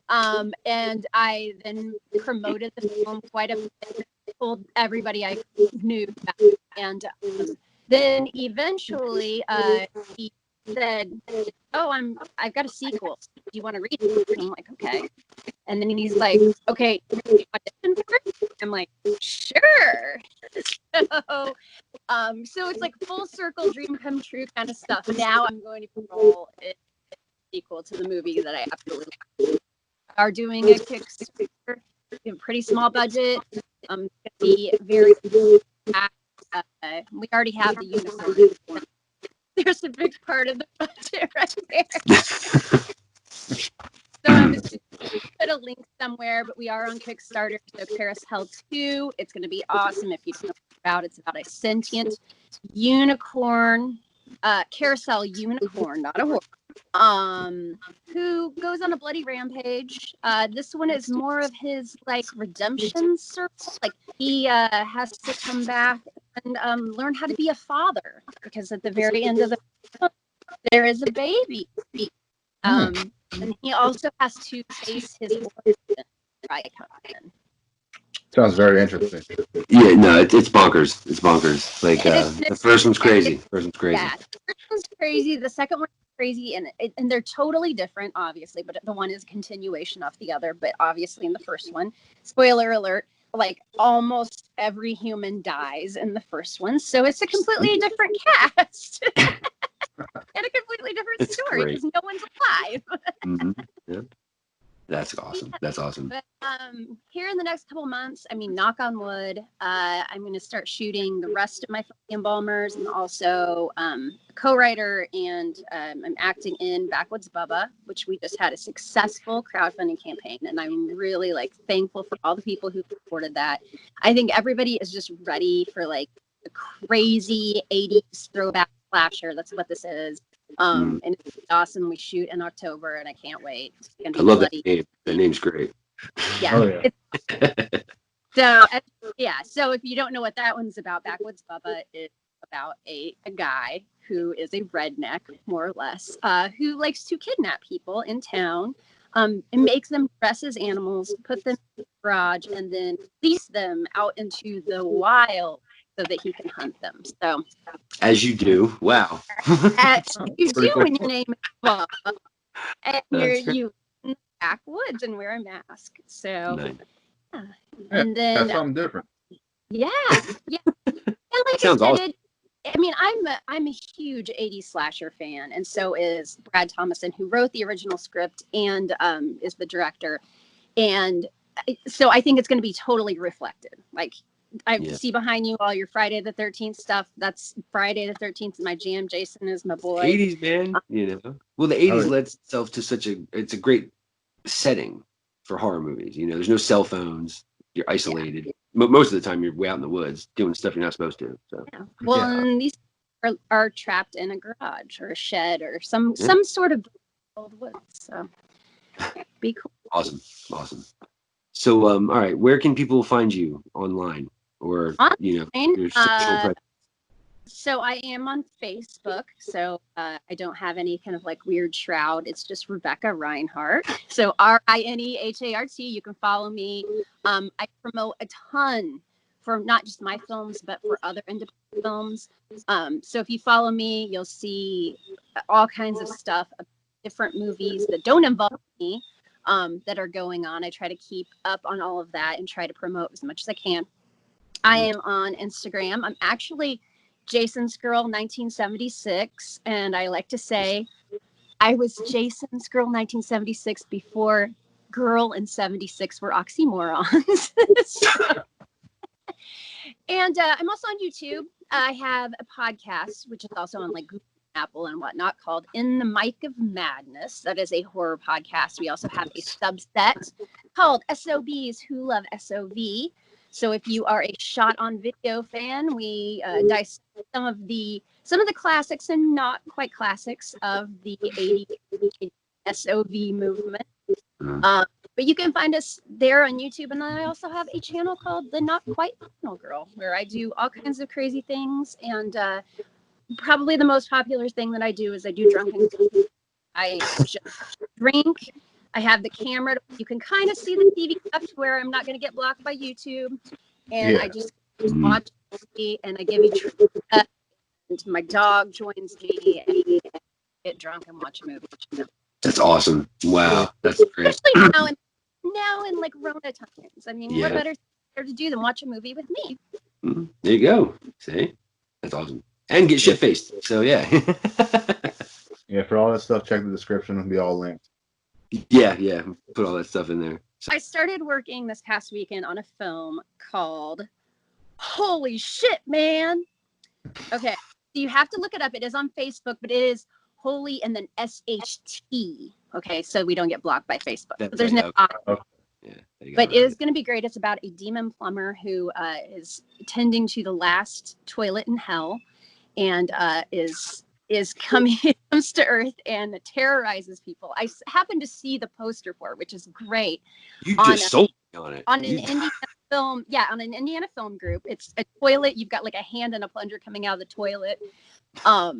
And I saw it, and I saw that they were filming in Indiana, which is where I am. And I'm like, hey, that sounds cool. Or do you guys need help or whatever? I'm here, And so they kind of put me in like a little cameo thing. And then I started kind of helping them do some stuff or whatever. And they decided, okay, well, we'll have you in a couple more scenes. Okay, now I don't know if I'm one of the major roles or whatever. I'm not holy shit, man. But we just started filming this, 2 days ago, Sunday. And it is so much fun. So much cool stuff happening in Indiana that people do not know about. The FedEx guy who delivered to his neighbor when we were doing this, I don't know what the hell he thinks that we were doing. I was walking around the neighborhood with like booty shorts and a plumber gear, walking up to the house, we're filming and everything. But it is going to be another just crazy, crazy, crazy, awesome movie. Lots of blood, lots of poop. That's awesome. That's awesome. That's awesome. Yeah. So, love independent films because they do stuff like that. You'll show up to lend a hand, and all of a sudden, oh, I'm holding the boom mic, or love that they do stuff. Well, and I mean, we had one guy who showed up on Sunday. He's just a friend of the producer, and he showed up just to be an extra set of hands. He ended up being like, somebody didn't show. He ended up being like 2 different roles with like crazy wigs on and everything. It's like, awesome. Okay, he got screen time and everything. And we were like making fun of him because he even got to be, I won't give anything away, but we called him Stunt Cock. Even his job. That's the most coveted role. Throwing, and he might have been in charge of it. So we're like, do it all, Eric. That's awesome. That's awesome. Definitely my jam. Definitely the stuff I like to do. It's the stuff I like to watch, and it's the stuff I like to make. That's very good. Yeah, no, it sounds like a lot of fun, man. Plus, you're covering all kinds of different areas of horror. It's not just like, So awesome. Definitely check it out. So, now you can my IMDb and see everything too. So sweet. All right. Thank you for coming out and hanging out with us. All right. Thank you for having me. All right, guys. We're joined by Tony Wash, director of Skeletons in the Closet. I had him on the show a few months back. Had a blast. And yeah. So how the hell you doing, man?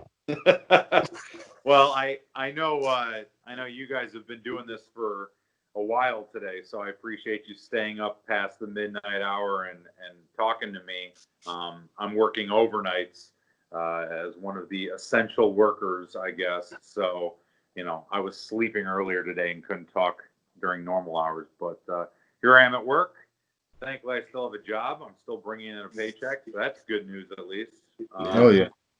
But other than that, life's good. I can't complain. I got married a couple weeks ago, and hey, congratulations!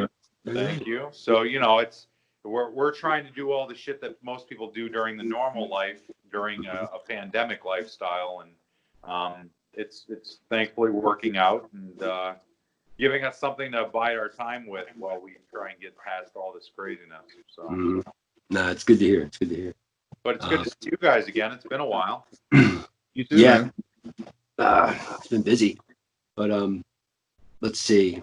Well, your the backgrounds are a lot more appealing than mine. I'm sitting in an office, and you guys have these awesome posters in your backgrounds and stuff. Well, thank you, man. It's cool. Just got an open light, so we're gonna change things around again. So awesome, very cool. So it's pretty cool what you guys are doing here. How you've got, you're bringing a bunch of people on and kind of letting them talk about their work so that people can kind of check out their stuff if they're interested. I think that's pretty cool. It's a really selfless thing for you guys to do. So I definitely appreciate you reaching out to me to be involved in it all. Well, thank you. No problem at all. Yeah. The Rona just shut everything down all throughout the year. Like the rest of the year, stuff's canceled. So this, Chris's idea is the only way we knew how to bring the fans to you guys, the independent horror people, and just horror in general. So, oh yeah. So yeah, that's it. This way everybody gets a, one-on-one spot with each individual artist, director, actor, whoever, and don't mind doing it because we like horror movies. We like talking about them. So, you know. Yeah. So yeah, we had a good time talking. So it was nice to hear from you guys and you know, see that you wanted to get together and bullshit for a minute. I run Scotchworthy Productions. We're out of Chicago suburbs. I've been producing and directing independent horror films for 15 years now.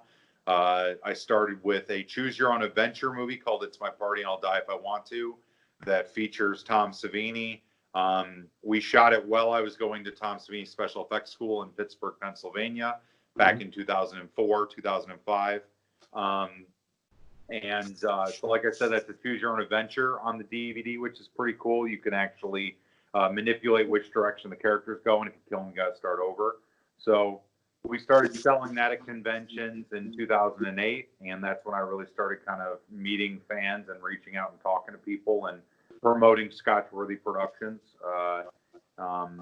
which, like I said, I've been running for 15 years now. In 2010, we did a World War II Nazi zombie film called A Chance in Hell that you can check out as well. You can either find it on Vimeo for rental, or you can pick up a copy of the DVD from either my website or from me if you see me in person. And that was pretty cool. That was before they did all these other Nazi zombie movies. I think Dead Snow was the only one at the time that had come out. And so, you know, we really tried to go and do what they did with Overlord with much more time and money.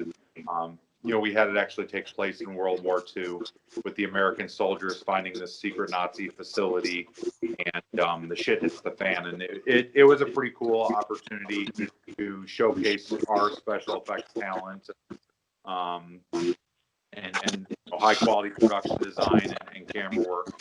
And that kind of really got the ball rolling with the quality that I think Scotchworthy now brings to the table. In 2012, we shot High on the Hog, which stars the late great Sid Haig, as well as the late great Robert Zadar, and the alive and kicking Joe Estevez, as well as independent screen queen Ellie Church. She's in it as well, and that's the first thing that her and I worked on. And so High on the Hog is much more of a weed stoner kind of grindhouse action movie. And that's a lot of fun. It's kind of balls out crazy. And that came out last year, spring of last year. Pretty much the last normal memories I have before life took a shit. And then in 2015, we did The Rake, which is a feature-length, more serious psychological thriller monster movie. If I were to combine Alien with The Shining, which is, I think, a lot. It's not a fun movie, but it's got a lot of really great production value. It looks really polished. The acting is tremendous, and the special effects in it are some of the best stuff I've seen. If you knew the budget we spent making the movie, I think you'd be surprised. You know, not that I'm promoting the talent of my friends, not myself. I'm not trying to sound cocky here. But you can find that on Amazon. You can find that on Tubi. You can rent it probably on certain cable avenues like Comcast, or you can pick up the DVD from me. And then Skeletons in the Closet is an 80s horror anthology that we put together over the last 6 years. We were working on it, and we finally released it in 2018. And that's a lot of fun, too. It stars Ellie Church and Adam Michaels and a handful of other really amazing people. And like I said, it's my it's like a love letter to to 80s cinema, to Fright Night, Creep Show, you know, Elvira, Tales from the Crypt, the shit that we grew up on. Really fun. Had a lot of fun with that one, man. Had a lot of fun. Thank you. And that one you used to be able to find it on Amazon. I think they took it off of Prime. It's on Amazon subscription service now, but it's on Tubi. You can watch it pretty much most online streaming platforms, or you can pick up a Blu-ray from me as well, which is got a lot of really great special features on it. Sweet. And then we also do World of Death, which is BloodyDisgusting.com's web series. I co-created and curate that through BloodyDisgusting.com. We do monthly episodes that feature new short horror films around the world. We've showcased over 500 short films. We represent more than 50 countries at this point. That's awesome. That's awesome. It's a really cool community that we've built with that, and so we really like promoting that as well. So yeah, we got shit tons of stuff. My producers are starting to shoot a movie this weekend. Actually, this Saturday they're starting to shoot a movie. That sounds pretty cool. So everybody's trying to keep busy despite everything changing. And unfortunately, I have a full-time job, so I can't be on set with them on this movie. But everything else, otherwise, is going pretty well. We definitely missed the conventions. There was this last weekend would have been Flashback Weekend, which is Chicago's big festival or convention. So we really missed having that around this year, which was really pity. So they shut Spooky Empire down in Tampa. It's like so. Yeah. But well, what's the website for you where everybody can get the physical copies of the movies and stuff? The website is Scotchworthy. It's Scotchworthy.com. Scotchworthy is like a bottle of scotch, and worthy like we are not worthy. One word, Scotchworthy.com. You can find us on YouTube at Scotchworthy TV. I've been putting a lot of the old episodes of World of Death up there. You can also watch the watch parties that we did a couple months back when quarantine was really hardcore. We did a watch party for each of our movies each week, and those are hosted on the YouTube channel. So yeah, we're out there. If you search Tony Watch, my last name's like Watch Your Hands. It's very easy to remember. If you search Tony Watch, it's pretty easy to find me on Google. Start going down the rabbit hole and check out some pretty cool independent horror content, because I may not be talented, but my friends that I work with make some really awesome movies. They're great. Thankfully, they let me hang out with them and join along for the ride. So we've got a lot of really cool stuff out there that we think people should see. And if you got nothing better to do, you're sitting on the couch, you pop on Skeletons in the Closet or The Rake or High on the Hog and take a look at some of the hard work we've done. Yeah, for real. Oh yeah, definitely. Some people are still on not lockdown, but there's still people that aren't leaving their house and stuff. So it's like, pull a Captain Crunch, man, and check out Skeletons in the Closet. So, Definitely. But hey, man, thank you so much. Really appreciate you taking the time to sit here and talk to us and letting us put this out there for everybody. I think it's a great idea. It's so cool that you guys are doing this. It's very selfless of you, and I'm hoping that your fan base is really interested in checking this stuff out. Slinky here. We're joined by a really special guest, Mr. Bill Obrist Jr. So tell us about yourself, man. Like, we're used to just talking to people, It's just fun. BS. I'm used to just talking to people too. So Slinky and Christopher, one, thank you for what you're doing for our genre, for helping to keep independent horror alive. I was a weird horror kid growing up, and I'm lucky to be able to work in the genre. And I really appreciate you guys, man. All respect to you. Thank you. Thank you so much, man. Yeah, this is what I do. This is how I make my living in the horror genre, and it's been a dream come true for a weird horror kid to grow up and be able to do this. Nah, this is great. This is great. Oh, definitely. And you were amazing as Papa Corn. Oh, man. Thank you. Papa Corn, and for those of you viewers who are watching this, there's a character in a movie called Circus of the Dead. It's out now from Epic Pictures and Dread Central. It's really disturbing, guys. I mean, I'm talking, don't let your kids watch this. It's the true definition of a horror film. If you're like a hardcore horror fan, still there'll be moments when you'll be like, damn, really? So I will tell you that I can't watch this movie by myself. When it came out, I watched Circus of the Dead. I was in my apartment in LA. It was a rainy day for LA, which was unusual. And I forgot that I was watching me, because this character is just, he doesn't believe in anything. Nothing has any meaning to him. Yeah. So when the whole thing was over, I just felt so empty that I had to go outside and like walk around to see if there were trees and birds and stuff still. So, which is the mark of a good horror film. So thank you for liking Circus of the Dead. Oh no, it's hard not to like it if you're a horror fan. Absolutely. And Oh, yeah. you are such a chameleon in that role. You completely disappear and you turn into this despicable character.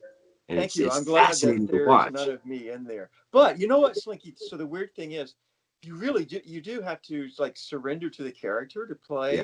You have to let the darkness into you.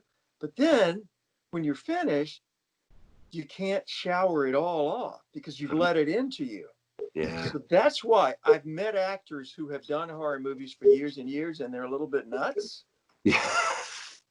I don't want to get nuts. I'm old enough now where probably I'm not going to get completely nuts, but I'll tell you, a little of that darkness stays in you. Yes. A little touch of evil stays with you. Yes. Yeah. So people ask, well, why do actors have such strange, why are they so weird and have such addictive behaviors? It's because you're always letting other people come into your soul and hang out there.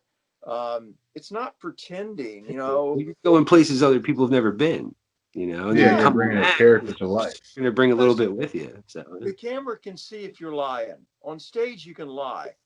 And when I run into people who are like, oh, I'd like to try acting, I'm like, dude, you have to it's not something you try. You have to let the shit into you and let it possess you.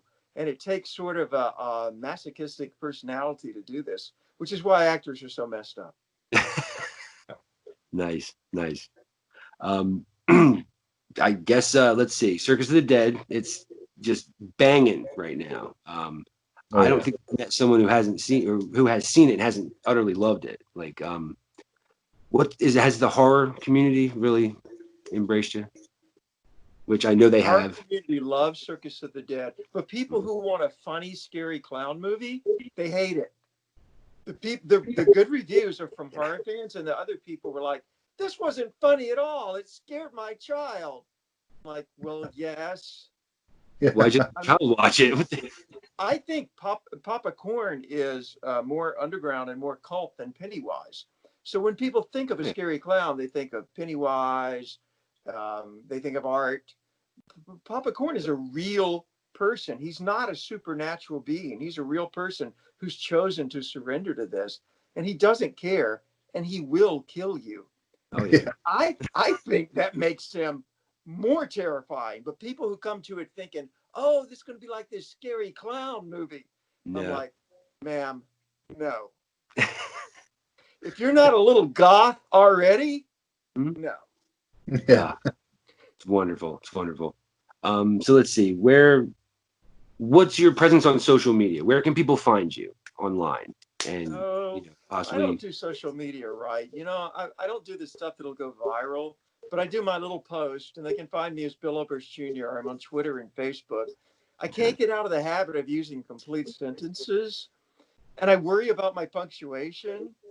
And I always feel stupid using hashtags. So I'm like the worst social media person in the world, but I do love to interact with people, and Twitter's a great place. So just say hello on Twitter. Yeah. Awesome. That's awesome. That's great. I'm pretty horrible at social media myself. Are you? Yeah, I can't even work my cell phone most of the time. So, I don't. Yeah, it's like we're supposed to do stuff that goes viral, but it's also it feels false to me, right? Because there are classes and seminars people take on how to become an influencer, and I'm like, dude, if you have to learn how to be an influencer, you never were an influencer. Exactly. You don't have that type of personality. Absolutely. Yeah. But yeah, wow. Talking to Papa Corn, and I haven't been killed yet. This is amazing. Hey, I got a severed ear. Oh, awesome. I was wondering if that was the ear. It's actually my severed ear. It's in silicone. It's called the Bill Oberst Jr. severed ear. And I used to have them out a couple of years ago. We did pretty well with them, but we stopped with them. And now I got an Amazon store. So I'm putting the severed ear back in production, and I'll have them out there soon. And in fact, I got to fly out to a shoot Friday to Texas, and I'm wondering if I can get away with wearing it on the plane. I don't know about that. Maybe. No, I had 2 Jason hockey masks on my bag when I flew to PA, so they didn't say anything. And you were okay? Yeah, they didn't say anything. They ripped my bag apart, but they weren't like, hey, that guy's got hockey. So. Okay. Oh, excellent. Yeah, sure. Well, Give it a I'll try shot. it. And Yeah. and the other thing that I want to, I said before we started, I hate to be the actor who pimps, but I got one other thing that I want to mention. I got a podcast, and Sweet. really close to my heart, and it's called Gothic Good Night. It's on all the podcast platforms, Gothic Good Night, and it's short Gothic fiction for bedtime. So it's all of them are under 30 minutes, and they're like Edgar Allan Poe and classic Gothic, but it's done in a really calming, hypnotic sort of manner. It's like my homage to the stuff that Vincent Price and Boris Karloff used to do on the radio. Yes, yes. And what I mean for you to do is to climb into bed and turn out the lights and put this on beside you, and I guarantee you it'll put you to sleep. And I mean that in a good way. And you're reading twisted, dark, morbid tales and just letting it zoom you. Yes. But they're adult bedtime stories. Oh, okay. I got you. Like Okay. this week we did werewolves, and last week it was we did Frankenstein. We've done Phantom of the Opera, and I said it in because I'm a big fan of old radio shows like Suspense and things. I said it in a Gothic library, and I welcome people into the library and describe the gargoyles and the vaulted ceiling, and just trying to take people out of our tab world and put them back in the head of imagination. So if people want to check out the podcast, I'd love it. Oh, for sure. Yeah, definitely. Awesome. Papa will always love you. And that's not a good thing. I know. So I got to tell you this. So I love to drool on screen because it looks wet, Yeah. And because I do it really well. Two things I do. I have the biggest scream. It's better than Barbara Crampton. Barbara Crampton has screamed in my ear, and I was like, God, I wish I had the chance to scream in yours because I could outdo it. She's a great scream, but I never get to scream. I did when I do my art house horror, I get to scream. Like I did one called Dis in Mexico, and I got to scream a lot in that. I did Coyote, got to scream, but whenever I can drool, I do. I ask the director, how about this? And then I just let it go because I have a lot of saliva. So that's where Papa Corn's drool comes from. Most of that character is Billy Pond, the director. But I did ask him, what do you think of this? And so we had Papa drooling all the time. And then I figured, well, his little curl that he has, he wanted to be perfect. So he's always like, messing with his little curl there, which I thought was kind of cute. That's awesome. I would love to see you and Billy interact on set and just watch how wacky it could be. Or Billy, he's like every other horror person I've ever met. Sweet, kind, decent human being who goes to the darkest places. Yeah. Oh yeah, he's a great guy. So like I'm killing Tiffany Brook at Tiffany Brookfest. It was a friend of mine, and I got to kill her in this scene. And beforehand, I've violated her, and now we're going to kill her in a very, very brutal way. Yeah. And so Billy's like, you okay, Tiffany? Everything's all right. Everything's okay. And then right before the take, he puts me up against the wall, and there's a photo actually online of him like pinning me to the wall like this, and he said, you got to get in there, and you got to fucking put that gun in her head. He was like. He was really scared. Switched it on, man. That's creepy. Yeah, and that helped me switch it on when we had to do the scene. That's great. That's so cool. Before I go, I want to ask you guys one thing because I think about this a lot. I thought about it just this morning. I got a script that was a reboot of something. What do you guys think about the reboots, reimaginings, and remakes within our genre? Okay. You go first because I'm kind of long-winded on this. All right. Well, for the most part, most of them I don't like, but then you got some that are okay. The Texas Chainsaw Massacre, The Evil Dead was very good, but a lot of them just cannot hold up to the original. The thing when they do this is like most of the time, not all, but most of the time, it's just for a quick cash in. You know what I mean? If they would take people who genuinely like the original and have them redo it, I think that would alter that would like tip the scale in favor of them. They don't feel the same. They don't look the same. Its essence is lost for the most part. Yeah, sometimes the story is completely different. Well, again, if they kept some of the original essence, they could get away with totally changing the story around, and and changing the personality of the characters, stuff like that.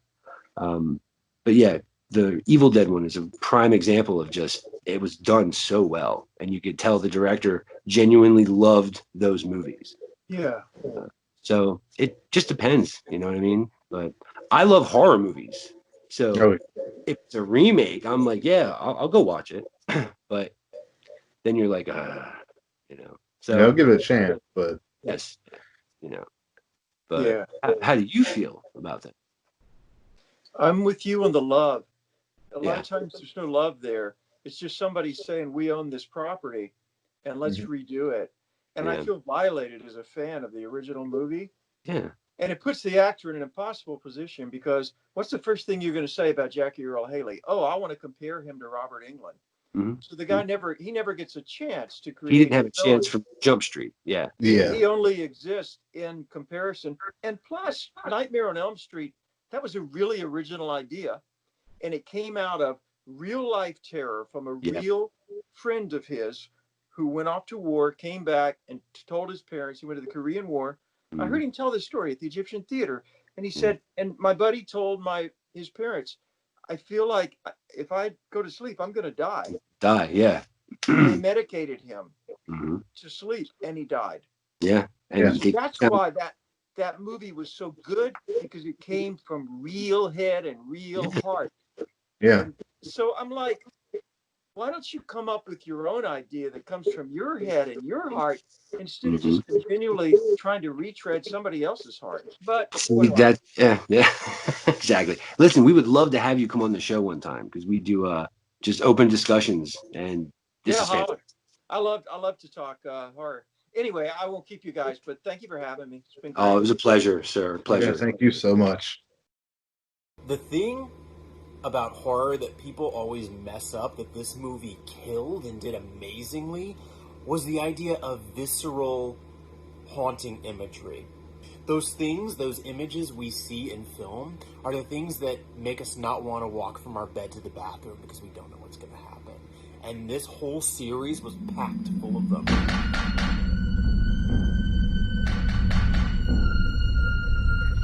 My heart's pounding.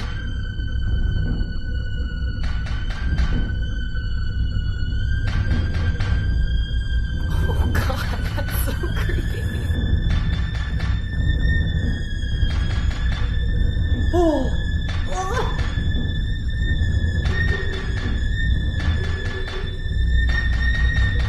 That was incredible. Intense doesn't even begin to describe what I just watched. The chapter was short, but extremely concentrated with tension and emotion.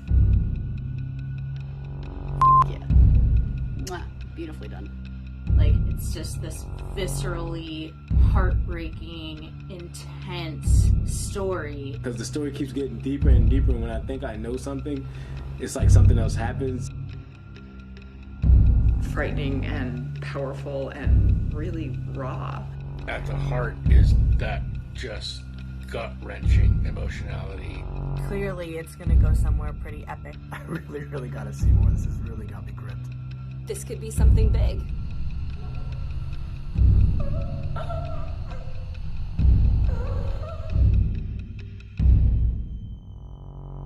This was an excellent way to showcase, I think, what we need to be seeing more of, not just in the horror genre, but just in film. La, la, la. La, la, la, la, la, la, la. La, la, la, la, la, la, la. La, la, la, la, la, la. La, la, la, la, la, la, la, la. La, la, la, la, la, la, la. La, la, la, la, la, la, la. La, la, la, la, la, la, la, la. La, la, la, la, la, la, la. La, la, la, la, la. I've always loved going to cons. Me and my dad have gone to them since I was a teenager. Cons like Horrorfine, Chiller, unfortunately, Horror Fine's no longer with us, but now, and you know, I've always thought they were really neat. Always loved meeting the celebrities from shows and movies that I loved. You know, doing these kind of pop culture events was, you know, being a fan of all of them. You know, being a fan of, you know, comic books and horror movies. I was on a rusty trail, carrying a bag of green and gold in it. Every time I walked, it would rain.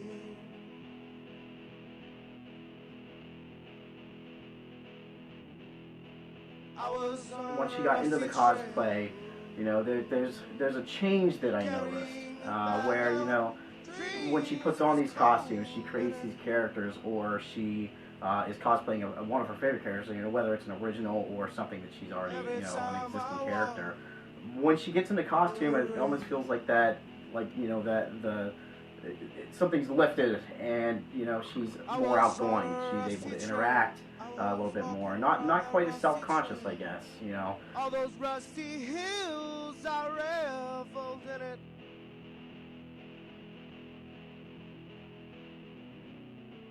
Every time I walked, sand would rain.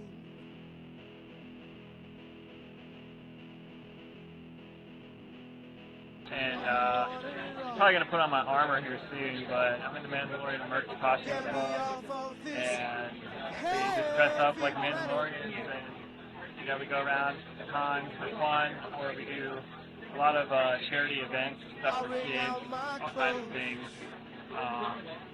So it's a lot of fun, either way. It's just fun to pretend, you know, like I'm someone else or something else, depending on what the costume is, I guess. You know, I'm a huge Star Wars fan. It'd be awesome to live in that universe. So, if I did live in the universe, I'd probably want to be a bounty hunter, so, or a Mandalorian at the very least. So, it just feels cool when you're in, you know, in a costume, embracing what you love.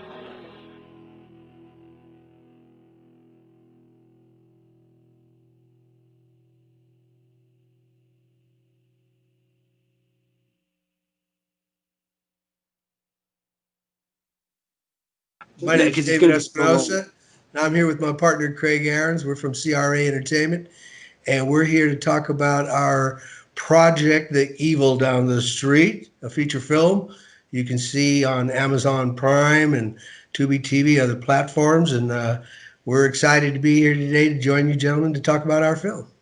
We are so glad you're here. It's not even funny. Oh, yeah. Like, so much. big fan of the movie, guys. Big fan of the movie. So Right on.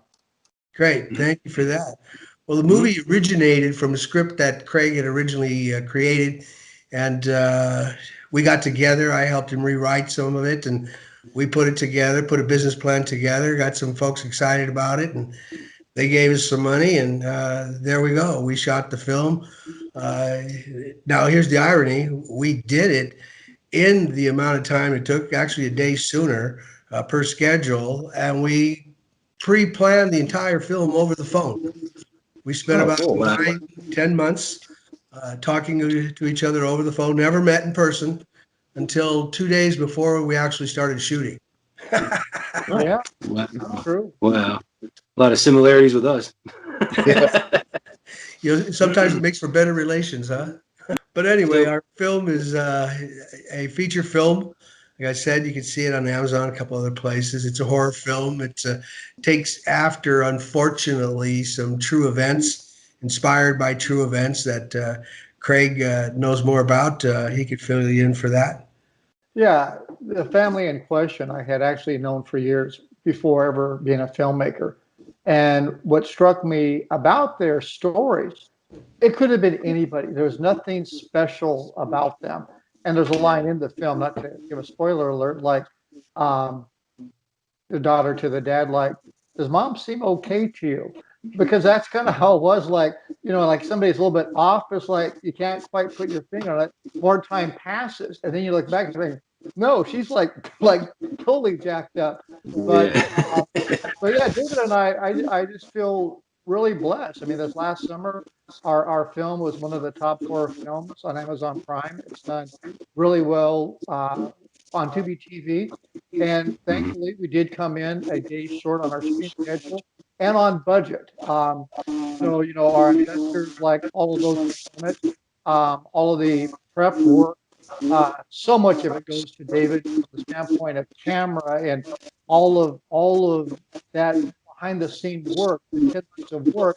So when we got there, it was like Super Bowl Sunday. It was about execution. It wasn't like, well, I don't know. Why don't we put the camera over here? Yeah, let's. No, we were there. The actors came to play thanks to David's directing them, and also his background as a coach. He was able to get them where they needed to be ahead of the shoot, and then make adjustments during the shoot. So we were really very fortunate, like David said, that we went in with a tight game plan. So what's in the pipe, gentlemen? What's next after Evil Down the Street? Well, we actually have a film coming out called The Crumbs. That'll be out before this month is over. It'll be ready for release. We're excited about that film. We also have in pre-production a film called Demon Fighter. That's also very exciting, that film. And I'll let Craig talk a little bit about The Crumbs, and then I'll talk about Demon Fighter. How's that? Well, we're excited about The Crumbs. Like David said, saying that we're just about done with post-production. We're optimistic it comes out this month, but the most important part is we'll be able to announce our distributor. And then once that piece is done, it's kind of out of our hands, and they may have a different release date. So it may carry into next month. That's no fault on our end. It all becomes our distributor. But again, with The Crumbs, like Demon Fighter and also People Down the Street, that we were able to shoot the film. We shot that film, what was it, 13 days, The Crumbs? Yeah, we did it in 14 days. We shot it. Wow. We had a window of opportunity. It was very narrow. Demon Fighter, we also had a real small window. Both of them we did. Both of them had really small well, Demon Fighter, we had a set schedule for 16 days is what we planned it for. But we provided for 18 and actually budgeted for 21. Right. Just to stay on the safe side. And we shot it in 16 days exactly. Wow. That was Demon Fighter. That's a different film. That's the one we just shot in Fresno during this whole pandemic mess. There was a window of opportunity that the governor in June had opened up things. Right. We had already submitted all of our plans, our protocol for health measures, etc., in advance to the film commissioners of the counties in which we were shooting in. They said, well, as soon as we get the open, we got the open, boom, slid in, did our film, shot it, very pleased with it. And 3 days later, they shut the place down again. Oh, wow. California shut back down. We were blessed. Really blessed. Yeah, we were blessed. There's no doubt about it. But getting back to The Crumbs for a minute, because we're getting ready to release that, I think it's an interesting film. It takes on a lot of different issues through characterization. The film's about a doctor who in the 1800s discovers a serum that provides for longevity of life without getting too far into it. He gets laughed out of the medical society as a quack. They immigrate across the big pond, come over, they do something else, and they end up way out in the middle of nowhere having a bed and breakfast inn. Well, what they do, unfortunately, is this serum is made from taking certain extracts of the human body and mixing them with certain compounds and herbs that one of the caretaker in the property grows. And these extracts sort of create this ability to stay alive. Well, they have been alive since this time. And it's Dr. Benjamin Crumb, his mother Irene, and I'll tell you two gentlemen and your listeners as a tease and a hint, their daughter Victoria, and if everybody's paying attention, and the caretaker Leonard, 6'5", 300+ pound gentleman who takes care of the herb garden. Oh wow! Wow. I'm sold, completely sold. This doctor, and what and the family, they run this bed and breakfast type place, and you're okay if you have a reservation. You're good to go. You show up with a reservation and you're treated like a guest, and they are very nice. And she cooks good. Irene, she's noted in the county for being one of the best cooks there. She cures her own foods, including her meats, etc. And everybody gets to enjoy it. The beautiful woods, the cottage in the woods, and they get to leave. But if you happen to be a forlorn trespasser, somebody who's lost out of his way or for whatever reason comes upon the property, well, good luck. Good luck. Nobody knows you're there. Good luck. Oh man. We'll Yeah, leave it at that. Yeah, right. Yeah. But That's it's a lot different from The Evil Down the Street. It's a horror film, but it's also has some comedic values to it. Like a dark comedy almost. Yeah, like a dark comedy almost. And we struggled with this, whether to go full on dark comedy and versus a straight horror film. And we thought, let's just go straight and let the comedy fall where the comedy falls instead of emphasizing it. So nice contrast, and I think you'll see when the film's out what we're talking about. It's a relief here and there, but the film's really about the nucleus, the family nucleus. It's about the crumbs. You know, what they do to survive. Well, you know, a person's got to do what a person's got to do. That's right. Right. You know, it makes no difference to me what you do for a living. Okay. You know, that's entirely up to you. But unlike Demon Fighter, which is about a gentleman who grew up in the hard knocks in the streets, is watching his mother die early from a heroin overdose, and him getting initiated into gangs and getting locked up early, and learning how to take care of himself the hard way. Becomes an avid martial artist. Eventually, through stress and strain of life, an opportunity presenting itself to him, he finds himself weary and in the throes of the clergy. He becomes a priest, an ordained priest, a Jesuit priest, so he's a scholar as well, and he's an exorcist. And he fights demons in the street, in the souls of man. Well, he wrestles with his own, is how it goes. So very excited about this film. The lead character is played by John Ozuna, Master John Ozuna. He holds the world record in 2 areas: fastest punch ever thrown, okay, and number of punches thrown in a minute, something like 734. They're both amazing. Wow. Amazing. The guy's amazing. He's a SAG-AFTRA actor. He's a professional actor, professional fight choreographer for the industry. We put him into this position. He put up with me, working with him as an actor, and he killed it. He killed it. We were very excited about the film. We shot it in Fresno, in the Fresno Tulare area, a number of locations, indoor, outdoor. And it was a fun shoot. They worked hard. Everybody in our entire crew, Lena Gerard busted it, as she always does.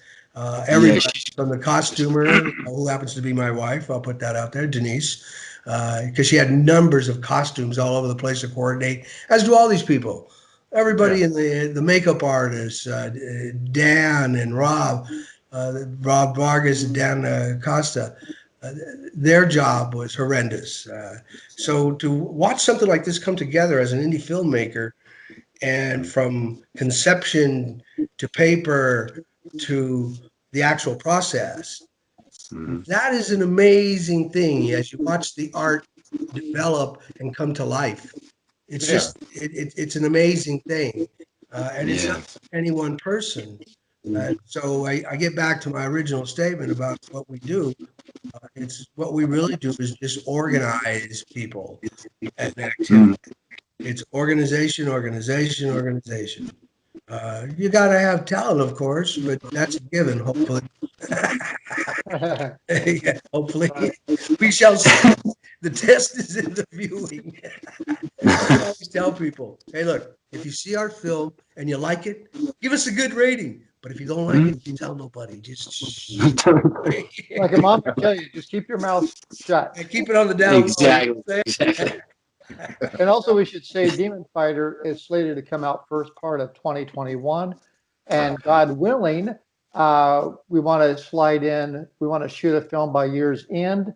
It's Love and Quarantine. So, surprise, surprise, there's no demon possession. And that'll be a fun little comedy based upon everything that we've all been going through, during quarantine. So. Yeah, the demon is the virus. Yeah, that's the demon. It's got everybody doing weird stuff, right? Yeah. We're all acting crazy. Domestic violence is on the rise. People are drinking more. Not that I am. I don't want to. Don't get me wrong. I drink. Only occasionally. And you can stop when you want to stop. It's totally under control. Yeah, stay focused, right? Stay focused. But that's what CRA is up to. We have Love and Quarantine, as he said, and that's coming out. We also have a very exciting film project that's in development, pre-development. We're talking about it at this point on the serious side. And it involves resurrecting another character from another film. So I'll just leave that on the hush for a minute because we're still in the talking stages of that.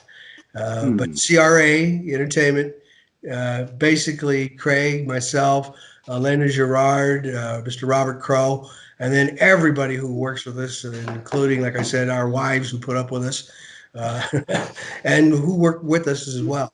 What did that feel like, having it be the #1 movie on Amazon for all those months? Like, that had to be a gas. I was blown over. I thought Craig was just messing with me. He called me up and he goes, okay, I got to tell you this. I go, what? He tells me, I go, yeah, right. Okay, come on. Because we've been messing with each other. You see the film so often, working the film. After a while, you lose it on the film. So like, really? You're killing me. Don't do that to me. So for me, it was quite a surprise, a wonderful surprise, a blessing. I'm like, I do believe in God. I know there is a God. I don't care what anybody says. He's guiding us all the time. So yeah, absolutely. Wow. How about you, Craig? Yeah, I would sum it up. I agree with David. I would sum it up for me in one word: grateful and appreciative. I mean, to watch, like David said early on, watch everybody work so hard on the film, and then to be received, thankfully, the way it was when the audience has a lot of choices, a lot of options. And I know I'm speaking for David. We felt blessed, we felt humbled, because at the end of the day, we're trying to enlighten, entertain our audience, and educate them, maybe along the line, but have them to enjoy an experience. That's something that a bunch of people played a part in, and so, yeah, at the end of the day, man, just grateful. And same like Demon Fighter and just all of these things. So it's humbling. And it's also cool. I just to say this. It's cool to create something, an art form with other people that will stand the test of time. I've been binge watching on Netflix Twilight Zone. That was over 60 years ago, Yeah. And it's still cool. And like long after David and I have left this planet, hopefully there'll be people enjoying the content that we made. So it's cool on a lot of different levels, but in a word, grateful. Wow. That's great. That's great. Thanks for, stopping by, hanging out. It's cool. It's really, I don't mean this like we're blowing smoke, but it's always cool being on your show. So it's cool. It's a good time. Oh man, that's awesome. Thank you so much. Yeah, seriously. Yeah, you guys are easy to talk I love to. having you guys here. Seriously. Like, yeah. All righty, man. In that case, as they say, peace.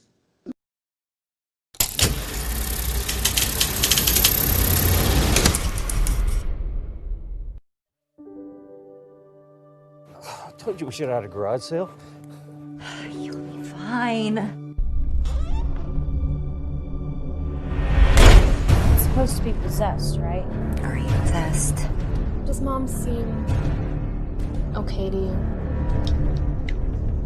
Just the risk of sounding like a wacko, I'm just gonna say it. Michael, your house creeps me out. Did you know that the original owner died in this house? What are you looking for, Kristen? Let me explain a little bit to you about demons. You know who's inside me, preacher boy. Have you heard of deliverance ministry? Don't forget to do your homework.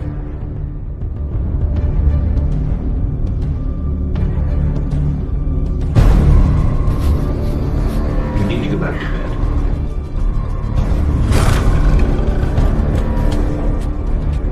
I need my phone.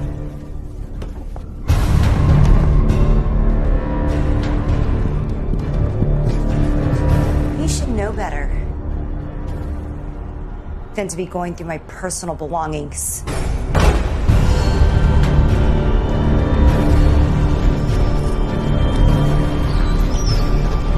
Father Bob.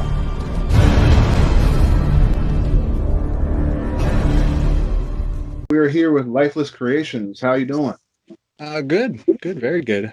How are you guys? Doing very well. Yeah, doing good. Awesome stuff, man. Awesome stuff. Thank you. I take it you are a mask maker. So. I am. I'm also a haunter. So I'm a scare actor at Fright Farm in Smithfield, Pennsylvania. I've been doing it for about 15 years now. That is awesome. Yeah. What is it you make masks for? Like, do you do it for like a living, a profession, the places that you do haunting at, stuff like that? It's basically just something that I developed on the side. Okay.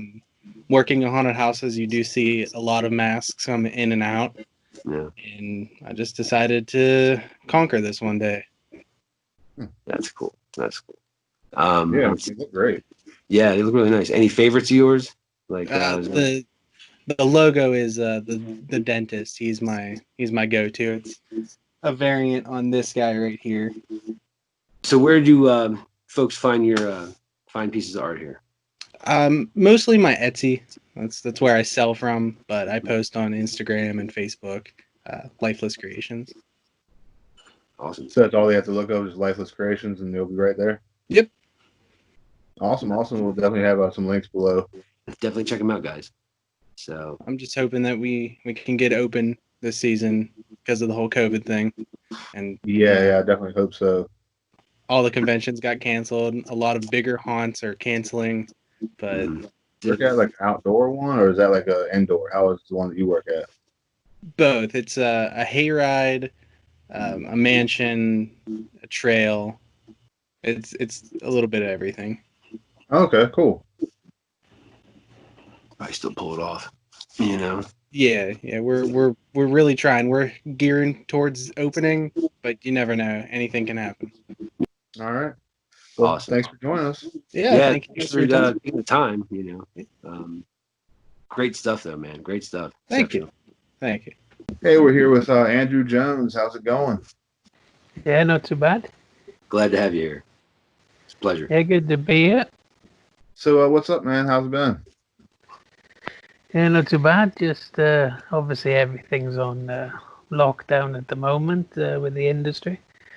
Oh yeah. No one's really making anything here in the UK. They've just started going back to the bigger productions like the BBC stuff, and some of those are getting up and running again. But indies are kind of it's a whole new thing now. I mean, I don't know. A lot of people are doing Zoom movies, aren't they? Yeah. Things like that. There's a good one. Host or something that's just coming out now, which is getting a lot of good reviews and stuff. But in terms of going back to actually filming, I think we have to kind of work out how to do horror sequences that are socially distanced. Yeah. So I don't know, that's going to be weird. So probably not going to film anything till maybe later in the year now. But we have had a lot of films come out this year that we made last year. So the releases are still going, but just not filming anything new at the moment. the corona shut all the heart comes down over here, so there's nothing, you know. So yeah, this is our way of getting back at it. Yeah, I mean that's a good thing. A lot of people have been very creative in trying to keep work going, even though they can't physically film and physically do things. But you know, so that's good. But yeah, we've had a few DVD releases recently, which is good. So you see, it's much better in America at the moment. You know, we still getting films into Walmart and things like that. But in the UK, it's really a tough market now in physical because the supermarkets are much smaller and they take less indie films. So we're doing better at the moment in America with the physical market than the UK, where but obviously both those have gone much more to streaming during this time. Yeah. Everyone was saying it's going to do that anyway, but it's hastened it a bit with this whole lockdown thing, because we've noticed that, you know, less people are buying physical and more people are streaming stuff. And we've been lucky a couple of our films have sort of trended on Amazon, actually, because more people are streaming them and stuff. So yes, it's kind of hastened that thing in the industry going from, which isn't great because I love physical, you know, and I'm sure it'll still be around. But yeah, there has been sort of 4 or 5 months of just, you know, streaming has been focused. So interesting times. You know? Oh yeah. What have you had that came out recently? Can you tell us a little bit about those? Yeah, we've had two come out recently. The first one was the Jonestown Haunting, which is kind of a very sort of surreal film we did, which was like a mix between the real life crime sort of drama aspects of the Jonestown Massacre and Jim Jones, and a little bit of a supernatural vibe with a survivor of the Jonestown Massacre going back there and dealing with kind of visions and paranormal encounters about her trauma. So that come out in America. When was that? I think it was in June. And then in July, just gone, we had Killer Next Door, which was a bit more of a thriller film. It's kind of like a mix between Rear Window and The Stepfather. It's based on the same true life case of John List, which was what The Stepfather was based on. It's about a guy who kills his family and then picks up new in another town and gets away with it, you know. So it's got that kind of demented Mr. Rogers Next Door vibe, you know, with the creepy Killer Next Door, and you know, so that come out in July, and then we've got another one coming out in September now in America, 1st of September, The Haunting of Margam Castle, and that's a very Hammer British castle kind of haunted movie. And it's got a bunch of, you know, kind of cult names like Caroline Monroe and you know, people who've been in kind of old Hammer films and stuff like that. So yeah, that should be a bit of a fun one. It's cool to get to shoot in the actual castle itself, which was really haunted. So that was fun. That's cool. And then that rounds out our year of releases then, and then we're gonna probably pick it up maybe November or early next year, start shooting something new then. But yeah, it's been nice to still have some films released during this time, so that was good. Oh yeah. Yeah. So can people find your films and find you or anything else you want to get in there to plug? Yeah, basically most of them are available like on Amazon or they're in Walmart at the moment and stuff in America, in the UK and US kind of digital platforms as well, the usual ones. Most of them are on Prime, I think. I noticed most of them are like free with the subscription and stuff now. So that's cool. I'm on Twitter at A Jones Filmmaker. So I post kind of updates on there and things like that about different films. And we've got a Facebook page for the company North Bank Entertainment as well. To post stuff on there as well. Yeah, so those are the latest films out. And there's about 24 others as well. So they'll be scattered around on Prime, Hulu, and things like that. Okay. Wow. About, I think. Awesome. Thank you so much for coming on. Oh, that's great. It's cool. Thanks for letting me promote them. That's great. Oh, yeah, no problem at all. Thanks for coming on, and see you next time. There we are. Great. Thanks, guys. Hey guys, I'm Todd Jenkins. I am a actor and director and everything else that will help pay the bills. I don't do porn usually, but that could be in question if we continue to stay in quarantine.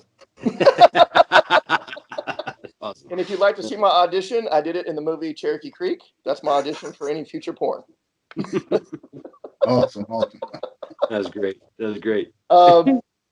I like to consider myself an actor. I think I'm kind of following Sylvester Stallone without wanting to. I think he wanted to be an actor too, starting out and all that, and it just wasn't happening, and people were treating him kind of like shit on sets. So he's like, well, fuck, I'm just gonna have to write my own stuff and and cast myself. So I did that with Cherokee Creek, hoping that would give me more opportunities in independent film and stuff like that. And then I think it pissed off a lot of people, so that kind of went the wrong direction. It's gonna win an Oscar, dude. It's gonna win an Oscar. Yeah, I love the way the film turned out, but then it pissed off a lot of directors, and they started coming after me because the movie was getting some kind of success due to the fans, not and just to the marketing and stuff of the film. But they were like, "Hey, man, fuck you. Why is this movie successful? It's a piece of shit. I can do better." And I'm like, "Dude, I'm not in competition with you. I was just trying to make a good movie. If you don't like it, that's fine. There is an audience for the movie. It's doing well, but I'm sorry yours isn't. But I will act in your next movie if you'd like for your next movie to do a little better." So but that's awesome. It's been a wild ride. It's almost like it's easier now to get in a studio film than it is an independent film, because I've auditioned a lot more now for studio films than I do for indies, which is weird because I thought the indie community, especially the horror community, would be like, "Hey, let's throw this guy an audition or something." But it's not happening. But I did get to be in the Bella Thorne movie that's out now. It's out on digital formats, and that's called Infamous. It came in number 2 when it was at the box office there for a little while when it was in drive-in. So that was really awesome to get. I've never even been to a drive-in theater, believe it or not, dude. And I drove like an hour and a half away to see the movie, see myself on the movie. And I remember telling people who were out there in their vehicles, in the back of their truck, I was like, "Hey, make sure to look for my scene." And they looked at me like I was full of shit. Because the one weekend that drive-in was open, and the one guy's movie was the #1 movie in the country for 27 minutes, I think. So it was awesome. Yeah. It's been cool getting to see him, but I definitely miss the regular theater experience. It sucks that I can't go to Alamo Drafthouse. Is kind of my shit. I like to go there at least once or twice a week, and I haven't been able to do that in like 5-6 months going on now. So that's been sucking ass.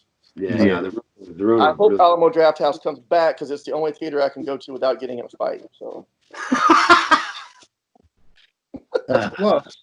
I just don't like people doing commentary about the movie behind me and shining their flashlights on me and on the cell phone, stuff like that. And they really get angry if you ask them to turn off their cell phones. So it usually leads to me almost getting jumped at the end of the movie by teenagers, which is not a good idea for teenagers to jump me, but they have tried. That's funny. But yeah, you can find those movies. Infamous is everywhere on digital right now. I think it hits DVD on August 25th.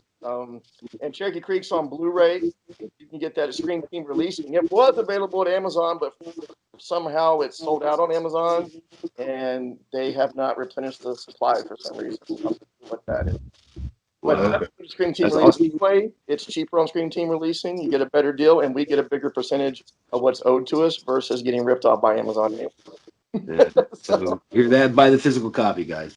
Yeah, physical copy's awesome, and now you can even get it. I got it up on Amazon only right now until I can deal with this whole legal crap and get through another aggregator. But I put it down to like 99 cents for you guys to rent.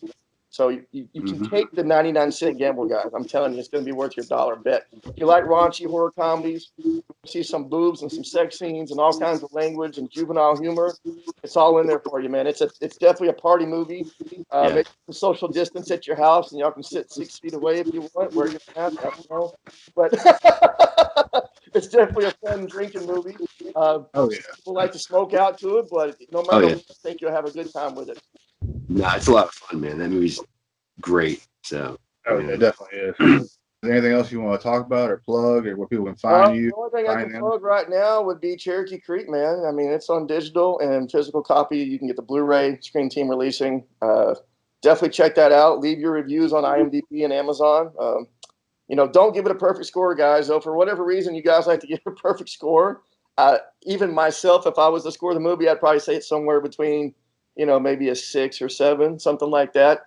But when you give it a perfect score, for some reason, Amazon and IMDb kind of flags that, and then they give you a lower average. I don't understand it, but I appreciate all you guys who gave it a perfect score. That's great, but you don't have to.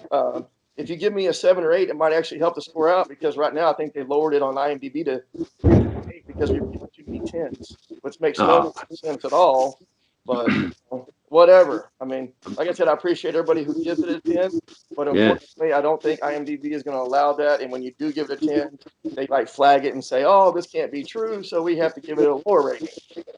The whole system's weird, man. I can't figure it out. But it's still a learning process for me to try to figure out how this works and navigate it.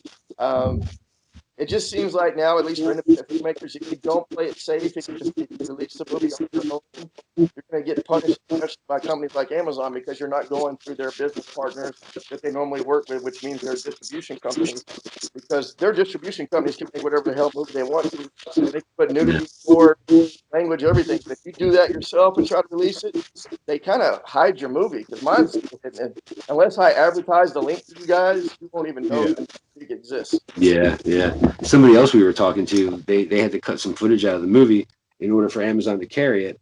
Yeah, it sucks. It's the hit have to the sell it on freedom to Amazon. be artistic and do your own creative vision anymore, because Hollywood does whatever the hell they want to, and a lot of these independent filmmakers can do whatever the hell they want to, as long as they're willing to sell their rights away for next to nothing to a distribution company that Amazon wants to work with. Because you have to look at it this way: those other companies, they're bringing like anywhere from 50 to thousands of titles to Amazon, and when you're working by yourself, you're the lone wolf, and they don't care about what you got to say. That's bullshit, man. That's bullshit. It is, man. I've seen all kinds of inappropriate shit on Amazon, dude. Crazy freaking shit. I think their newest stuff, The Boys, is pretty crazy too, from what I understand. It shows a lot of nudity. Yeah, there's a lot of crazy shit in that. Yeah. But it's funny, every time I tried to put it on the Amazon Prime or something, they'd send me some message saying, "Hey, we don't stream movies that have nudity and this kind of violence and all this shit." I'm like, "Are you kidding me, dude?" This is so much bullshit. But you guys got to see the real thing, so that's awesome. I'm glad you guys got to see the unedited version. Oh yeah, fucking movie's hysterical, man. I love it. So thank you. I appreciate all you guys' support. I don't know. You still up for that commentary? Oh yeah, man. I'm up for anything. The problem we've had is just getting Billy. If you've seen his Facebook schedule lately, he's just been working nonstop, and I think the bars are opening again, so he might be doing some part-time bartending as well.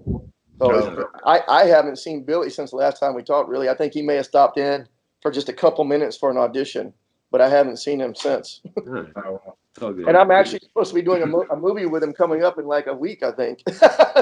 And I'm supposed to do like a one-day shoot with him, but the problem is if you guys ever saw Blood Sombrero, I'm playing the poet, but now I weigh like 30 pounds more than I did originally, so I don't know if I'm going to fit into that wardrobe. That's awesome. I'm like, the poet has a different body now. He and I have got to try to meet up soon and figure out how to do that. But it's just been a matter of us not having the time to get back together, because he was doing so many independent films. He's really taking advantage of doing a lot of independent films during during the time off that he's had from the studio stuff and from working. So it's been great for him. So hire me too, you bunch of punk asses. For real, man. Thanks for your time, man. Sincerely. Like, Oh, really yeah, appreciate it. man.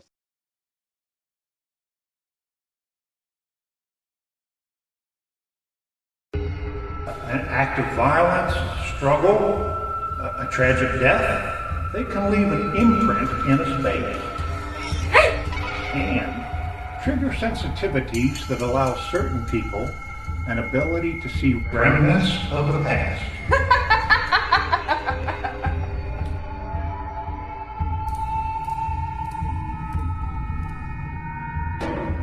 Ghost, spirit, nothing more than a memory. An image trapped in time, trapped in a realm not its own. You gonna see the comics too? We imagine they'd be upset. I don't need an exorcist. Your mother's dead.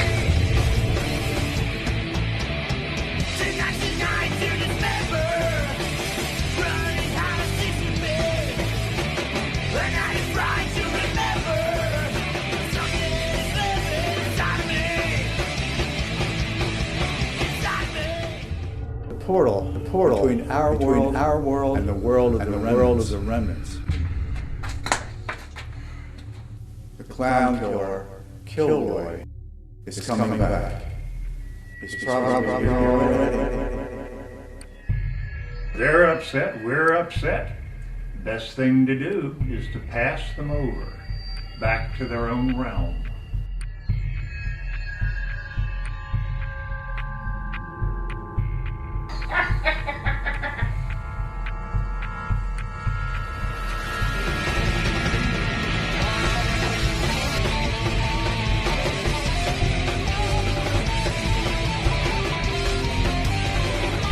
Hey, how's it going?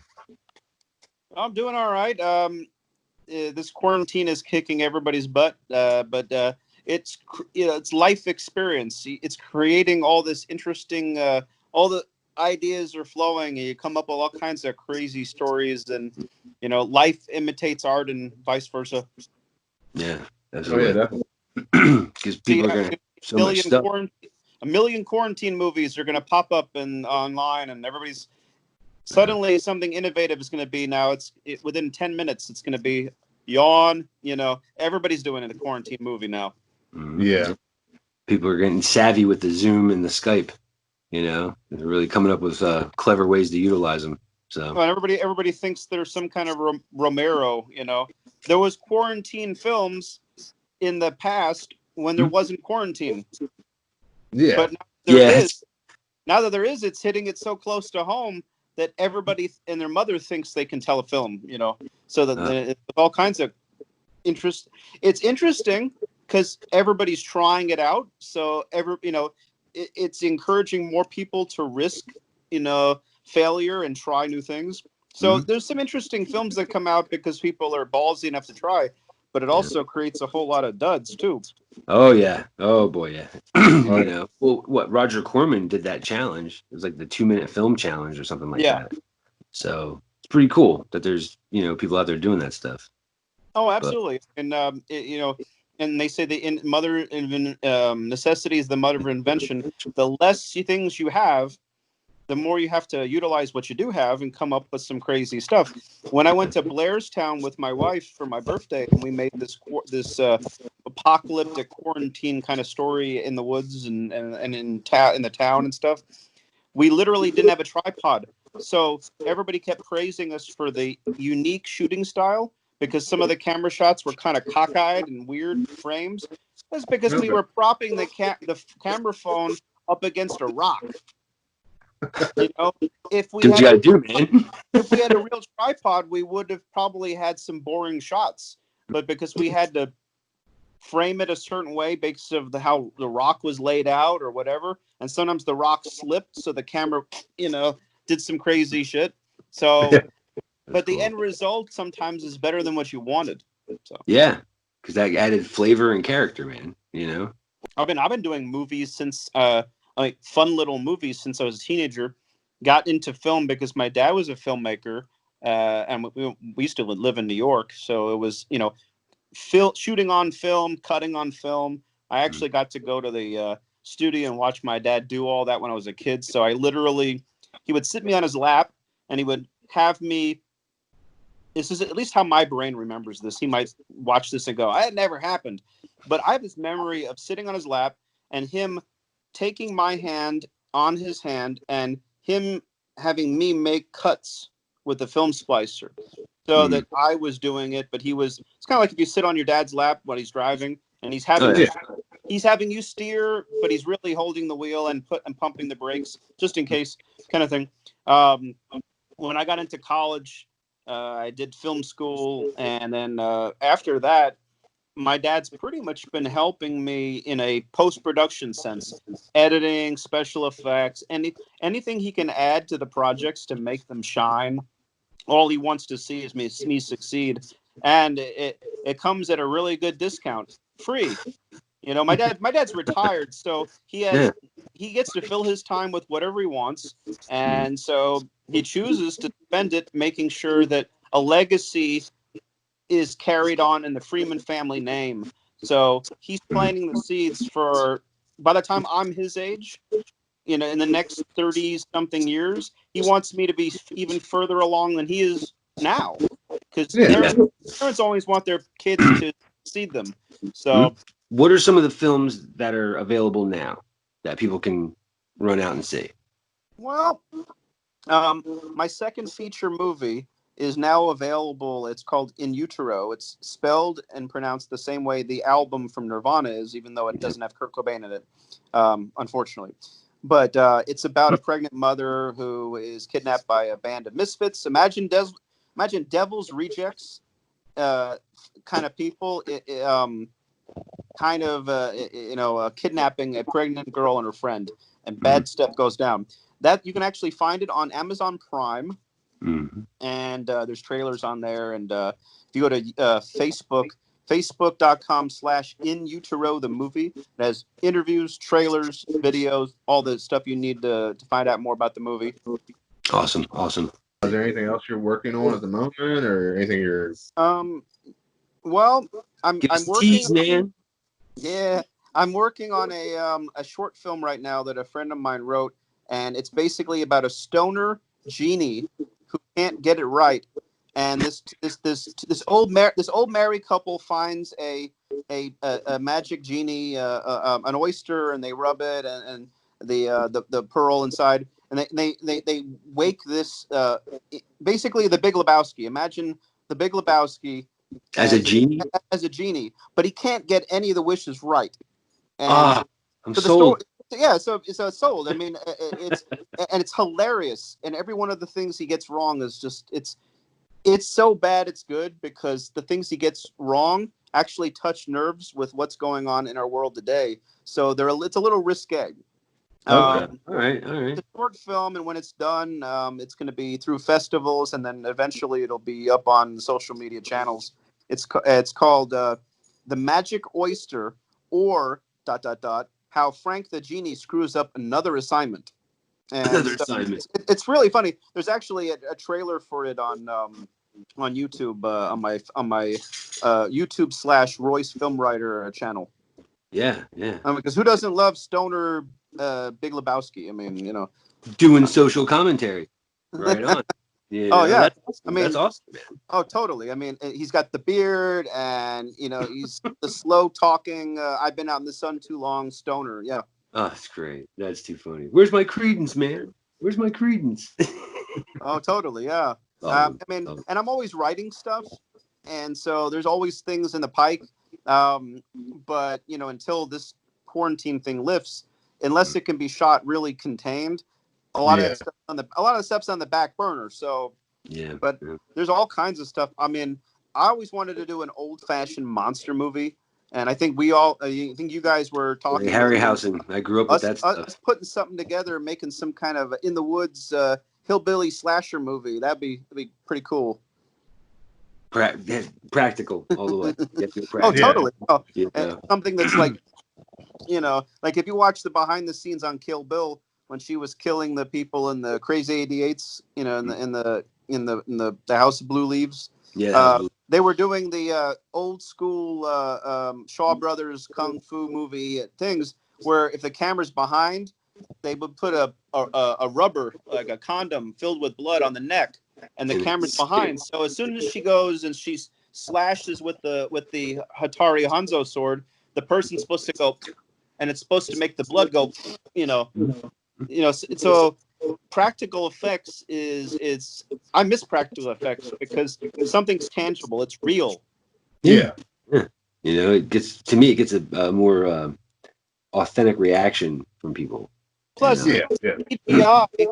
CGI blood, when it hits something, it's not going to hit it and then bend with the light and roll down the body. When real liquid hits there, it's going to, some of it's going to spray here, some of it's going to spray here, some of it's going to roll down the lip. Everything, it comes in contact with real life. Mm-hmm. So, well, plus there's those rare instances where it hits the camera. Oh yeah, you're like, oh shit, kind of cool. But so is there anything else you want to plug, or where people can find you, or anything like that? If you round again. On Facebook, I have an all-purpose film page that has all my stuff, and it's facebook.com/filmmaker Royce Freeman, and or if you just search for it, Freeman Films. And then, it has a double F logo, for Freeman Films. Has trailers for all my stuff, videos of all my short films, and how to find other things. My first movie is available not through Prime, even though I'm trying to get it on Prime. It's called Rapture. It's, again, contained hostages in a house, very old school, grindhouse, just like how In Utero is. But this one, the spin of it is a religious nut is keeping a bunch of kids against their will in this house, and it's a power play of he's trying to break them and show them that there's no hope. And one of the kids actually two of the kids have a little bit of faith, so they're actually trying to turn him and his bandits against their evil ways before it's too late. Which is strange that, like an Apostle Paul, that basically, no matter what, even till the end of their life, they're still going to try to turn you away from your evil ways.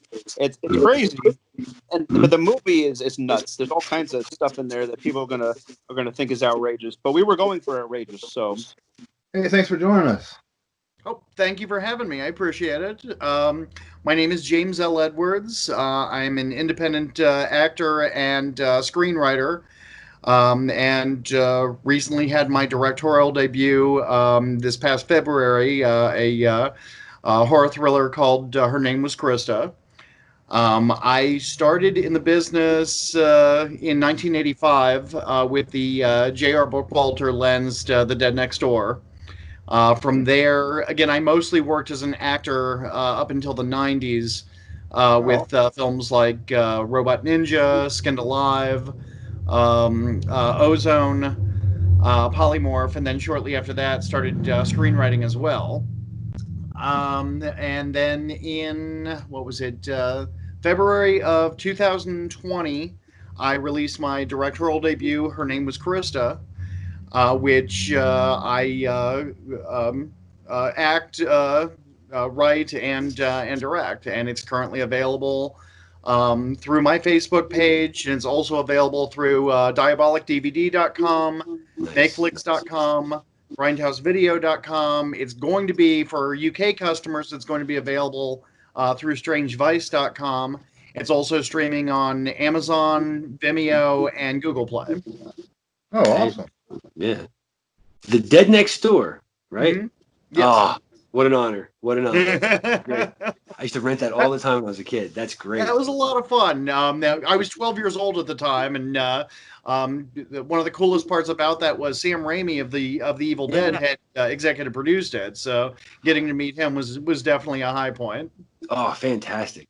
Fantastic. All the characters' names are, bigwig horror people. It's great. Right. Oh, exactly.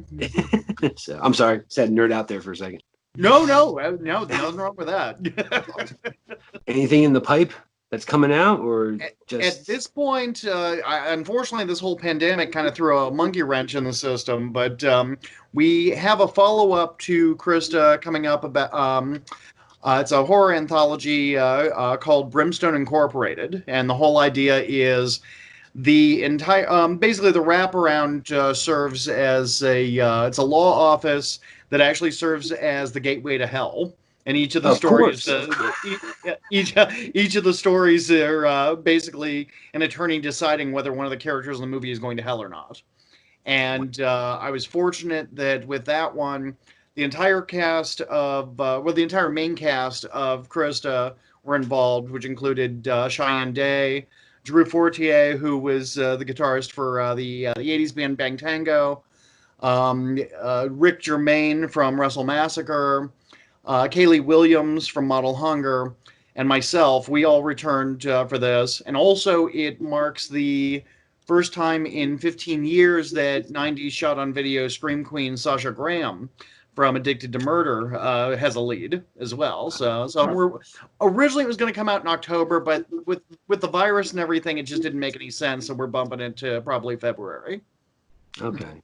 But in the meantime, we're still pushing forward as far as selling Krista goes. Krista was kind of my passion project in the sense that, again, it was my directorial debut. And it's essentially about a guy in his mid-40s who's kind of a loner, kind of quiet, and he's having problems meeting women. And at the suggestion of a coworker, he basically tells him he should go out and hire a prostitute for what's called the girlfriend experience. Well, he ends up hiring this girl, and they actually do end up falling in love. The problem is, through situations beyond his control, death enters the picture.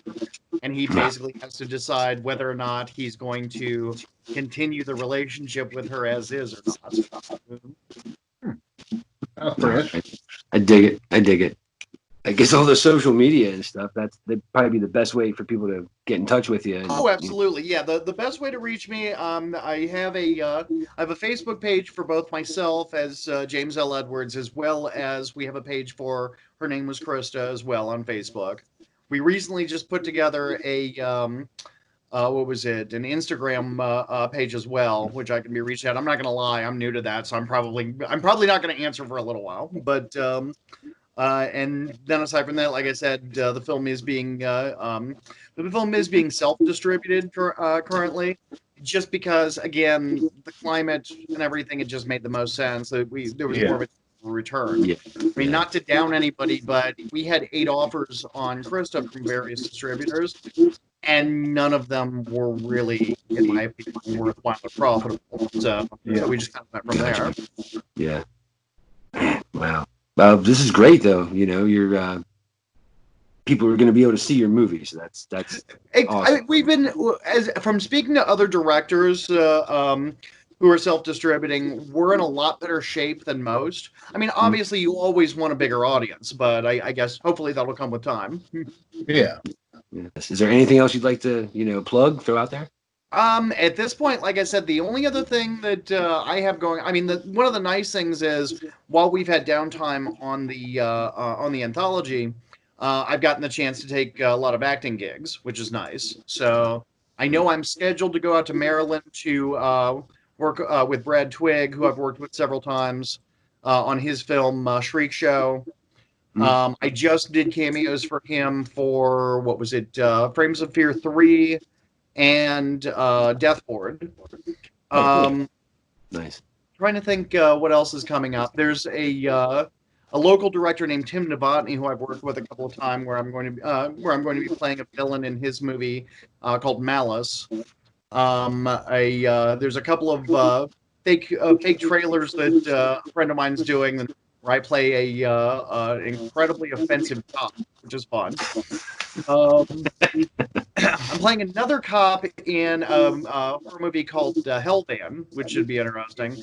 And I'm playing a newscaster in a movie called The Beast of Walton Street. So I mean, luckily, even with the COVID going on, it's busy. So that I can't complain. Yeah, that's good. Yeah, no, that's good. That's good. We were joking before, and we said with all the lockdowns and quarantines, there's going to be so much content that probably this time next year, because everybody's just working, trying to stay busy. Oh, exactly. Well, it's an Yeah. odd time because I would have thought with all of the major studios being shut down that this would be the perfect time for us to kind of sneak in our product. I've Yeah. actually seen the opposite. I mean, I'm seeing stuff like, I think, what was it? The original Ghostbusters actually made an additional $500,000 as far as drive-in releases. It's like, well, if they could put a movie, again, I love Ghostbusters, don't get me wrong, but if they're that desperate for content to put a movie from the 80s on the screen, why not grab one of our movies and throw it on there? You know, Yeah. Absolutely. Yeah. All right.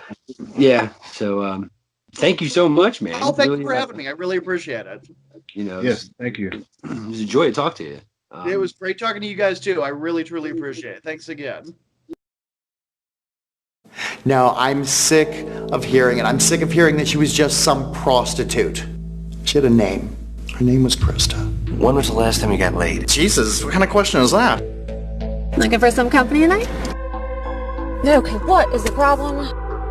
It's been 4 years since I've slept with someone. Have you ever heard of the girlfriend experience? Have you ever heard of the girlfriend experience? Yes. I could talk to her for hours.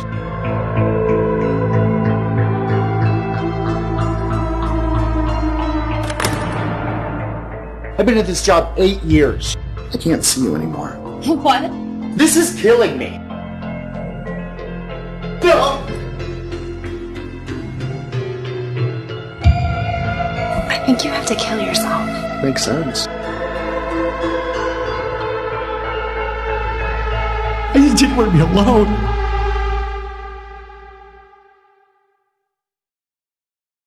Ha! You made it. Fantastic. Thanks, everybody. Thanks for sticking it out. We know that was a long video, but we didn't want to deprive you of any of those great, great vendors. Pretty cool stuff, man. Yeah, it Seriously. is. Yeah. So thank you again for joining us, and don't forget to hit the subscribe button to stay up to date with everything at Slinky's. You certainly don't want to miss that announcement next week for all the raffle prizes. It's gonna be crazy, man. It's pretty good swag. Plus, you'll miss all the madness that happens at Slinky's. Thank you again, everyone, and have a great one. You too.